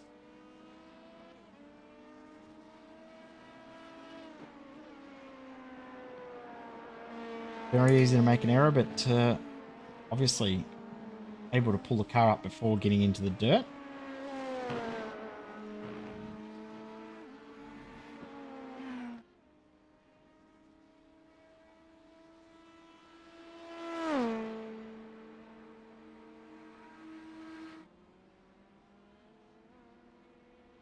We've hit the magic 2 hours to go marker. Still no clearer on who is going to steal the win in this event. Not in vain Racing Orange currently leading LMGH class. I said that wouldn't be the last time I did that. But they are pushing on now, a 46-second advantage. Samsoid Kanan Esports still leading the way in LMP2. Princess Racing still leading the way as well in GT3. So got a 7-second advantage in that class. That is the closest class in our field at this stage.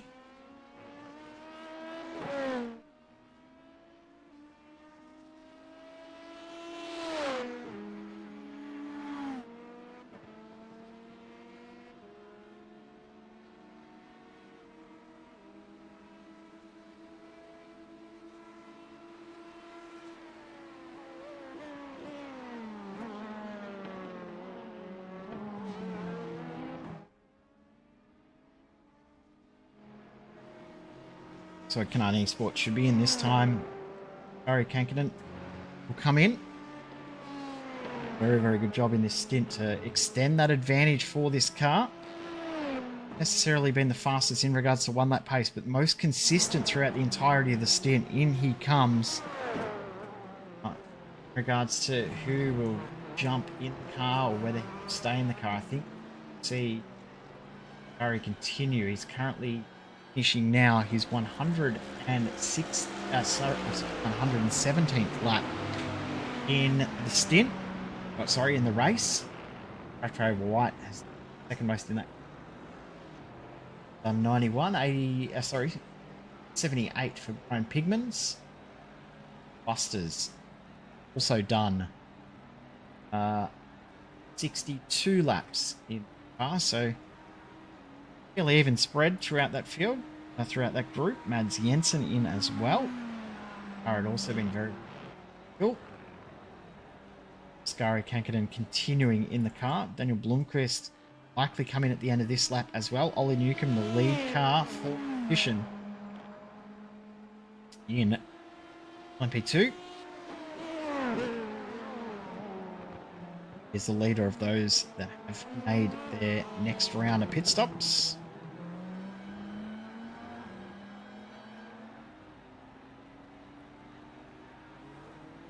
You may have just seen there too another car that has come back out on track. This is the number 4 RD Simsport car. They've just resumed the race a few laps ago, 7 laps ago.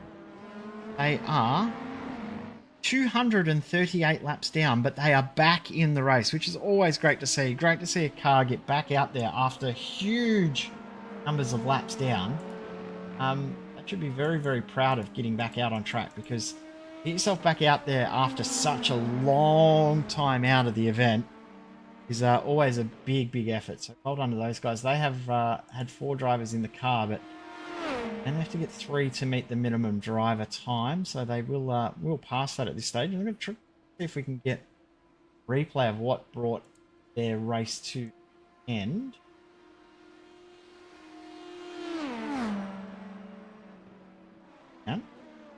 May not be able to, but we'll see if we can. See if we can spool up a very, very big replay as our leader comes in lap 11 on this stint. Reddington, very, very good stint for him. Stays in the car. It looks like he's staying in. Simon Jacobson next in the field.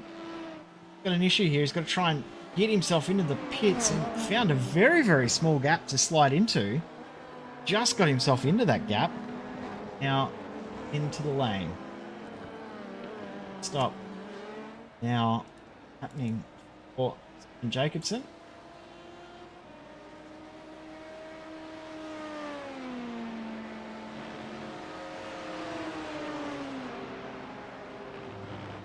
The driver change in that car. For Racing. Mark Gomez gets back in.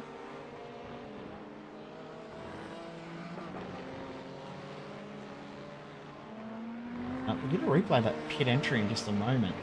Well, so exactly what happened for 31 when he stopped. But let's see if I can find a replay from our overnight stint to see if we can work out why the number 4 car ended up out of the race for 200 plus laps. That's 12 odd hours event. They've been stuck in pit lane. I've found it, so we might be able to get a replay up. I heard Bridwell was the driver of the car at the time. I'm apologise to him for bringing up a replay of this so late on, but it's important to note that even after this incident, you guys have come back out on track, been able to continue in the race. So that's a heavy impact, obviously damaged a whole heap of suspension. These guys have got back out on track after, as I said, going down 200 and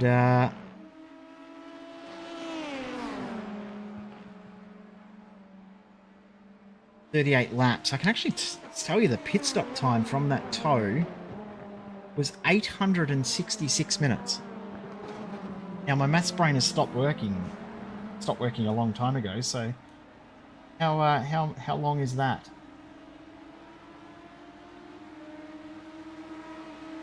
$14.5 hours they were stopped for. Come back out into the race after 14.5 hours.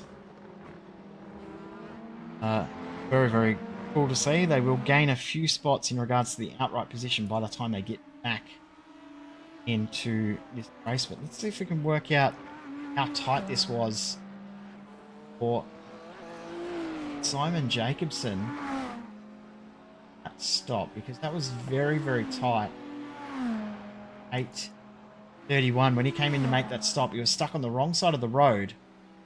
Wanted to come into the pits and almost ended master for people around him.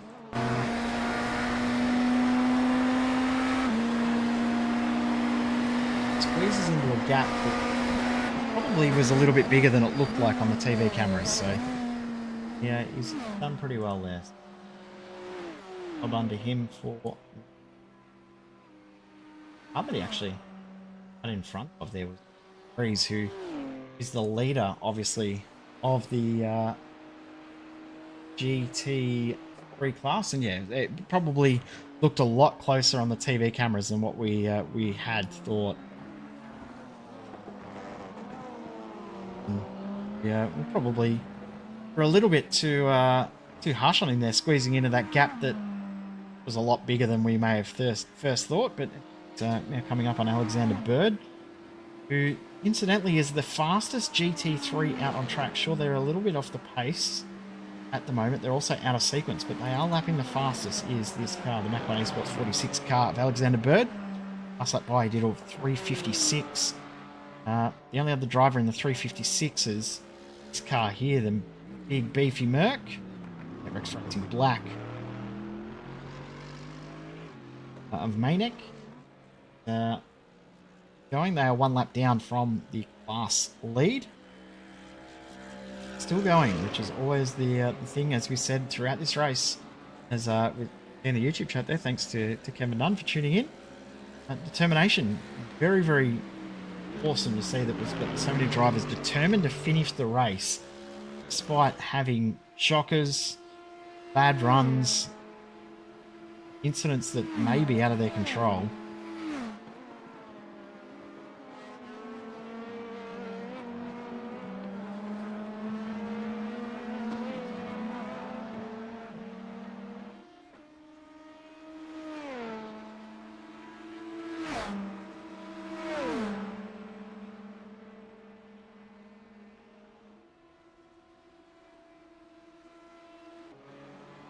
Breeze, looking at lap times. I mean, he didn't register a lap time on the previous lap, so that says that he's received a slowdown that previous lap as well. So he has not the best rider, and also just seeing that we've got another back out after laps that are still a few laps down, but are about to gain some spots. The Better Frost car is currently 71 laps down from the overall race leader, but the class leader they are 29 laps down from, but they are still ongoing, still racing, still putting up a fight at the moment. William Anderson is the current driver of the car. These guys have had a few different drivers jump into this throughout the race. Vader, Bergman, of course, Solberg, Evan Hoagland, that's their full team. Yes, it is. So great to see William back in the car. He hasn't been in the car since the start of the event.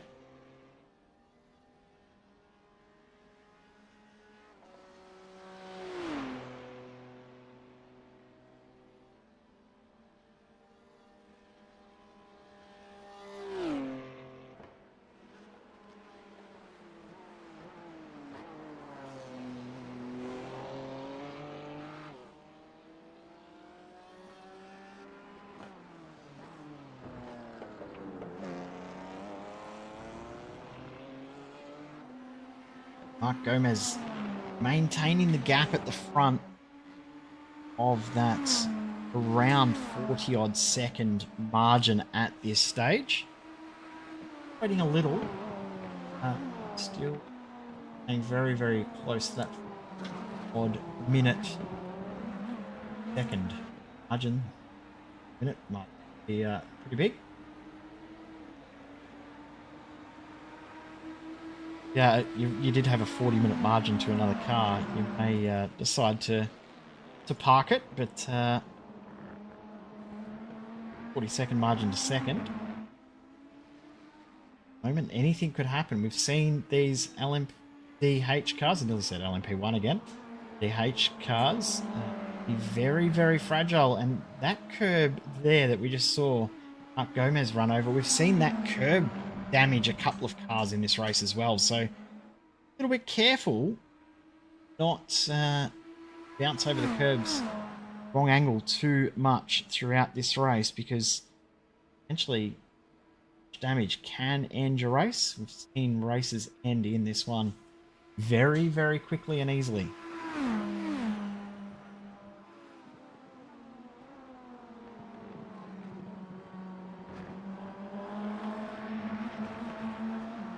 Approaching the final 100 minutes of this race.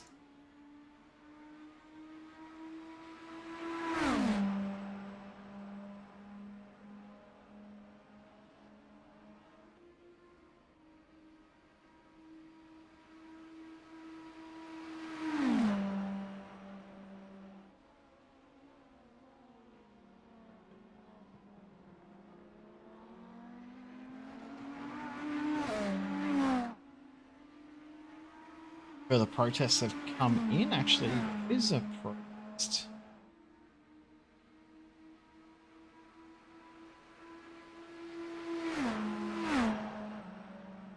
Some drivers seeking clarification around a protest earlier, so no further race control decisions have been discussed.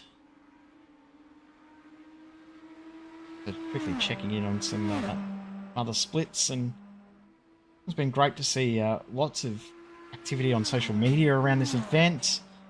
Been great to see Twitch streams as well. Some of the biggest Twitch streams of the weekend have been for this event, which has been fantastic. Some of the biggest YouTube streams as well have been for this event, which is great.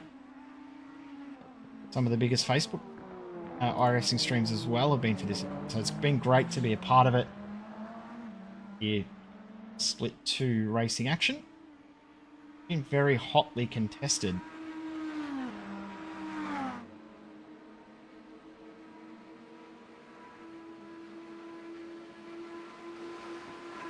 But as well, big shout out to our friends over at GSRC, Ready on TV, and also Grid Vision, who are covering other splits of racing. Perhaps in some of the other classes. See that in the third split, closest battle in the classes is about 2.5 minutes. So we've got the closest battle in regards to classes here in the split one. Yeah.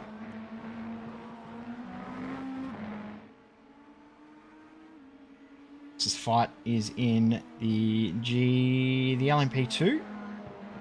Got about 20 seconds back, so we might be the closest fight within the field. So it means that the action is going to be fantastic to watch as we approach the end of this event. 103 minutes left on the clock. If you are watching somewhere around the world and you haven't said hello yet, make sure you jump in the chat and say hello. So let us know where you're watching from. Shout out as well. Had people watching from all over the world over the weekend.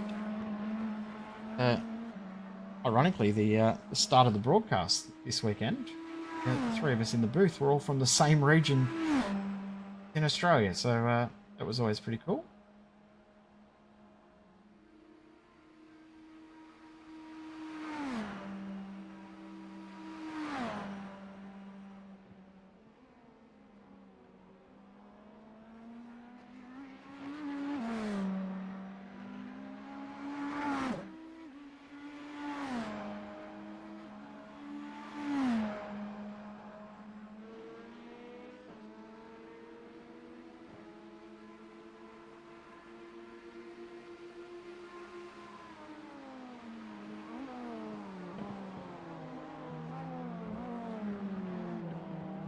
That in GT now 8.5 seconds. We've got a lot of cloud coming over the track. The track has actually cooled off about 3 degrees Celsius over the past 10 minutes or so.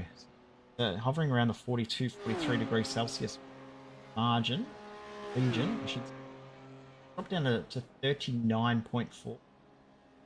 Has become a little overcast here in the French countryside.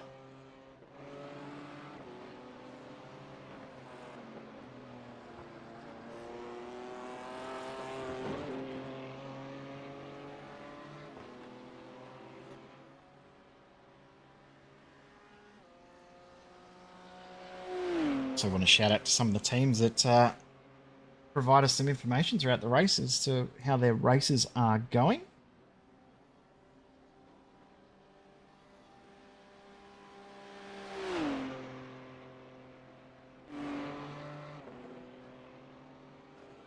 A shout out to, we'll go back to the, just read something that I had missed. Here, the Ventus racing car with Lucas de Vries at the wheel. Yannick van der Zand, who was in that car. Happy birthday to you. What a way to race on your birthday. Don't know how old you are, so we'll just say 21, because everyone turns 21 when you reach a certain age.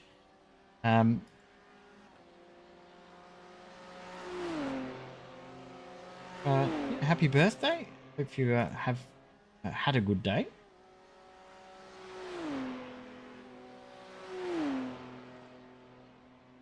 Said though, when you reach a certain age, every birthday you become 21.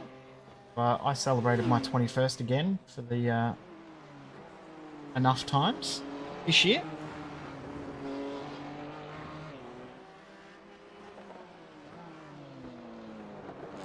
Broken that gap out to 9.5 seconds. Closest battle in our class here are these two cars you can see on screen. It's Kiwi Racing green car, simrigs.com DPR car. These two have been and flowing in this battle for a lot of this event. Now themselves back nose to tail once again. They are on slightly different strategies, about 3 laps difference in their pit stop phases, but excuse me, that's not much when you consider how long we've still got left in this race. Still, both will have to pit 2 more times from the 2 more pit stops. See Lobin in about 3 laps. That'll leave him with an hour and 30-ish on the clock.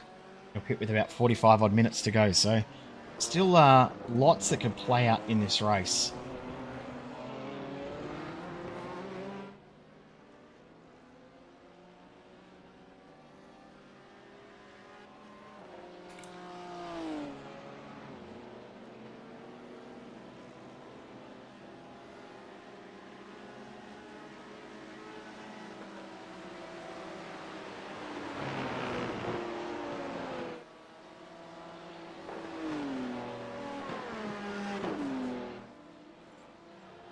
Sports comes into the pits. 4th position in the GT class. Good background there on the Rolex clock. And up. We can do a bit of magic here with the drone camera. I may have noticed this. Numbers on this board, they're all 100% accurate. But the countdown timer starts and matches up to the session timer. It's not accurate in regards to the time screen at the safety car period. To the other numbers, up to wind direction, speed, which is currently at 13. Number there. One of the numbers is humidity, and one of the numbers is wind speed. So there's an Easter egg for everyone. Little Easter eggs around this track, which is so. But we'll see if we can get some more Easter eggs out throughout the rest of the event. You've seen something out on the track, sure about. I didn't know that, or had heard rumours that there may be. Let's see if we can go for a little explore in our track. Oh. That for you.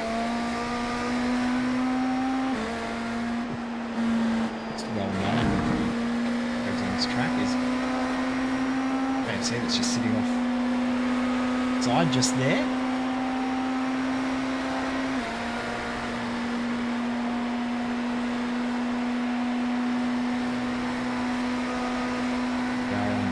With the race leader.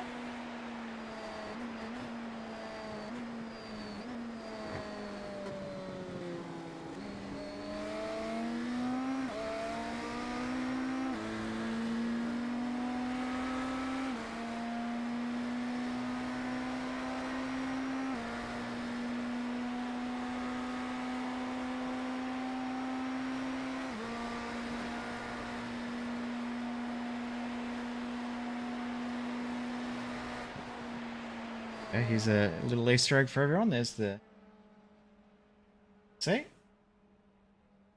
side of the track.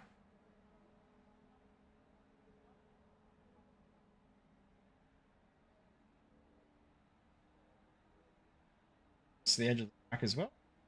About AFC and plenty of little around the track that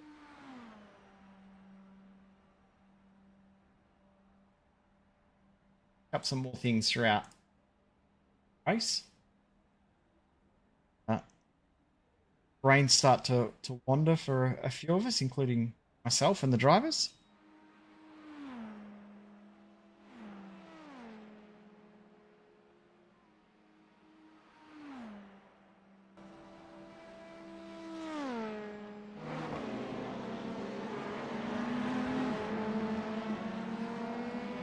Gomez now 1 second advantage, still maintaining the very, very same gap he's had for quite some time.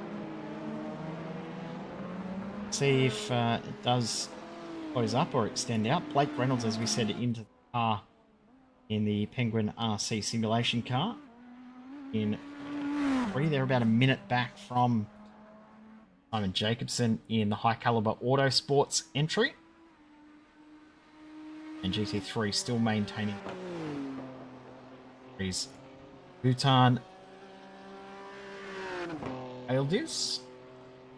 I've butchered everyone's name in this race, and I apologise. Shout out to Lee Vandenberg for tuning in for Mach 1 Esports. Been a very, very up and down race for those guys. Of course, leading very early on in GT3, involved in an incident with a couple of, I think it was LMDHs early on, and that lap down, but they got back onto the lead lap. Now sitting currently in position number 7 in class.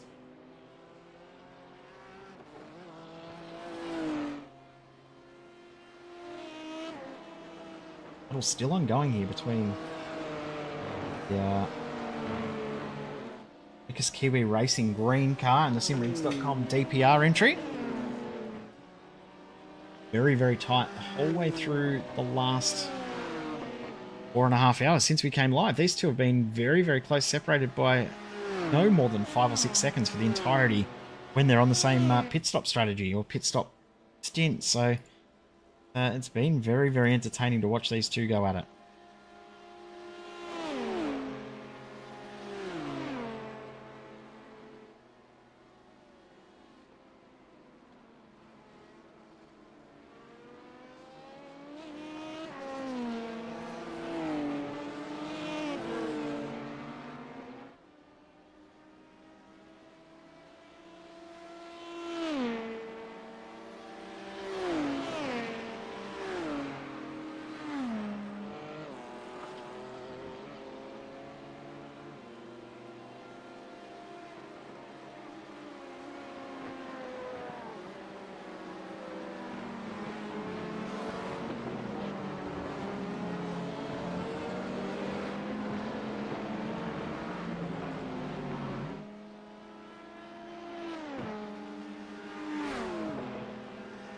Remember, we saw the RD SimSport car back out on track, despite being 240 odd laps down. They have come back into the pits and unfortunately required the car for a second time. So, despite them coming back out and doing a little stint, decided that the car's way too damaged. They did gain a spot throughout that phase, but now brought the car back into the pits and will no longer continue in this event, which is a little bit sad, but great job for getting back out on track, because that is an effort in itself to get back out there when you serve a 14.5-hour pit stop, and then bring the car back out on track after that is a fantastic effort, despite the excessive damage that car had from that incident earlier on.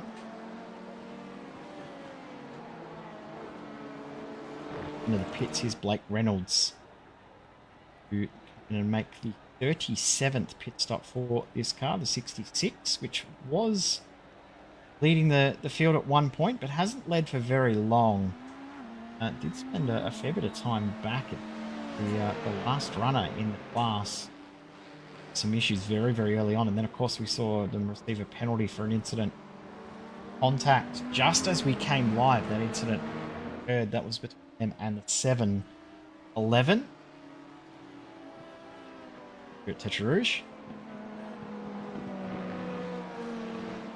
In Vain Racing's just lost a whole heap of ground as well, so that gap was maintaining that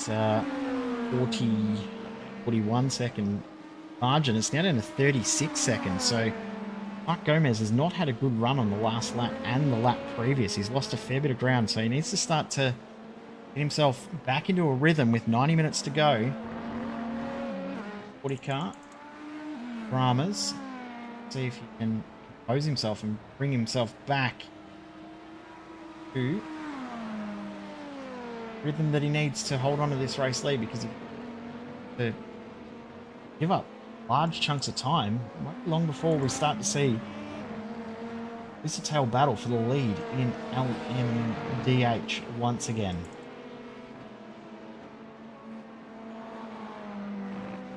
Said 90 minutes left on the clock. We're going to take a little bit of a break from commentary for a few moments. When we come back, we go on through to the end of the race. We also have some friends joining us as well, so stick with us here on SimSpeed. Crank up the volume a little bit of a break from talking, and be back with you for the last few minutes of this very, very exciting and entertaining race. This is the Majors 24.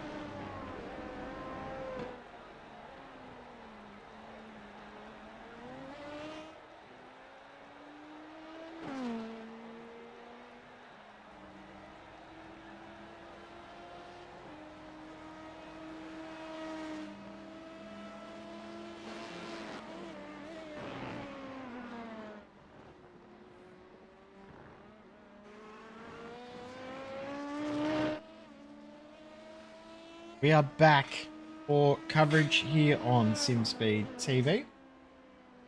On our 23 and 40 seconds left on the clock here of the top split. Sorry, the second split of the Majors 24. Racing Orange still leading the way. Gap has stabilised again now down to 34 seconds for the lead of our class of LMP2. Lead in LMP2 staying very stable as well. Almost identical lap times the last few laps between Gary Kankinen and Mads Jensen. Lead cars. This outstanding racing. P2s, and then in GT3, that gap has started to extend a little. Lucas De Vries starting to break away from the rest of the field, but not far off seeing the second last pit stop in every class. The Newcombs just come in to make what potentially could be their second last stop in the 710.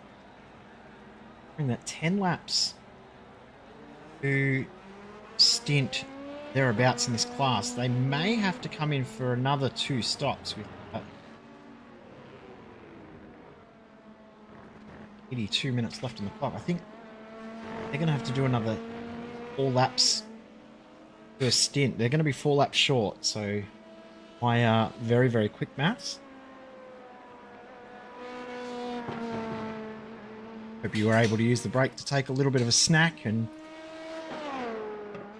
self-recharge, get your energy levels back up by coffee and to recharge the internal batteries a tiny little bit.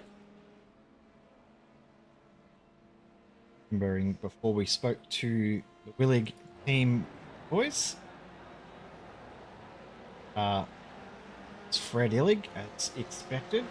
Came in for a chat, but Fred will jump into the car for the last stage of the race.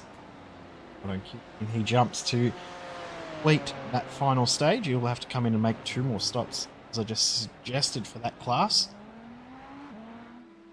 Now, interesting here, we've seen around about 11 laps to a stint in the LMDH class. This is the 10th lap on the stint here for Mark Gomez. So they'll get 1 more to get them up to 11. They'll still need 2 stops, but will they need 3? Very, very borderline. They may have to splash and dash for 1 lap at the end of the race, based on their current cycle of pit stops. So we'll see if that plays out in that way, but yeah, every chance that we could see the driver of the 440 come in for a splash and dash. We'll see if that is the case, but yeah, they could have also timed this strategy very, very nicely. In the pits comes the number 7, Samsung Canaan Esport. Still in for at least 2 more stops, I would think, at this stage of the race.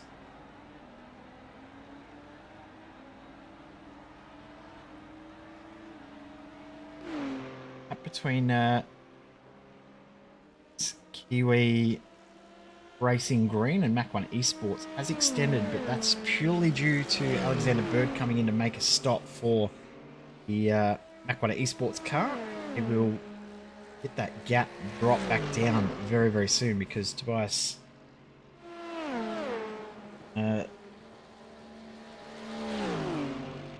Relief will be in for a stop very soon. I apologise for not getting everyone's names right. My eyes are really struggling after looking at a screen for 24 odd hours.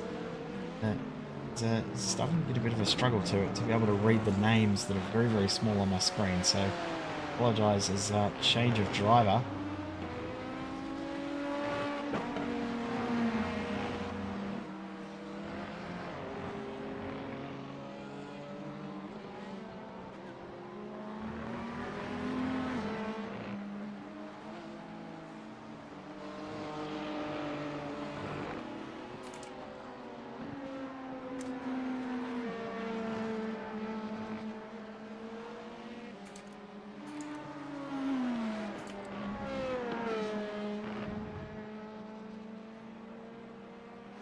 White back in the My apologies there. Just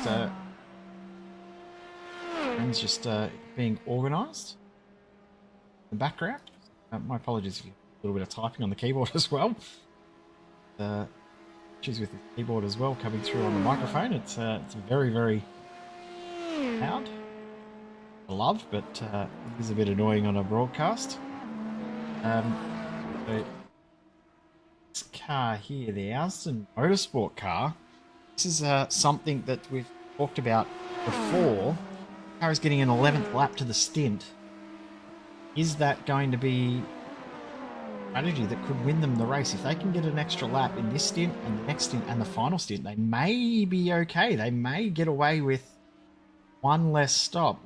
As we said, the Amso Canaan car and the Valkyrie Esports, the Project Dynamite cars, they may have to come in for 2 more stops still. So LMP2 is getting very, very, very interesting in regards to how we go strategy-wise.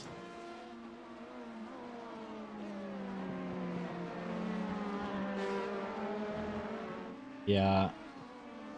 iRacing Green has come into the pits to make that pit stop that we mentioned they were about to do. Driver change in that car. We've got Lydia getting into that car. Bree's still in the car in the 28 Census Racing car. He'll win. Ariel still continuing on. You have just joined us. Name literally translates from Turkish to English to single mothers looking to win. Completely brilliant bit of banter from those guys.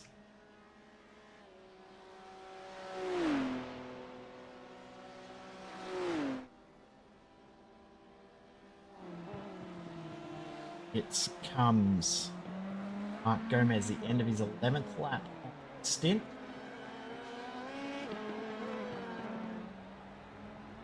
Distance calculations showing that there are 2 laps to go, so I think they have timed that absolutely perfectly.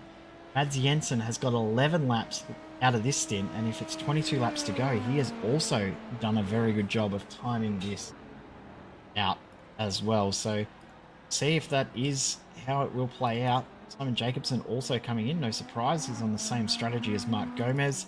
Blake Reynolds in the Penguin RC simulation car. We were wondering whether that car would be a-okay in regards to strategy, or whether they would get caught out a little. They get caught out with a splash and dash. Maybe 4 laps to go. It's Jensen staying in the car of the number 36. Samsung Canaan Esports car continues on. They need to work out. They're going to have to go in the mega fuel stage. They haven't got any more than 10 laps to a stint in quite a while.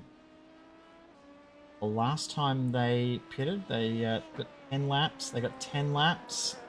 And there was 10 laps as well. I'm just trying to see if last time they got 11 laps to a tank was out of the safety car period. So they could find themselves in a little bit of trouble as this really slow racing leaves, really slow motion racing. Gives the pits after getting their stop done.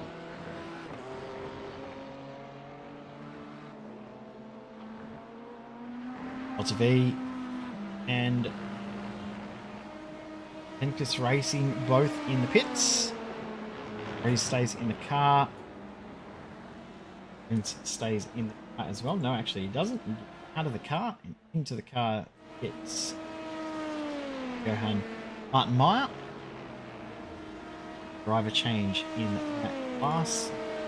Rex Grand Prix Black come in the Soul A's AMG GT3.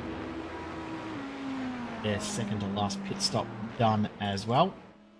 Out of the pit stop phase, ended up with a very, very tight battle here. We've seen these 2 cars battling for quite some time. It's been ebbing and flowing. The gaps have been chopping and changing, but for now, Aston Motorsport, Project Dynamic are not that far apart. 1.3 seconds on the road.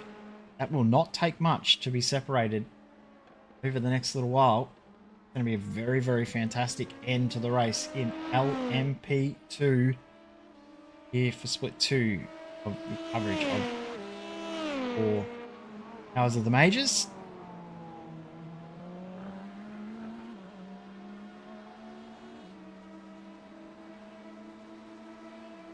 So we've got the closest fight out of all of the classes.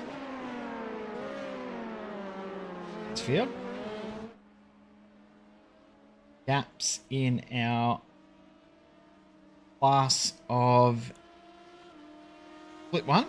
In the split 1 field, I should say. Their LMP2 class is separated by about 30 seconds all the way through, and the GT3 class also separated by about 30 seconds. They also only have 2 cars on the lead lap. The LMDH class, 3 on the lead lap. We also have 7 cars on the lead lap. LMP2, and we have 7 cars on the lead lap. GT3.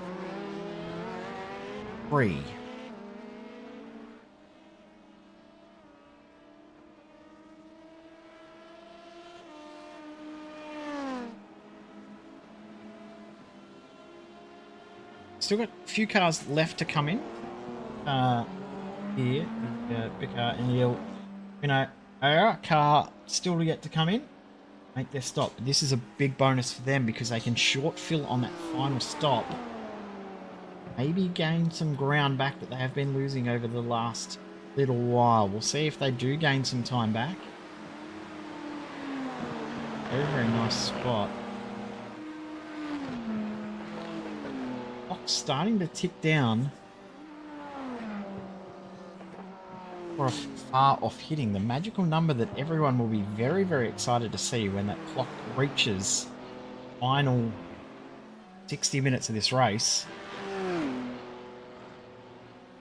More so than us up here in the booth as well.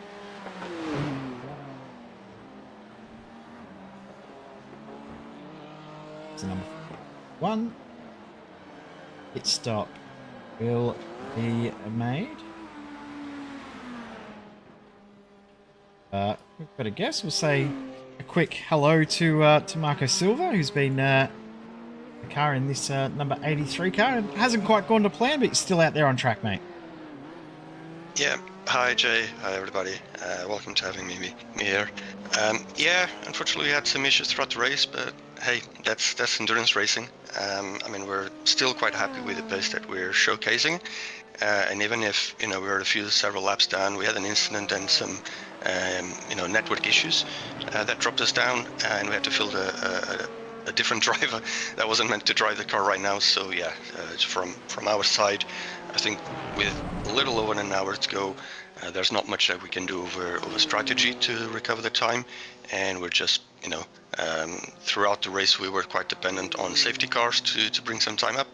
And see how things go, but we're quite happy that even with all the issues, we're still achieving a top 10. Of course, other teams had issues, but we were very chuffed in running in the top end, in the sharp end at the first few hours of the race. That really showcased the pace that our drivers have, and that we had as a team coming into this race. Sure, you haven't had a great running, but yeah, as you said, you're still sitting in P10 and you're still finishing in the top half of the field overall, which, when you look at it that way, you're sitting in 27th overall. There's 54 cars in the field. You're in the top half of the field in the second split of the event. You can't complain with that too much. No, of course, we can take the positives out of it. Yeah, it's our first Majors 24 as well. We're a very, very recent team. We're driving as for a couple of years, established for a couple of years now. Really just focus on endurance racing, and we missed the majors last year, so definitely it was a no-brainer to join as a high caliber event that it is, and the drivers and teams that participate. So yes, as I said, I think split 2 we were relatively close to even get to split 1 and showcase the pace and an establishment that showcase as a team. We're quite happy with that, and of course drive to the flag the best that we can and showcase what we do despite the issues that can creep up during an endurance race. Who's getting in the car to finish the race off? That is a very good question. As a team principal, I'm not up to the strategy, so yeah, that's a good question. I'll ask the team. My job into the team is really just to make sure that everything is organized and established and prepared, and establish a framework for all the drivers and the teams to make sure that they're best prepared.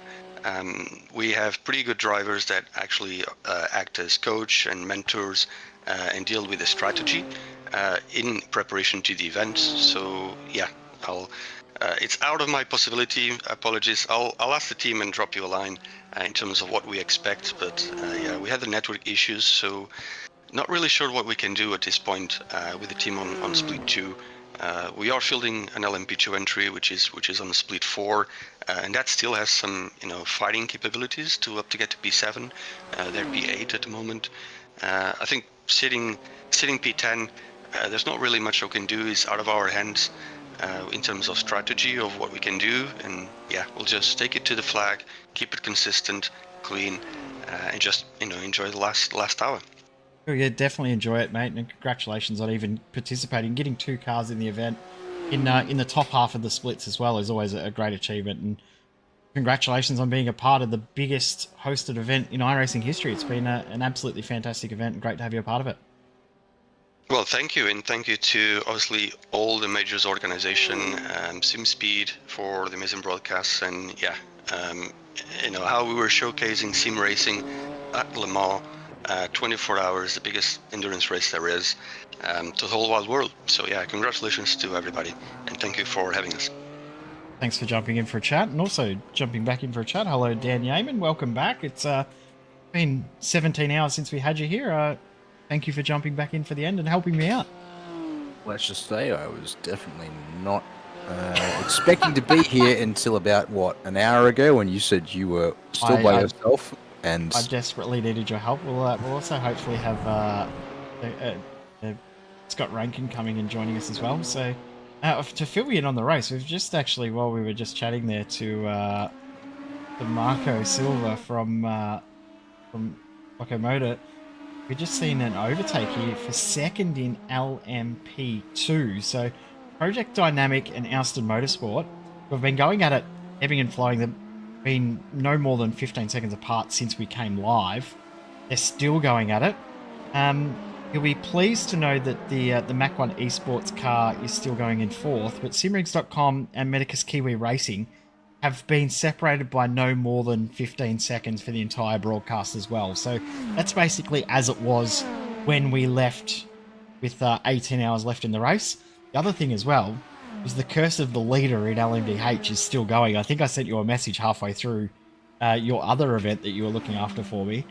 That doesn't matter who's in the lead. We've now had 6 leaders crash out either through their own fault or just being wrong place, wrong time. yes, you did indeed inform me that we had hit number 6 and colour me, amused more than anything at this point in the event, because it does seem that it's like placing a big fat bounty on your own head saying, come and get me.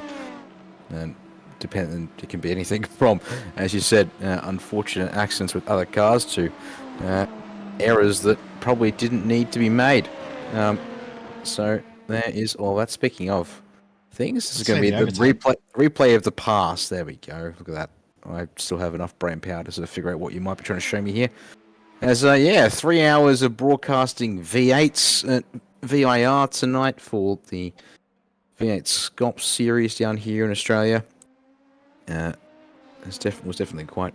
I think just as we were finishing up, I was like, "Ooh, I'm feeling it," and Jay's like, "I desperately need help," and I'm like, "All right then." I didn't say that, didn't I? Did I say desperately? I don't think I said.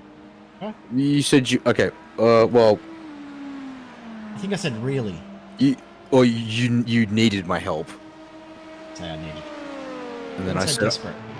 That's true. You didn't say desperate. I replied with, "Well, I'm completely fried," and you said 2 fried is better than 1 fried. So 2 fried people is way better than 1.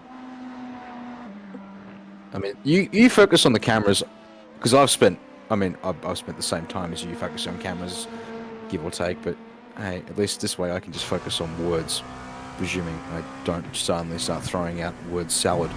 That's a little wide. I've been throwing out word salad for 3 hours. 2.5 of the 2.5 of them by myself. We had Jake Sperry and Ryan Jones with us for the first part of the race, and believe it or not, this is someone that's familiar to our channel. They were very civil with each other. It was actually very, very pleasant to be around the two of them. Wow, indeed. The race has definitely heated up. Yeah, believe it or not, I got a compliment from Sperry and from Ryan.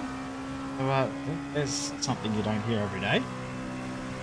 So Ryan must be sick, and Sperry, well, it was early in the morning for him, so that's where we'll go with that. Okay.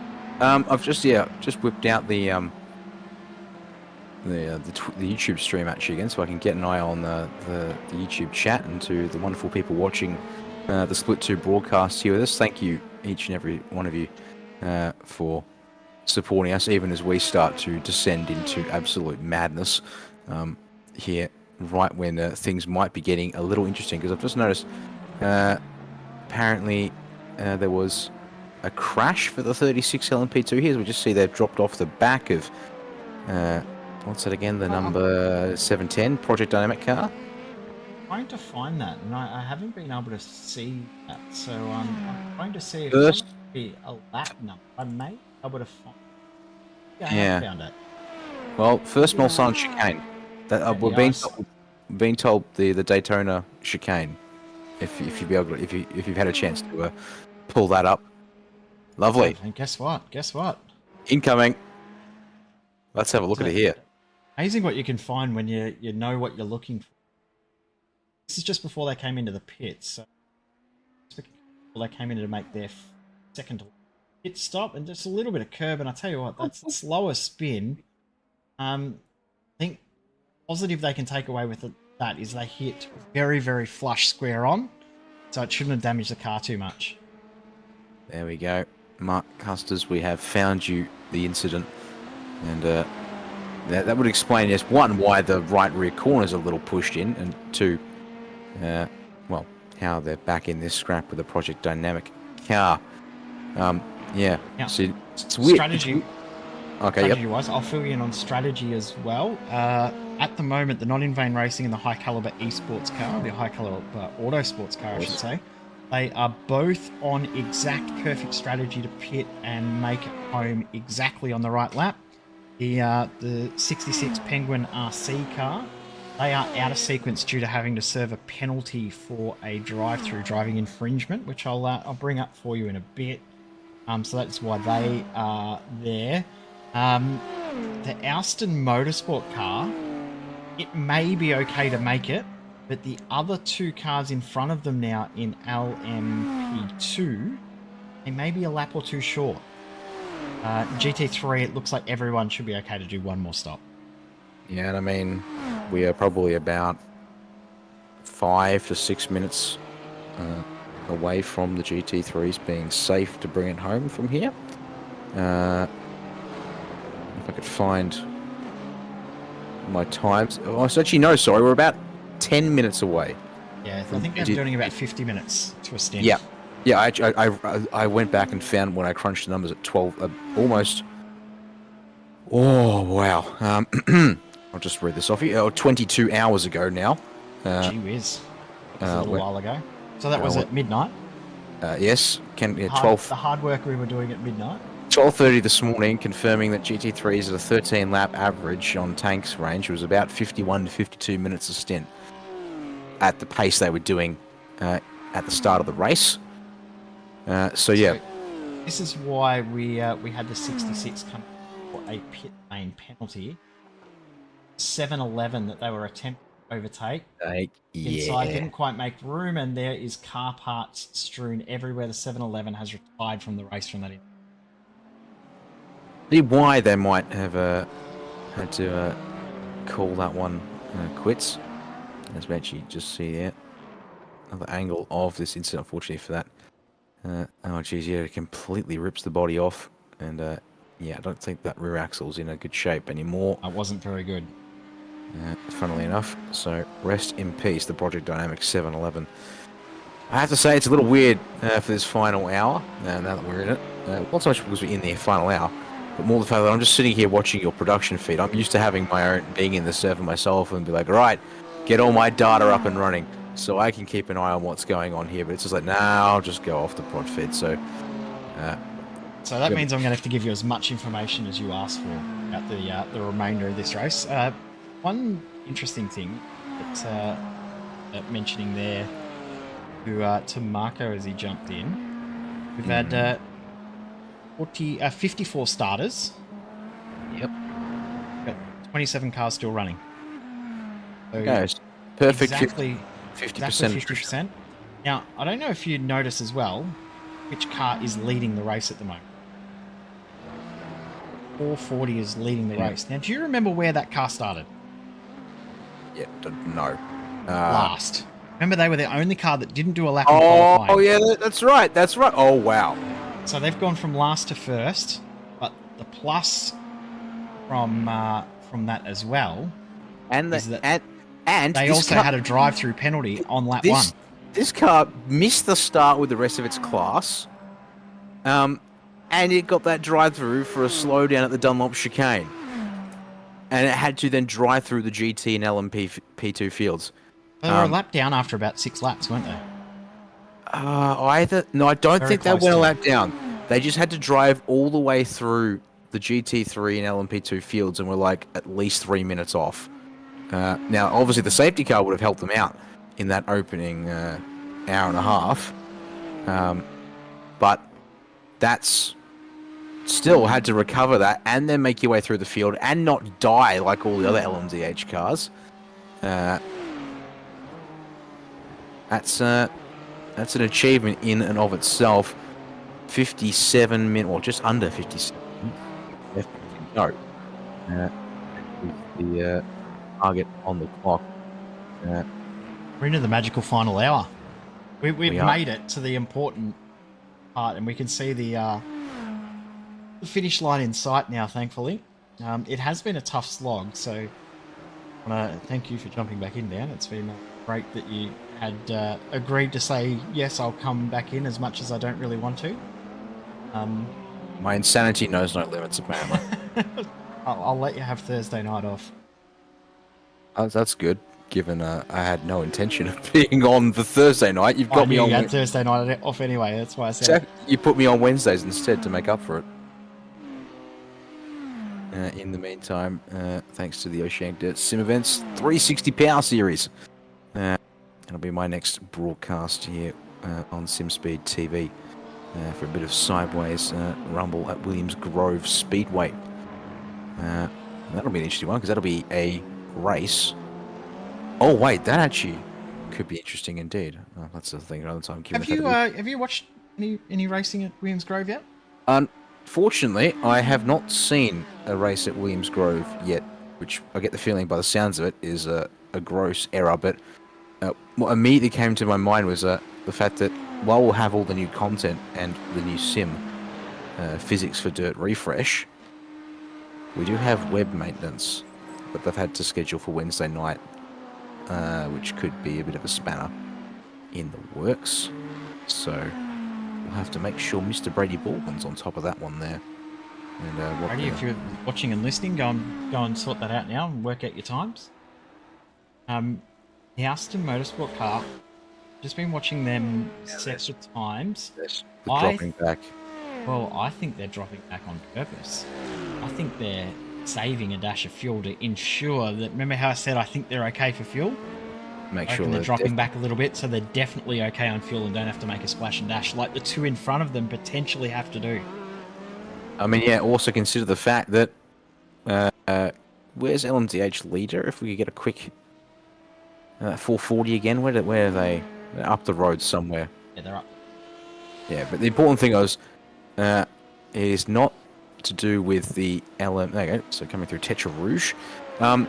Obviously, it's a race, and the race doesn't end until the outright leader takes the checkered flag for the fight, or takes the checkered flag and gets there. So it's all about where that 440 or whichever LMDH it may be come 0 hours, 0 minutes, and 0 seconds on the clock. is. Because maybe that could force an extra lap out of our leading LMP2 cars, and that could be interesting. Now, I've just noticed, I feel like the Samsung Canon Esports cars just lost like 2 seconds to both of the LMP2s behind it. I feel like on that last lap, because their last lap was a 340, whereas Ollie Newcomb in the Project Dynamic did a 337. So try and work out where that has happened. Now, I think the question that I've been asking teams and drivers and hello, sleep. How have you gone with a sleep schedule? I'll ask you, how did you go with your sleep schedule? I know that you had other commitments after you woke up. Did you actually get any sleep after you finished the stream last night? I can confirm I actually made myself get some sleep. Grand total of 2.5 hours. That is what I am functioning on, plus about 6 hours from Friday night, Saturday morning, in an attempt where I decided clever old me would try and break my sleep schedule so I'd feel more awake to do 6 hours overnight. So we are functioning on call it 9 hours maybe of sleep in the past 2 days, and I might want to watch the Spanish Grand Prix after we're done here. I don't know. Look, I'm going to go and jump in bed and watch the Grand Prix as well. I've just seen a radar, the Grand Prix as well. So yes, some spice. Awesome to chat to these guys earlier as well. The Willie guys came in for a little chat with me about 2 hours ago and confirmed that the three of them, two brothers, you've got Fred and Brain, now no worky, Louis, Illig, and then William Tuffy. They're William, a very, very good friend of theirs, so they've raced together, the three of them, just as mates, which I reckon is really cool. That's cool, and that they actually took a little bit of time to come up with the name, and I think it's the coolest name we've got in the field. Coolest. Okay, so who's the other? Well, the one that I messaged you that you had a little giggle about, the other one. Yeah, this car, the 41.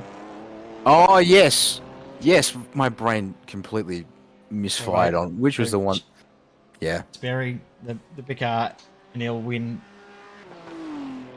era, or as it is known when you translate Turkish to English, if you haven't been with us for the last couple of hours, because we've been giggling about it ever since. It means single mothers looking to win. Of course. Very, very funny. So well done to teams that are able to not take themselves too seriously. I think that's the cool thing about these events as well, because there is a lot of seriousness involved in these events. You can have a bit of fun with it too. I think that's very 100% that is the case. There's just checking. Alex Bird's been put back behind the wheel of the Mark 1 Esports video. I think now, this lap here, if they need to, come in and hit. If you can do one more lap for insurance policies, again the LMDH leader and where they're at, that would be the icing on the cake. And indeed, Alex Bird will do the little fake into the pit lane, as with many a GT3 car, and then pop his way over the. Can confirm stint now is on lap 12. So when he comes into the pits at the end of this lap, that'll be his 13th lap. So he's going to do that perfectly. The downfall is that everyone around him will do a splash and dash. So any ground that he gains now, he's going to lose back to that extended pit stop. But the other side of that means he can safely take a set of tyres and it not cost him any more time. The other cars around him, the other cars in front of him, they have a decision to make. Do they pit, take the extra time to take 4 tyres? Do they pit and just take enough fuel to get it home? So while Bird may lose 15 seconds, he could gain that back very quickly in the last 6 laps of the race with fresh tyres, as opposed to everyone else who's coming in and double stinting tyres, which we know since, 2 or 3 builds ago, the GT3 tyres double stinting is not as easy as it was, and triple stinting now no longer exists. Yeah, it's very tough. It can be done here at all places. Can it be done when your car is 23 and a quarter hours into a race with little bits of damage, fatigued drivers and things like that? That is another question. What are we also like looking at temperature-wise at this point? It's currently 39.4, so it's been fluctuating between 39 and 42 for the last 2.5 hours. There's been a lot of clouds over the circuit as well. Yeah, I'm gonna say that if you try and double stint your tires, you are a special kind of crazy. So, also fill me in if we can. Was actually perhaps the stint length or last pit stop lap potentially for GT cars? I can do that. Great. So yeah, there's the number of number stops. of pit stops. How cool is that? We've just seen our 40th pit stop for the Willid car. That's cool. Let's go last pit stop lap. There you go. All right, and So unfortunately, I don't know what lap these GT cars. I can tell you that. Yeah, there's also stint. We can also. Yeah. Oh, look, let's do that. That's a much better. So okay. Yeah, 6 laps. Okay, yeah. So yeah, they're gonna. So those top 3 cars, all right. They have 6 laps of fuel, maybe even 7 laps of fuel. 7 to make sure that they get it done properly. Yeah. Oh, yes, indeed. That is much easier. Thank you. Right, so let's run some numbers. So there's 6. You're getting the pen and paper out. No, I'm just gonna do this in my head. So okay. 6 to 7 laps. At Le Mans, quite literally half a tank, so we're looking at around 50 odd litres, which is going to mean the teams that need fuel and take 7 laps of fuel, they can probably at the Becker and Win Arior. Single mum's car. What was you gonna I think we're call just going to have to go with that with how long there is left in the race. We can't keep saying that. Oh, at least I can't. My brain just doesn't work. I mean, I could go. We go with we Becker. do. We could do that. I'm curious. We do know that we've got the Delta V guys in the YouTube chat. Maybe after the Mach 1 car comes into the pits, they might be able to tell us what their thinking is around whether they take tyres or not in the last stop. Because you look at the difference in pace here. Alexander Bird, we know from our experience here in the AusNZ community how quick he is. He's probably one of the fastest GT3 drivers in Australia and New Zealand. Of course, used to race for Vendeval Sim Racing when that program was on, so he is very quick. Yeah, absolutely. The star power of the Mark 1 Esports number 46 car that's here at the Majors 24. And so for the Delta V, the Arvensis cars that are a lap ahead and need to put in probably 6 laps of fuel. Yep. Maybe 7. Maybe 7. I think 6. If they do 7, they can take tyres and cover it. I'm seeing if they go with 6, it's like maybe a handful of seconds because 6 laps is almost half a tank. Well, looking at 12 laps to go from here, so it may even be 5 laps. And yeah, in that case, if it's only 5 laps of fuel, if it's 5 laps of fuel, okay, then you're talking. Probably, given the fuel burn around here, we're talking probably 5 or 6 seconds lost stationary waiting for tyres to finish up. In that case. You risk it. Thing is, so Mark 1 was on the bumper of Delta V. They're going to lose about 20 seconds in fuel here in the final stop sequence. Yeah, can the Delta V car afford to fall back by 5 seconds but give itself fresh tyres, or does it need to give itself every advantage it can in terms of shortest possible stop? Saw how quickly the Mach 1 car closed in. Remember we looked at it, it was about 4.5 seconds back, and then all of a sudden it was right on the rear wing, so it closed in that gap very, very quickly. Have we got a battle here too? This is 2 cars that are about to come into the pits. This is for the podium in LMP2. I told you my brain was not working. Don't worry, Sperry and I both said LMP1 for the LMDHs earlier. Fond memories. It might. What a time that was. We got the Willard car coming in once again. It came in about 10 laps ago. That's okay. Okay, so they just happen to be about 2 they're laps right on short. sequence. Okay. Yeah, maybe a lap short. My timing's now saying 13 laps to go. Ooh. My timing might be... Oh, actually, that could be because as I'm switching between classes, it's changing the number of laps. Now that I've gone here, so that's now saying 11 laps for these guys, 11 and a half laps to go.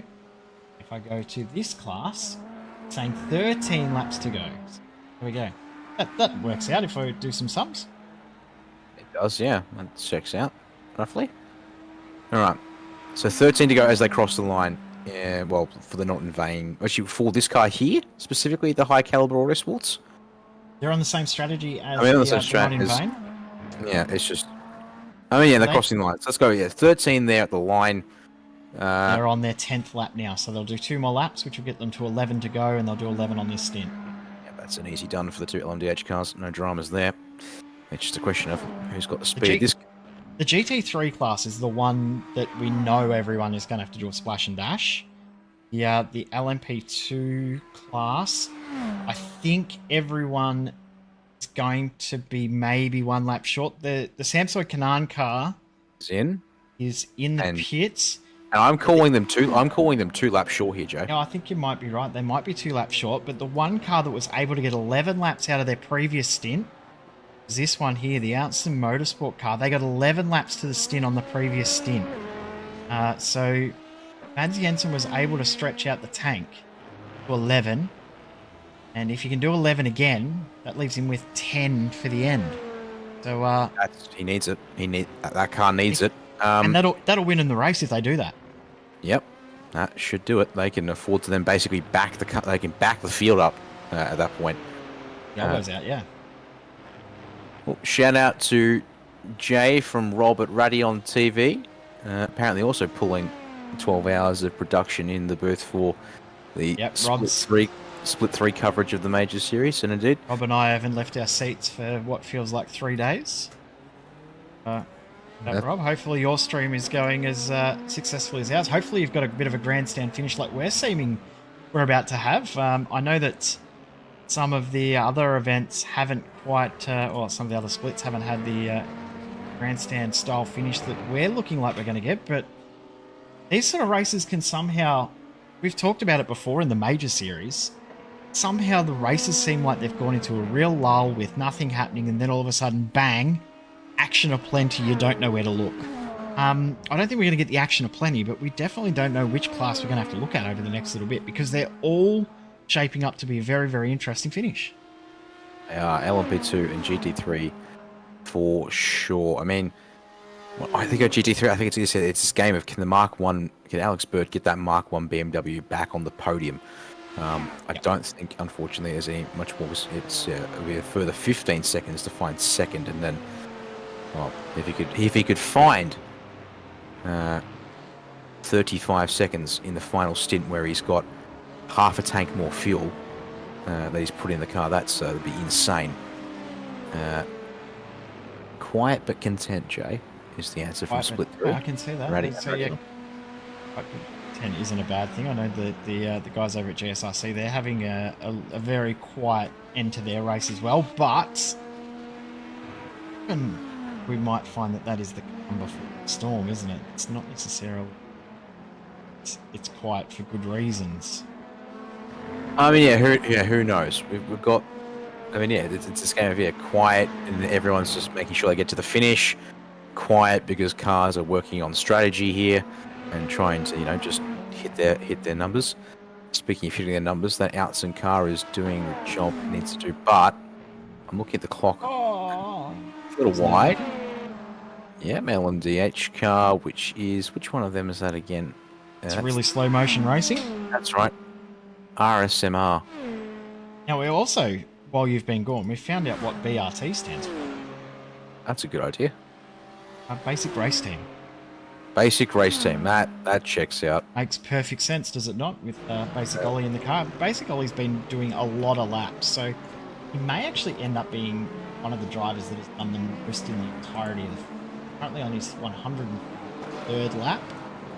I'm going through to find who has done the most laps.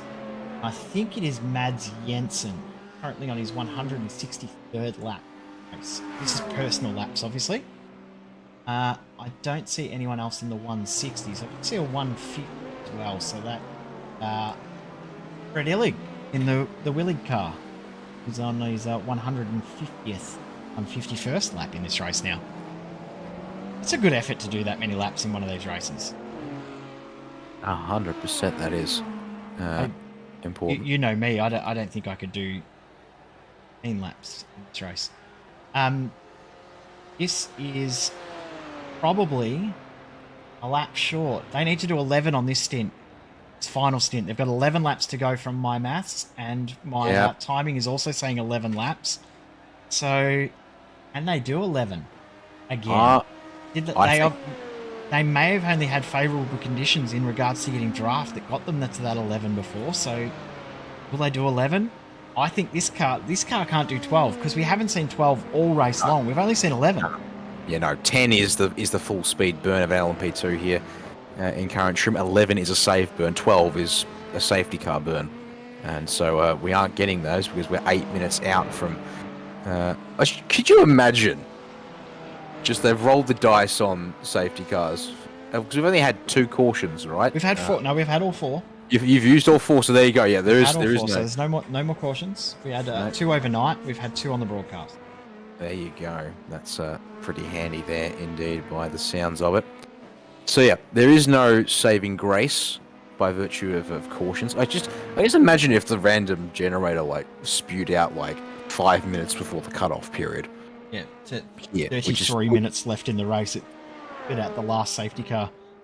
I'm sure that a couple of our other broadcasters may be hoping for that to get a bit of action happening. Would spice up the race for sure, but we're not going to see that in this one, which I think we need. We've had plenty of action as the really slow racing car is in. Not in vain is also in to make their that should be good last stop. Yep, 11 laps to go. I'm seeing with 37 minutes left on the clock.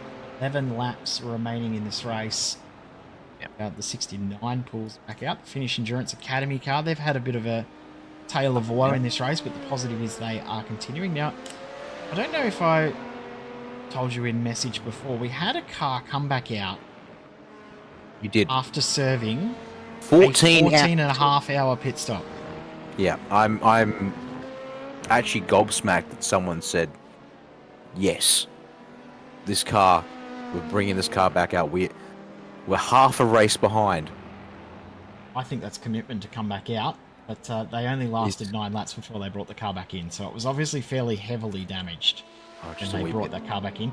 Now, one thing I've just noticed in regards to pit stop times, the pit stop time when I this graphic is going to be a little bit askew, but what you can look at is the pit lane delta. Pit stop comparison here. Samsoid Kanan Esports has short-filled the car to not make that final pit stop as splash and dash. Might mean that they've got enough time in the next pit stop, maybe take 2 tyres to cover off that 10-second stop. Maybe. I mean, they did come in a lap earlier. That could, to be honest, to me, that also looks like a possibility of just 10 laps versus 11 lap stints. Well, no, they both did 10. So on that last one, they both only did 10. Yeah, they both did 10 on the last pit stop. Okay, that's a short fill then, yeah. Because to me, I'm sitting there being like, is that not possibly partially a difference of having basically about a lap difference in fuel? Just catching up there with what you guys are suggesting about. Oh, hey, but you had a confirmation. Great work. I mean, if you're gonna crash out of the race, go and have a sleep. Come back to see if the car's completely stuffed, and if it is, go back to sleep. I mean, I'm thinking back to the one top split of an iRacing special event I got into. We made the first ever top split of here we go, confirming rears at the last stop. So yeah, short-filled the car so they can take rears at the pit stop. Look, I worked it out, Dan. Thank you, Mark. The one special event I ever made in iRacing, the very, very first 24-hour race on iRacing, we made top split. The Daytona 24. It's myself in the talking car with Sandman and the rest of the Talk crew, we had 5 drivers, and I didn't get in the car. You poor soul. So the race started at midnight our time. I was due to get in the car maybe 2 a.m. The car was already crashed out by the time I got to get in the car. That's what we call unlucky. That's what we call classic racing, including Jay Kennedy. Delta V back to the pit lane in GT3. Yes. Well, that's 10 laps to the stint. So Okay, they're so coming that's to just short, but fuel. yeah, get the stop done. Yeah, this would be obviously important. Okay, and you got where is that? This car? There they are. And yeah, where are they in relation to Delta V? Racing. Second. Yeah, Gib 395 and 46. 12 seconds. Nope, that's the wrong number. Try that again. Yeah, it's 305. 12 seconds. Yeah, I think Alex Bird might just decide that P3 is his and he's not letting go of that objective. Bird may have the pace here to get that done. Oh. But we will see. I mean, traffic could play a factor. Oh yeah, it could. I just think half an hour to go. We're talking. Yeah, we're talking. Someone Alex Bird's got, and he's now got the what's that team name again? I'm waiting for him to show up on basically the timing tower, the 83. I don't want to. It's Blocco Motore.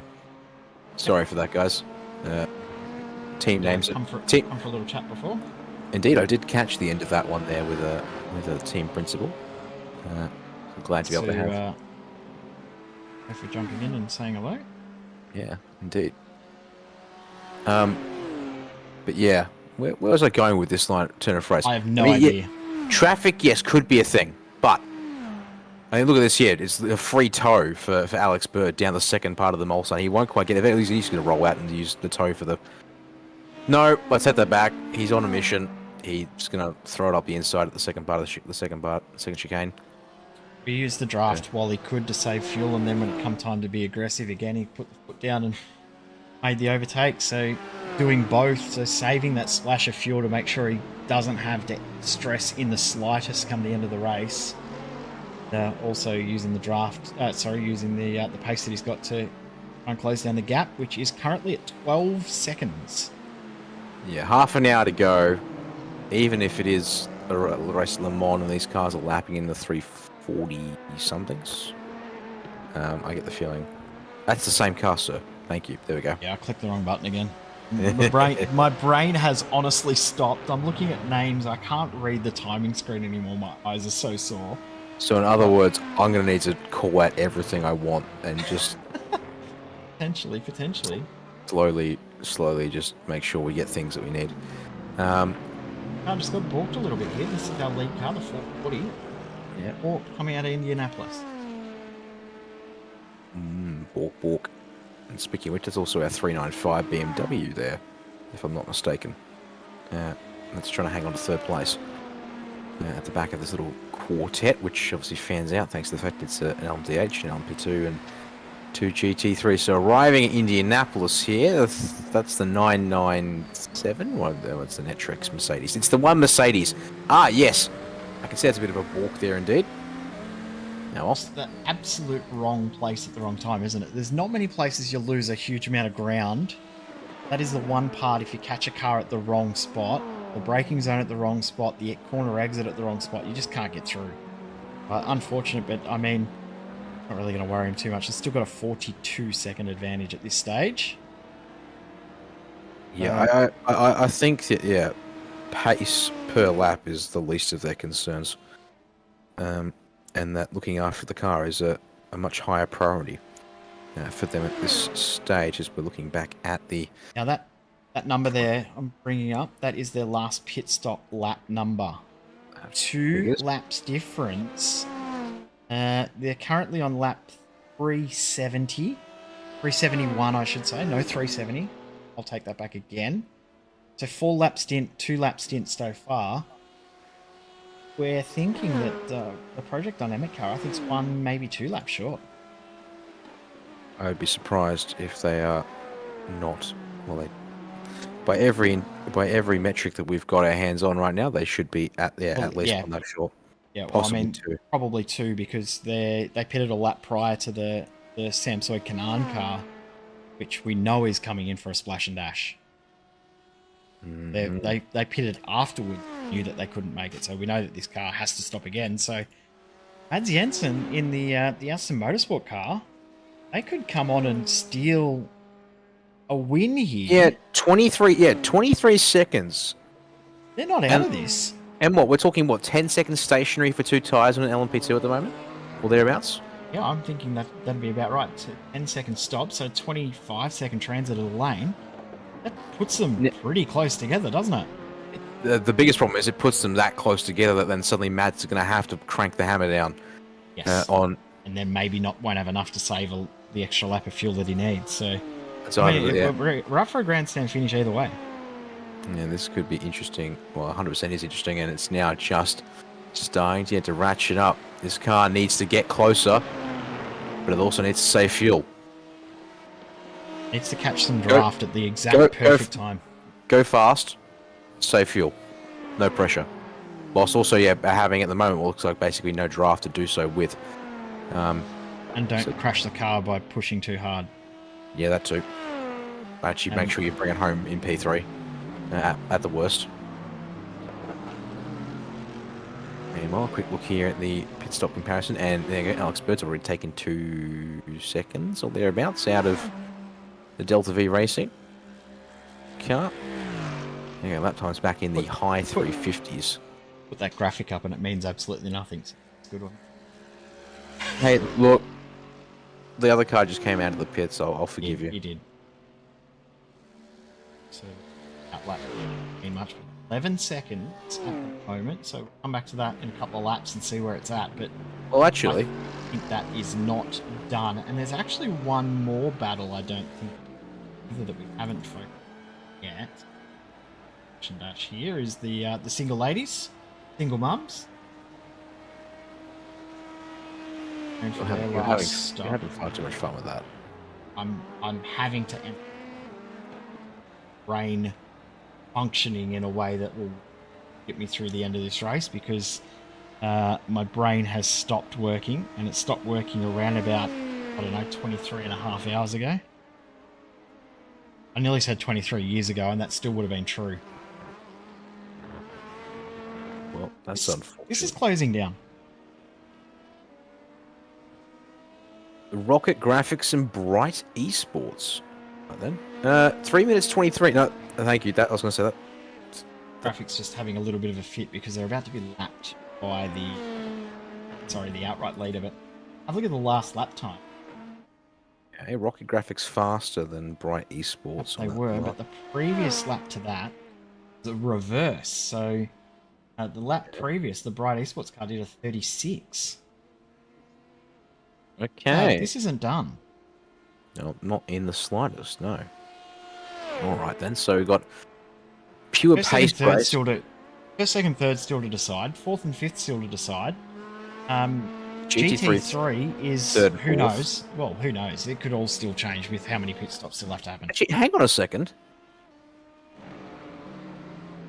Single mums. They just made their pit stop. Yeah, but the fact is they've only come out 8 seconds ahead. Do not count Alex Bird out of stealing P2. Yep. Well, they've taken 4 tyres at the stop, though. They've come in, splash and dash, taken 4 tyres. So they've gone. They reckon they have got enough time in hand to protect against an Alex Bird on full tilt. Whereas the Delta V car seems to have just gone for the fuel it needs to get home. Alex Bird, please appear in picture just to prove my point that you're not far away. There you are. The blue coming over the top of the... and look at that there, 1.3 seconds. He might need a little more than that, but he's definitely going to catch the Delta V car at that rate. He'll at least catch, won't he? Then it'll be a real fight to the end. Probably on the last lap, you feel like that's where it's going to be. As long as he doesn't get balked by traffic at the wrong spot and Delta V car is able to not get hold up as well. If it, I mean, sorry, get the traffic on its side if it goes in their favour and against the favour of the Mach 1 car, they won't catch. But if it's vice versa, it's well and truly on. Question: are we going to get to lap 400? Well, we're currently on lap number 386, so we are going to be short by around about 8 laps. We're going to get, I think, 392, maybe 393 laps in this race. So no, we're going to be short. Cautions be gone by the sounds of it, and we would have had our 400 laps. We would have got to probably maybe 397 if we didn't have the issues with the wave rounds in the... Yeah, that was I mean, that was definitely interesting. I mean, yeah, just the momentary gremlins of running. There were gremlins, which they wave did runs. acknowledge that they had some gremlins, so they did use that to learn for the other splits. They were able to get them. Yeah, because what was it? For the rest of the races. So yeah, our first caution was the first caution of the Majors 24 this year. And yeah, just when in doubt, well, one, make sure everyone knows you're under caution. Apparently that was an issue in another split. Apparently an LMDH race leader just didn't get the memo. yeah. But So, then also, know where you're. A fair few protests come in all the way as well overnight. A lot of them just for racing incidents are just good, or incidents deemed to be racing incidents. We haven't had anything in our race here for a fair while. So, last incident we saw penalty come from around about 4.5 hours ago. So that's a positive. We had seen a couple of incidents. One of them taking out the BRT car for a few laps, which is why they're now 3 laps down. That was a very, very heavy impact, and that also took out the 713 car, the Project Dynamics 713, Project Dynamics Academy car. Which, go up a replay, a big incident. One that you have not seen. Right then, I'm speaking of the Discord, I've decided to immediately just start crunching through whatever. What's up? I've had issues with the Majors Discord with so many threads and things happening. It's decided to happen.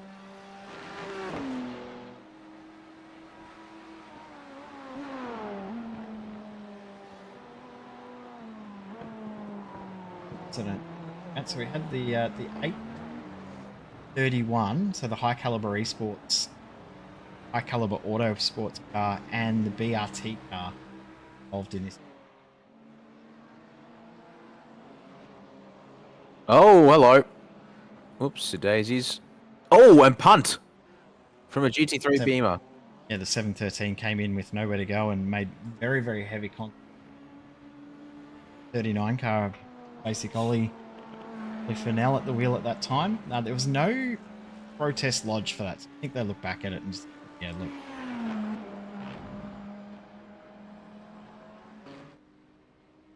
look. The impact for the 730 had nowhere to go.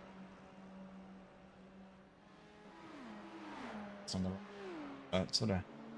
But you'll notice it turns in back there, but car will come around, there's that little wall there, and you can't see where the cars are at that point. It's almost blind. Oh, it is. Yeah, if you're not aware, if you're not being told in advance what's going on by a spotter or something, it's a very hard, maybe you catch a glimpse of the Breer and Gusby, but look, he's on the brakes, bang, you couldn't pull it up. Yeah, actually, sorry, I'm looking up at the broadcast when I need to be looking at the prod feed view. That'll make sure. Get the live info instead of the delayed info. Yeah, that would be good because my YouTube feed is delayed by about 25 seconds, and it'd be a bit of a sloppy broadcast if I was all of a sudden talking out of whack. Actually, I just see it there up on the YouTube feed. Yeah, so you can see it starting to happen, but by that point, he's fully committed when it happens. And he's on the brakes, and you just couldn't pull it up in time. There is just nowhere to go. The accident starts after the commitment point for a normal entry for the GT3 car, unfortunately, indeed. All right, back to prod feed, so I don't suddenly start barking up about things that have already happened in the past, and getting this stream end all kinds of wacko. We've somehow made it 41.5 minutes since, or call it 42 minutes or whatever since I joined. So, hey, we're doing all right. Just looking there at the gap between the Samsung Canaan and Outson Motorsport cars. Yep, yeah, Alex Bird just reminding us all here. Yeah, like a casual 2 seconds a lap, and we'll see if that continues on. Yeah, he is running out of time in the sense that they're doing nearly 4-minute laps, so we've got about 4 minutes, actually 5 laps to go for GT3, and then maybe a 6th, depending on the LMDH leader. At that rate, oh yeah, he's easy got. Actually, no, he genuinely has a chance of getting second. If it actually. Wait, what's the rate of closure on number? Could we compare number 41 to 46? And to see if he's also gaining 2 seconds or thereabouts on the single mums. I hate myself for adopting this. Oh, that's not good. Okay, so try 3 seconds gain. At that rate, 3 seconds gain and 13-second gap. He's there, isn't he? Yeah, he's gone. He's not only there; he's past him, isn't he? So he is up the road and taking the P2 spot to the bank in the Mark 1 BMW instead of the number 41 car here. Pit stops have been made for the Beta Frost 51, the 83, Blocko Motor, Valkyrie, Exploit Bondel Racing 777, Netrex Grand Prix car has made their final stop. Simrigs.com DPR, I think, has made their final stop. So, yeah, all of the GT3s have now made their final pit stop. All right, then. On the run home now. GT3s, yeah, it's a straight race. So, it's just a game of, who's got the most, the speed. Arvensis Racing, their race to lose in that category. Bit of spice, though, in that LMP2 class. Gap is slightly bulged out to 25 seconds, as this is the really slow motion racing car. I think I can remember this now. That's the curb on entry. Is so this they going to be walked there? Walked, then tried to make the move again, and it walked again. So 2 attempts to make the overtake, got walked twice. I mean, it's kind of funny because from that angle there, it looks like they just didn't bother going for it. And I know I should have said, okay, you know what, stuff it. Let's wait till we get out of here, and then we can press on, and that way there's like 0 drama or risk. Big thing is they've got a minute and a half. Sorry, they've got a full lap to catch up to gain a spot, and they've got a full lap behind to lose a spot. So they've got no issues around their position. They can just cruise it on home. Yeah, absolutely.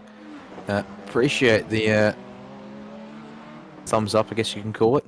Half-la Nation, if I'm saying. Yeah, Blocko Motor. That's Marco coming back in to fill us in on them finishing their stint off, which I did ask before. Stevie, going to finish the car off, the team founder, and actually gained a spot outright too. I don't know if you noticed that in the last little bit. You've actually passed one of the cars in the H class that has not completed the race, the ST Racing car, which that 588 car was looking like it was in contention early on too, and it also succumbed to issues throughout this race. Well, look, yeah, don't tell me about the number of LMDH cars today that it was a leader at one point, so that was number 6. Yeah, it's like, yeah, you led the race, and someone has now decided that you deserve the Shadow realm. It feels like that is true. But yeah, watching the gap between the number 7 Samsung Canaan Esports car and that 36 Outson Motorsport, it's growing slightly as a result, presumably, of Jensen there in the 3rd place LMP2 having to mind his pace, whereas Zach Ratte White, who I usually associate with another team completely, not The Samsung. quality. Yeah, quality. Race? That's the one. Yep. Quality. This is what happened to the 588. And Oh, you just... That's again! That's the third LMDH that's done that exact same flick spin, except that one didn't touch grass before spinning. and it absolutely destroyed the rear car, so why that car is retired from the race. They are Look at made these of gaps here paper. now. These, yeah, they are. How are Hello. the gaps now? 395 is catching 41. And then we have the freight train that is... Well, the bullet train that is Alex Bird for the most part, although the delta gains... Okay, there we go. That, yep. Just a casual 1 second on... This could get very interesting. So yeah, he's gained 2.5 on P2, and he needs that kind of gain from here on out to be in position for that. But that 395 has just stepped up the tempo a little bit, which is going to make things a little difficult. I don't think it matters that Bird isn't catching the 395 as fast as he was originally hoping, because it's I now think about the 395 is going to get held up anyway. It's now the race to catch the 41, yeah. They both are catching at the same rate. It doesn't matter because they're going to get held up once they get there. But yeah, this is going to get very, very interesting. Into the pits comes the Samsung Canaan racing car, and have a look at who now leads. It's the Project Dynamic car leading the race. But they still have to pit, and it will probably pit at the end of this lap. This is the real race on track. Alston Motorsport now take the effective race lead in class, and by a decent margin too. Oh, that's a lot worse than we were thinking. The delta would be like 25. No, that's not a 25-second delta. That's going to be, yeah, about 12, 13, maybe even 15 seconds. That Alston Motorsport car can afford to get on the anchors, back out now, and make sure you're good on fuel for when the contest comes at the end of the race. This is going to be a very interesting battle. This is now where Mads Jensen needs his teammates to initiate big brain mode and make sure that he is good to go when the fight comes, because it's coming. It will come. That Samsung Canaan car, as they said, took rear tyres. They will be quick. So this Alston Motorsport car needs to allow them... Well, it sounds weird, but like, yeah, slow down. Let them catch up, kinda. Well, if they catch up a little. If they catch up whilst you're fuel saving, that's fine. If they catch up at the end when you, it's about when you're fuel saving, not if you're fuel saving. If they catch you with 10, like in the next 5 minutes, whilst you're fuel saving, that's okay. If they catch you on the final lap of the race, and you're still fuel saving, we got problems. Because possibly what happens here is, I mean, the gap is 15 seconds. That seems really hard. It's going to be really hard. The to make up. From here on out, I'm pretty sure. Yeah, this person could probably lose 4 seconds a lap and still be okay in the Alston car versus the Samsung Canaan car. I'm minutes to go. If they're tired on fuel, they can just bulk sacrifice lap time, and they will still be in this. And they need to make sure they do that. I think there's no point waving the white flag in pitting for that 36. Commit now. They have to commit. It's all out now. They've got to go for it. They've got no other option. They've made their bed. They've got to try and get this car home, even if it coughs in the Ford chicane on the last lap. They've still got to push and try and make it. They've got no other option. We'll see where the lap time goes once we get the Samsung Canaan back up to full speed in a couple of laps. But it looks like everyone now has pitted except for the one car here, the 710 of the Project Dynamic 710. Only car left to pit that's in for a potential podium position in the entire field. Will it come in this lap? I'm going to say yes, because this is the end of the 10th lap in this stint. Who will drive the car home to the end? You'd say that Ollie Newcomb will stay in the car, you would think, but Luca Becker is waiting actually to jump in as well. There's no way there's no way. Yeah, that's gonna be not. That could be close. But No, Newcomb has to stay in the car if they want any hope of being close in case something happens. Driver change, 30 seconds gone. You might as well. You need to leave Ollie in here. Just let him, and it's only going to be what 3 laps from here for this car. So, yeah. Well, that's what I think. So, LMDH leader, where would they be at roughly? Okay, that Samsung Canard car has caught 1.2 seconds since coming out since I last checked out of the pits. So they're trying to catch. But that's not enough. Outs and car if you need to. Slow down more. You've got time. You can still afford to burn nearly 4 seconds a lap and you'll still be safe. Replay time. That's the basic racing team. Yep, with 23 hours and 51 minutes gone in the race. Race is over. Oh no! Is that a tyre blow up or a sim hardware shutdown / computer failure? That's something that has ended their race, whatever it is. That's painful to see. For now, basic Ollie, you will be heartbroken because all they wanted to do was get the car home. They were on for a top 5. The dream is done. It's very heartbreaking. You know, that's weird.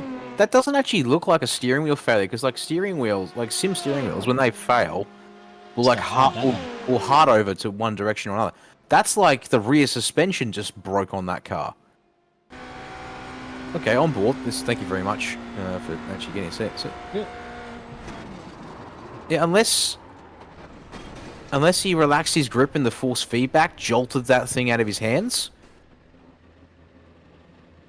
I'm actually honestly inclined to believe that could be an actual in-sim damage failure. I'm thinking that too. Well, hopefully someone, because you know a few people have been watching him on Twitch throughout the race, so we'll see if got any info around what's going on there. The wheelie car comes in, their final stop. This battle group now, 8-1 for the single mums car. LTV racing car does a 7-8 and a 6-3, 1.5 second advantage for Alexander Bird in the Mach 1 Esports car over the Delta V, but both of them an advantage over the second place car. Screen. This is going to be a very, very interesting end of the race. Where is the race leader? The race leader is catching up to these guys. These guys have only got 2 laps left. This may just be enough for hold on for the single ladies. Single mums. Yeah, single mums. Look, it's been too long an event. We started these broadcasts 20 and a quarter hours ago. 24 and a quarter hours ago. The brain no work. The brain no worky, come on. Well, look, see, it doesn't worky that well that I can't even say the words right. Okay, so where's LMDH leader? LMDH leader is just coming past the of Australia-wide racing. It's just coming up to the Ford chicane now. Right, so it still has 2 laps to do. Yes, but it is going to pass these guys probably at the end of this lap. So they still have 2 laps to go. That's actually basically irrelevant because it's just right. So Alex Bird's got 2 laps to potentially catch, and the number 41 has finally found some pace. It's still 1.6 seconds off Bird's lap time, but the 41 is now stalled out its time loss, and yeah, with only 2 laps left to do it. Where is Bird compared to these 2 ahead? Because he's not showing up on the ticker. Because who are you looking for? I can see what I need to see, and actually, I think both of those cars ahead of him are going to hang on by the skin of their teeth. And I might have overhyped the pace of Alex Bird in this Mark 146. I mean, if he gains 1.5 seconds a lap, that puts him there through the Ford chicane, does it not? If that's what it ends up being, yes, that is true. Oh, he's still got to make a move too, doesn't he? He's still got to try and get through. He's got to have time to be able to try and set something up, and once you're at the 4 chicanes, there's no time to set something up. Yes, so they actually could just end up finishing sort of in this sort of roughly 4-second intervals here. second, third, and fourth in. Okay, Kanan. Ooh, okay, yep, they've caught another 2 seconds since I last checked in on the Delta, but that's okay. Outson can afford this. Are they behind the outright race leader? They are. They are. So they're going to get white flag. What? They're good. They get white flag this time by. They will, yeah. So as long as they've got enough fuel in the car, and they can afford to burn 10 seconds if they need to. The class that's going to be completely separate. The GT3 class leader, who are a minute or so clear anyway. So it's looking positive. Our last pit stop, second last pit stop in the race, being completed right now. That's the Project Dynamic Academy 712. They will complete 6th place in the race. They will not have time to get past the BRT car even after Fennell, basically, has made that error. Error is probably not fair, is it? Had the issue. It's some kind of had to be some sort of issue. There's no way that the car would go as it did. This Valkyrie Exploit car, they tried to stretch it out, but they're going to be 1 lap short. They're on their 11th lap of the stint now. And as we said before, we haven't seen anyone do more than 11. 10 has been the normal number. Occasionally 11 we've seen. We're going to see the Aston car try and do 11 now, but they've got 9 seconds that they can back up that car to fuel save. GT3, 0.6 seconds, not quite enough for Mach 1 Esports to steal a podium at the moment, but one mistake could be all they need. Or one car coming through to lap them, or lap either one of those cars that could just upset things. 2 minutes is all that remains on the clock, but we will get ourselves an extra minute and a half or thereabouts of racing action as the Not In Vain Racing Orange LMDH will see the white flag here at the timing stands. Barney, this is lap number what now? This is lap 393 of this race. There you go, 393. Hearing it was a screen issue, for a screen stutter for Fennell, and basically that makes a lot of sense. That too actually unfortunately makes sense, which kind of sucks for them. As we see here, Mark 1 Esports can smell, just on the edge of their senses here, this P3 position in class, a recovery drive, if ever there has been one in this category. You've got the LMP2 leader in shot, and they've actually gained time on Samsung Kenan. Gained about a second. So they've had a bit of luck go in their way in regards to traffic, I think. Yeah, so and if they're desperate, they can just draft off the BMWs. Up. Yeah, so the 7 car got held up by a little bit of traffic from the Australia-wide car.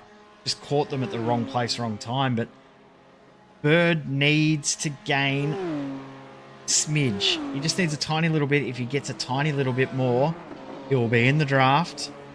Will then be enough for him to close that gap down really quick. He's not quite in draft range yet. Saying that, he could use the advantage here of the LMP2 leader, Mads Jensen, to maybe close that gap down quicker. Yeah, follow the P2. It'll give a little bit of a pull along here. And this is critical. The question is, okay, LMP2 says, out of my way, please, coming through. As a 77. Indeed. 1 lap short. Oh, 1 lap. Pretty tough there. That's Mark 1 in. So this is the problem, though. It's the 36 now. It's going to give that little bit of toe, although it's in this acceleration phase where the car doesn't need it as much. So this might just be what Alex Bird needs to see, is that LMP2 checking off up the road before the slipstream really becomes valuable here. And the 41, the single mums machine. I don't know. Well, it's safe now, isn't it? It is safe. And there is Samsung Kanara in the background, but it's only made back about a second at the time. It's time that the gap was when we started this final lap. Round the Mulsanne corner we go. I feel like we need to check in. Where is our LMDH leader? Are they getting close? Just come through Indianapolis, so they're okay. All right. We'll check in with them in about 30 seconds time. All of that will go split screen on all of this. Look at this now. Delta V are nervous. They need to break the toe. We've got one more high-speed stretch to come. Arnage to the Porsche curves. What does Bird have left in this thing? It's coming down to the very end of this race. Every apex needs to be hit. Every brake marker nailed. Throw all caution to the wind in some respects. I don't think he's going to make it, Jay. I think he's one straight short. One straight short of the slipstream he needs to catch that car. But it would have to be an error through the Porsche curves. But they're not in vain. Racing Orange starting last in the LMDH class. Gets a drive-through penalty, nearly a lap down on the field. Turns it around. And they will be your split 2 winners of the Majors 24 in 2023. Congratulations to the boys in the number 440 machine. And the Outson Motorsport LMP2 has made the gambit work. Mads Jensen brings it through the Ford chicanes, and he can celebrate winning the LMP2 class here of the second split of the Majors 24 as it comes to the Ford. Oh, he's so close, Alex. Oh, error! This could be it, Jay! Oh, it's actually coming down to a drag race off the Ford chicanes, and he's, at the bumper. But the Delta V BMW will hang on for the final position on the podium in GT3. What, 0.128? Almost cracked under that pressure. They're in deep. Just watching it back on the YouTube feed. And how that was so close to the end. And it leaves us now with our final class winner, completing one more lap than the rest of the field thanks to just the position of the LMDH leader. But the Arvenzis Racing, number 28. As we actually have a look here at a replay of it, so we'll see the 41 takes second place. The Samsung Canaan takes second LMP2, and then off the Ford chicane, Alex Bird. He just needed that one more bit of straight line, or maybe even that LMP2 to have just been able, the Mads Jensen and the LMP2, to have just got to him a little bit sooner, so it would have cleared the Delta V's car number. I forget what car number. 395 in GT3. Yeah, 395. Yeah, well done. Just clear them a little bit sooner through that second Mulsanne chicane and just give them a little bit less tow. But for Lucas de Vries, this is now a victory lap. They are one lap up on the class. And there was literally... I might even be right in saying I think there might even be nothing that can take away this class win from them here. Because any kind of disconnect would have them register as being towed forward to the next lap. But nevertheless, I don't think we want to be testing that kind of a thing here. As into Arnage and over that curb for the final time. Car has been there or thereabouts. Or at least it was when we were in the opening 6 hours of this race, I think, Jay. Didn't quite seem like that. Well, I think, yeah, just on the outliers, but they survived. And clearly had the pace to run away from everyone behind them. And now, with just about a quarter of a lap, not even a quarter of a lap to go here at the Circuit de la Sarre, to be our final class winners. Be one of the final cars. They actually will be the last car to finish the race, which means that they've technically won the class by a lap, even though they weren't a lap ahead. So, one of the quirks of multi-class racing, they're going to win their class by a lap. Now, technically only won by about a minute, but that still always makes it look even better when you put out your social media post later to say you won the whole class by a lap. Lucas de Vries brings it across the start-finish line here at the Circuit de la Sarre. And the number 28 joins the honour roll here. Oh, it actually gets kicked by the villain car as everyone's already starting to burn down their rubber and fuel. And that finally, after 24 hours,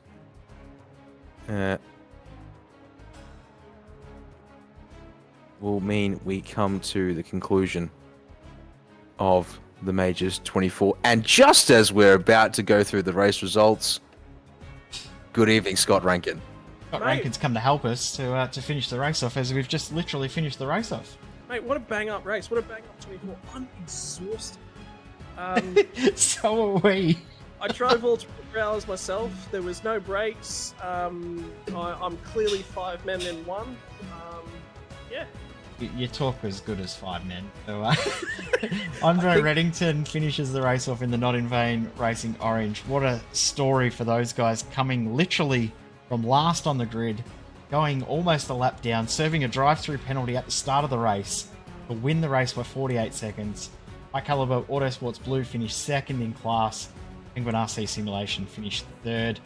2 laps down for Really Slow Motion Racing. BRT didn't finish the race in the end, but still classified in 5th position. Project Dynamic Academy 712, the last finisher, finishing 7 laps down. Then every other car in this class did not finish the race. The 588 ST Racing with DE, WS Racing Esports 7, Virtual Drivers by Simware, Project Alpha over the page to Wannabe SRT, RD Sim Sports, Satellite Racing, Fiercely Ford, Delta V Racing 111, Belarus Motorsports 37, Wizards LNDH, Rider Engineering Esports, and Ragnar Racing Red. Go through the LMP2s now. I sure will. As Mads Jensen for Outson Motorsport brings the 36 home across the line. And despite the pressure from Samsung Kanani Sports on a splash and dash strategy and fresh tyres, they made it work beautifully. Zach Rattray White will have to settle for 2nd place here at the end of the Majors 24 and LMP2. Ollie Newcomb brings that Project Dynamic 710 machine home in 3rd and comfortably clear of the rest of the field. As you see there, the case of what almost could have been, perhaps with the Bright Esports number 30. Now, actually, I did get it. It's got a round. Did we miss a pass whilst we were worried about the LMP2s at the very front? Probably. I feel like we've missed a pass because the Bright Esports car, didn't it came out behind the Rocket Graphics 31. But I like the fact that 30 is ahead of 31. That makes my OCD brain quite happy. That rounds out your top 5 with the last 2 cars to finish on the lead lap being the Baptiste Ribot 77. Oh, sorry, no. Baptiste Ribot driving the number 77 for Valkyrie XP at 1:42 behind your class leader. Fred Illig in Team Villig finishes as your last car on the lead lap. And then the Hydra Race Geodesic Racing Vertex entry. David Duino brings it across the line a lap behind the leaders. Jer Vicky P9 for the Finnish Endurance Academy white car. Only 3 laps down, so good soldiering on there. And Elroy Van Milligan in JE Motorsport Team Blue, 6 laps short, but able to complete the race there, I do believe. And then the laps counts will start to tick up if we turn over the page. And we'll see here, in fact, bang! 10 finishes, and then into our retirements. Daniel Gray and the Motorsport Games staff car, number 95, 83 laps down and out. The second of the Project Dynamic cars in LMP2, retiring 103 laps shy of the finish with Finn Adair aboard there. No one out. Andres in the garage is French by Hyperion Esports car. Unfortunately, they did not finish the race. Yuya Tomoda in Scuderia Fermata, likewise, at 145 laps down.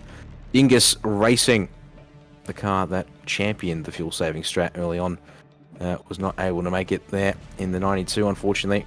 Out early. Martin Stadtmann, I think that's technically how I'd say that, but the Gazix Racing Team, 888, unfortunately, in the wars early on, and it seems to have come through pretty harshly for them.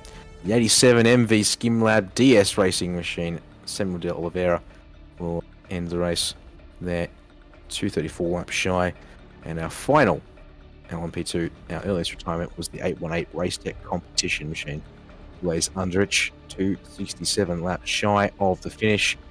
And Scott Rankin, leave you the GT3 class, and yeah, it doesn't quite look right based on what we were seeing during the race, but that's a more convincing finish indeed. Yeah, indeed. Lucas De Vries is going to bring it home for our Ventus Racing as the class winner by what looks to be a lap, although that tells me that there's probably LMDH leaders in and amongst that one. Kamil Ujanik Johan Martin Meyer for Becca, Ellen Win Arior, and Delta V Racing, respectively. Mach 1 Esports going to come home just outside of that podium. Thomas Freeman for Australian Wide Racing Brew in 5th place. Darren Love for Simrigs DPR 979. Thomas Data for Motorsport Racing Green. Mikolai Poniz II for Netrix Grand Prix Black at 2 laps down, the first of the cars to be so. Jerome Charvet for Valkyrie Expo Bondul Racing at 3 laps down, and here we start to get into the cars multiple laps down with Stevie Amantitis, Blocco Motori at 5 laps off the lead. 11th place will be Beta Frost at 31 laps. Micah Gerrits for Project Dynamic Academy 713 for 49 laps down. Darren Parker at 92 laps down for Obsidian Edge Black. Jakub Obanchik for Mag Performance SRT Junior White at 119. Mert Mendara's Team Shizou Mile, unfortunately, back at 141 laps down, and a couple of early retirements into that race with Jonathan Schwartz, Aerokinetics Red, and Robert Heffler for WS Racing Esports 70, both at 348 laps down. But I think the critical thing that we've got to talk about here at the end of the day is, let alone the Majors 24, it invokes this sense of just unique. It's got an aura to it. The series, it draws people in. It's a unique event. To make it to that finishing line for a couple of those teams is just a phenomenal effort right the way through. For the administration team, they handled just beneath 1,000 protests all night long, and they handled them with a reasonable turnaround time as well. Cannot say enough to everyone from the Aegis 24 team. It's a big event to put together. It's a tough event to put together, and the racing reflected that. Look at how many LMP2s were on that lead lap. Look at how many cars that were fighting for a position late in the piece. You don't get that anywhere else. No, you certainly don't.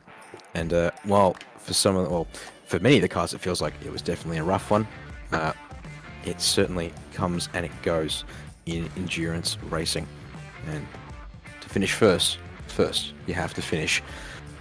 That concludes the Majors 24 for 2023 here.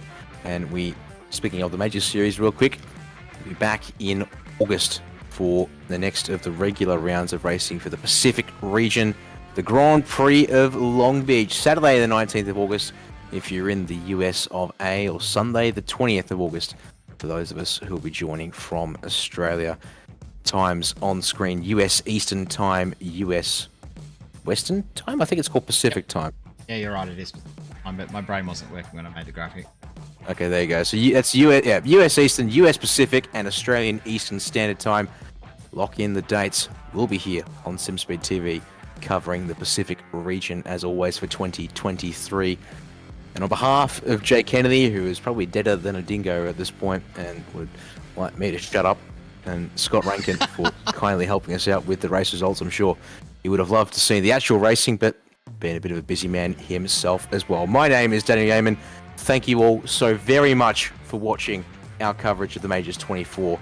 Have a good rest of your weekend if you've still got some left. Otherwise, have a good night for those of us who are joining us late on Sunday or early Monday, you silly bastard, Dan Stevens.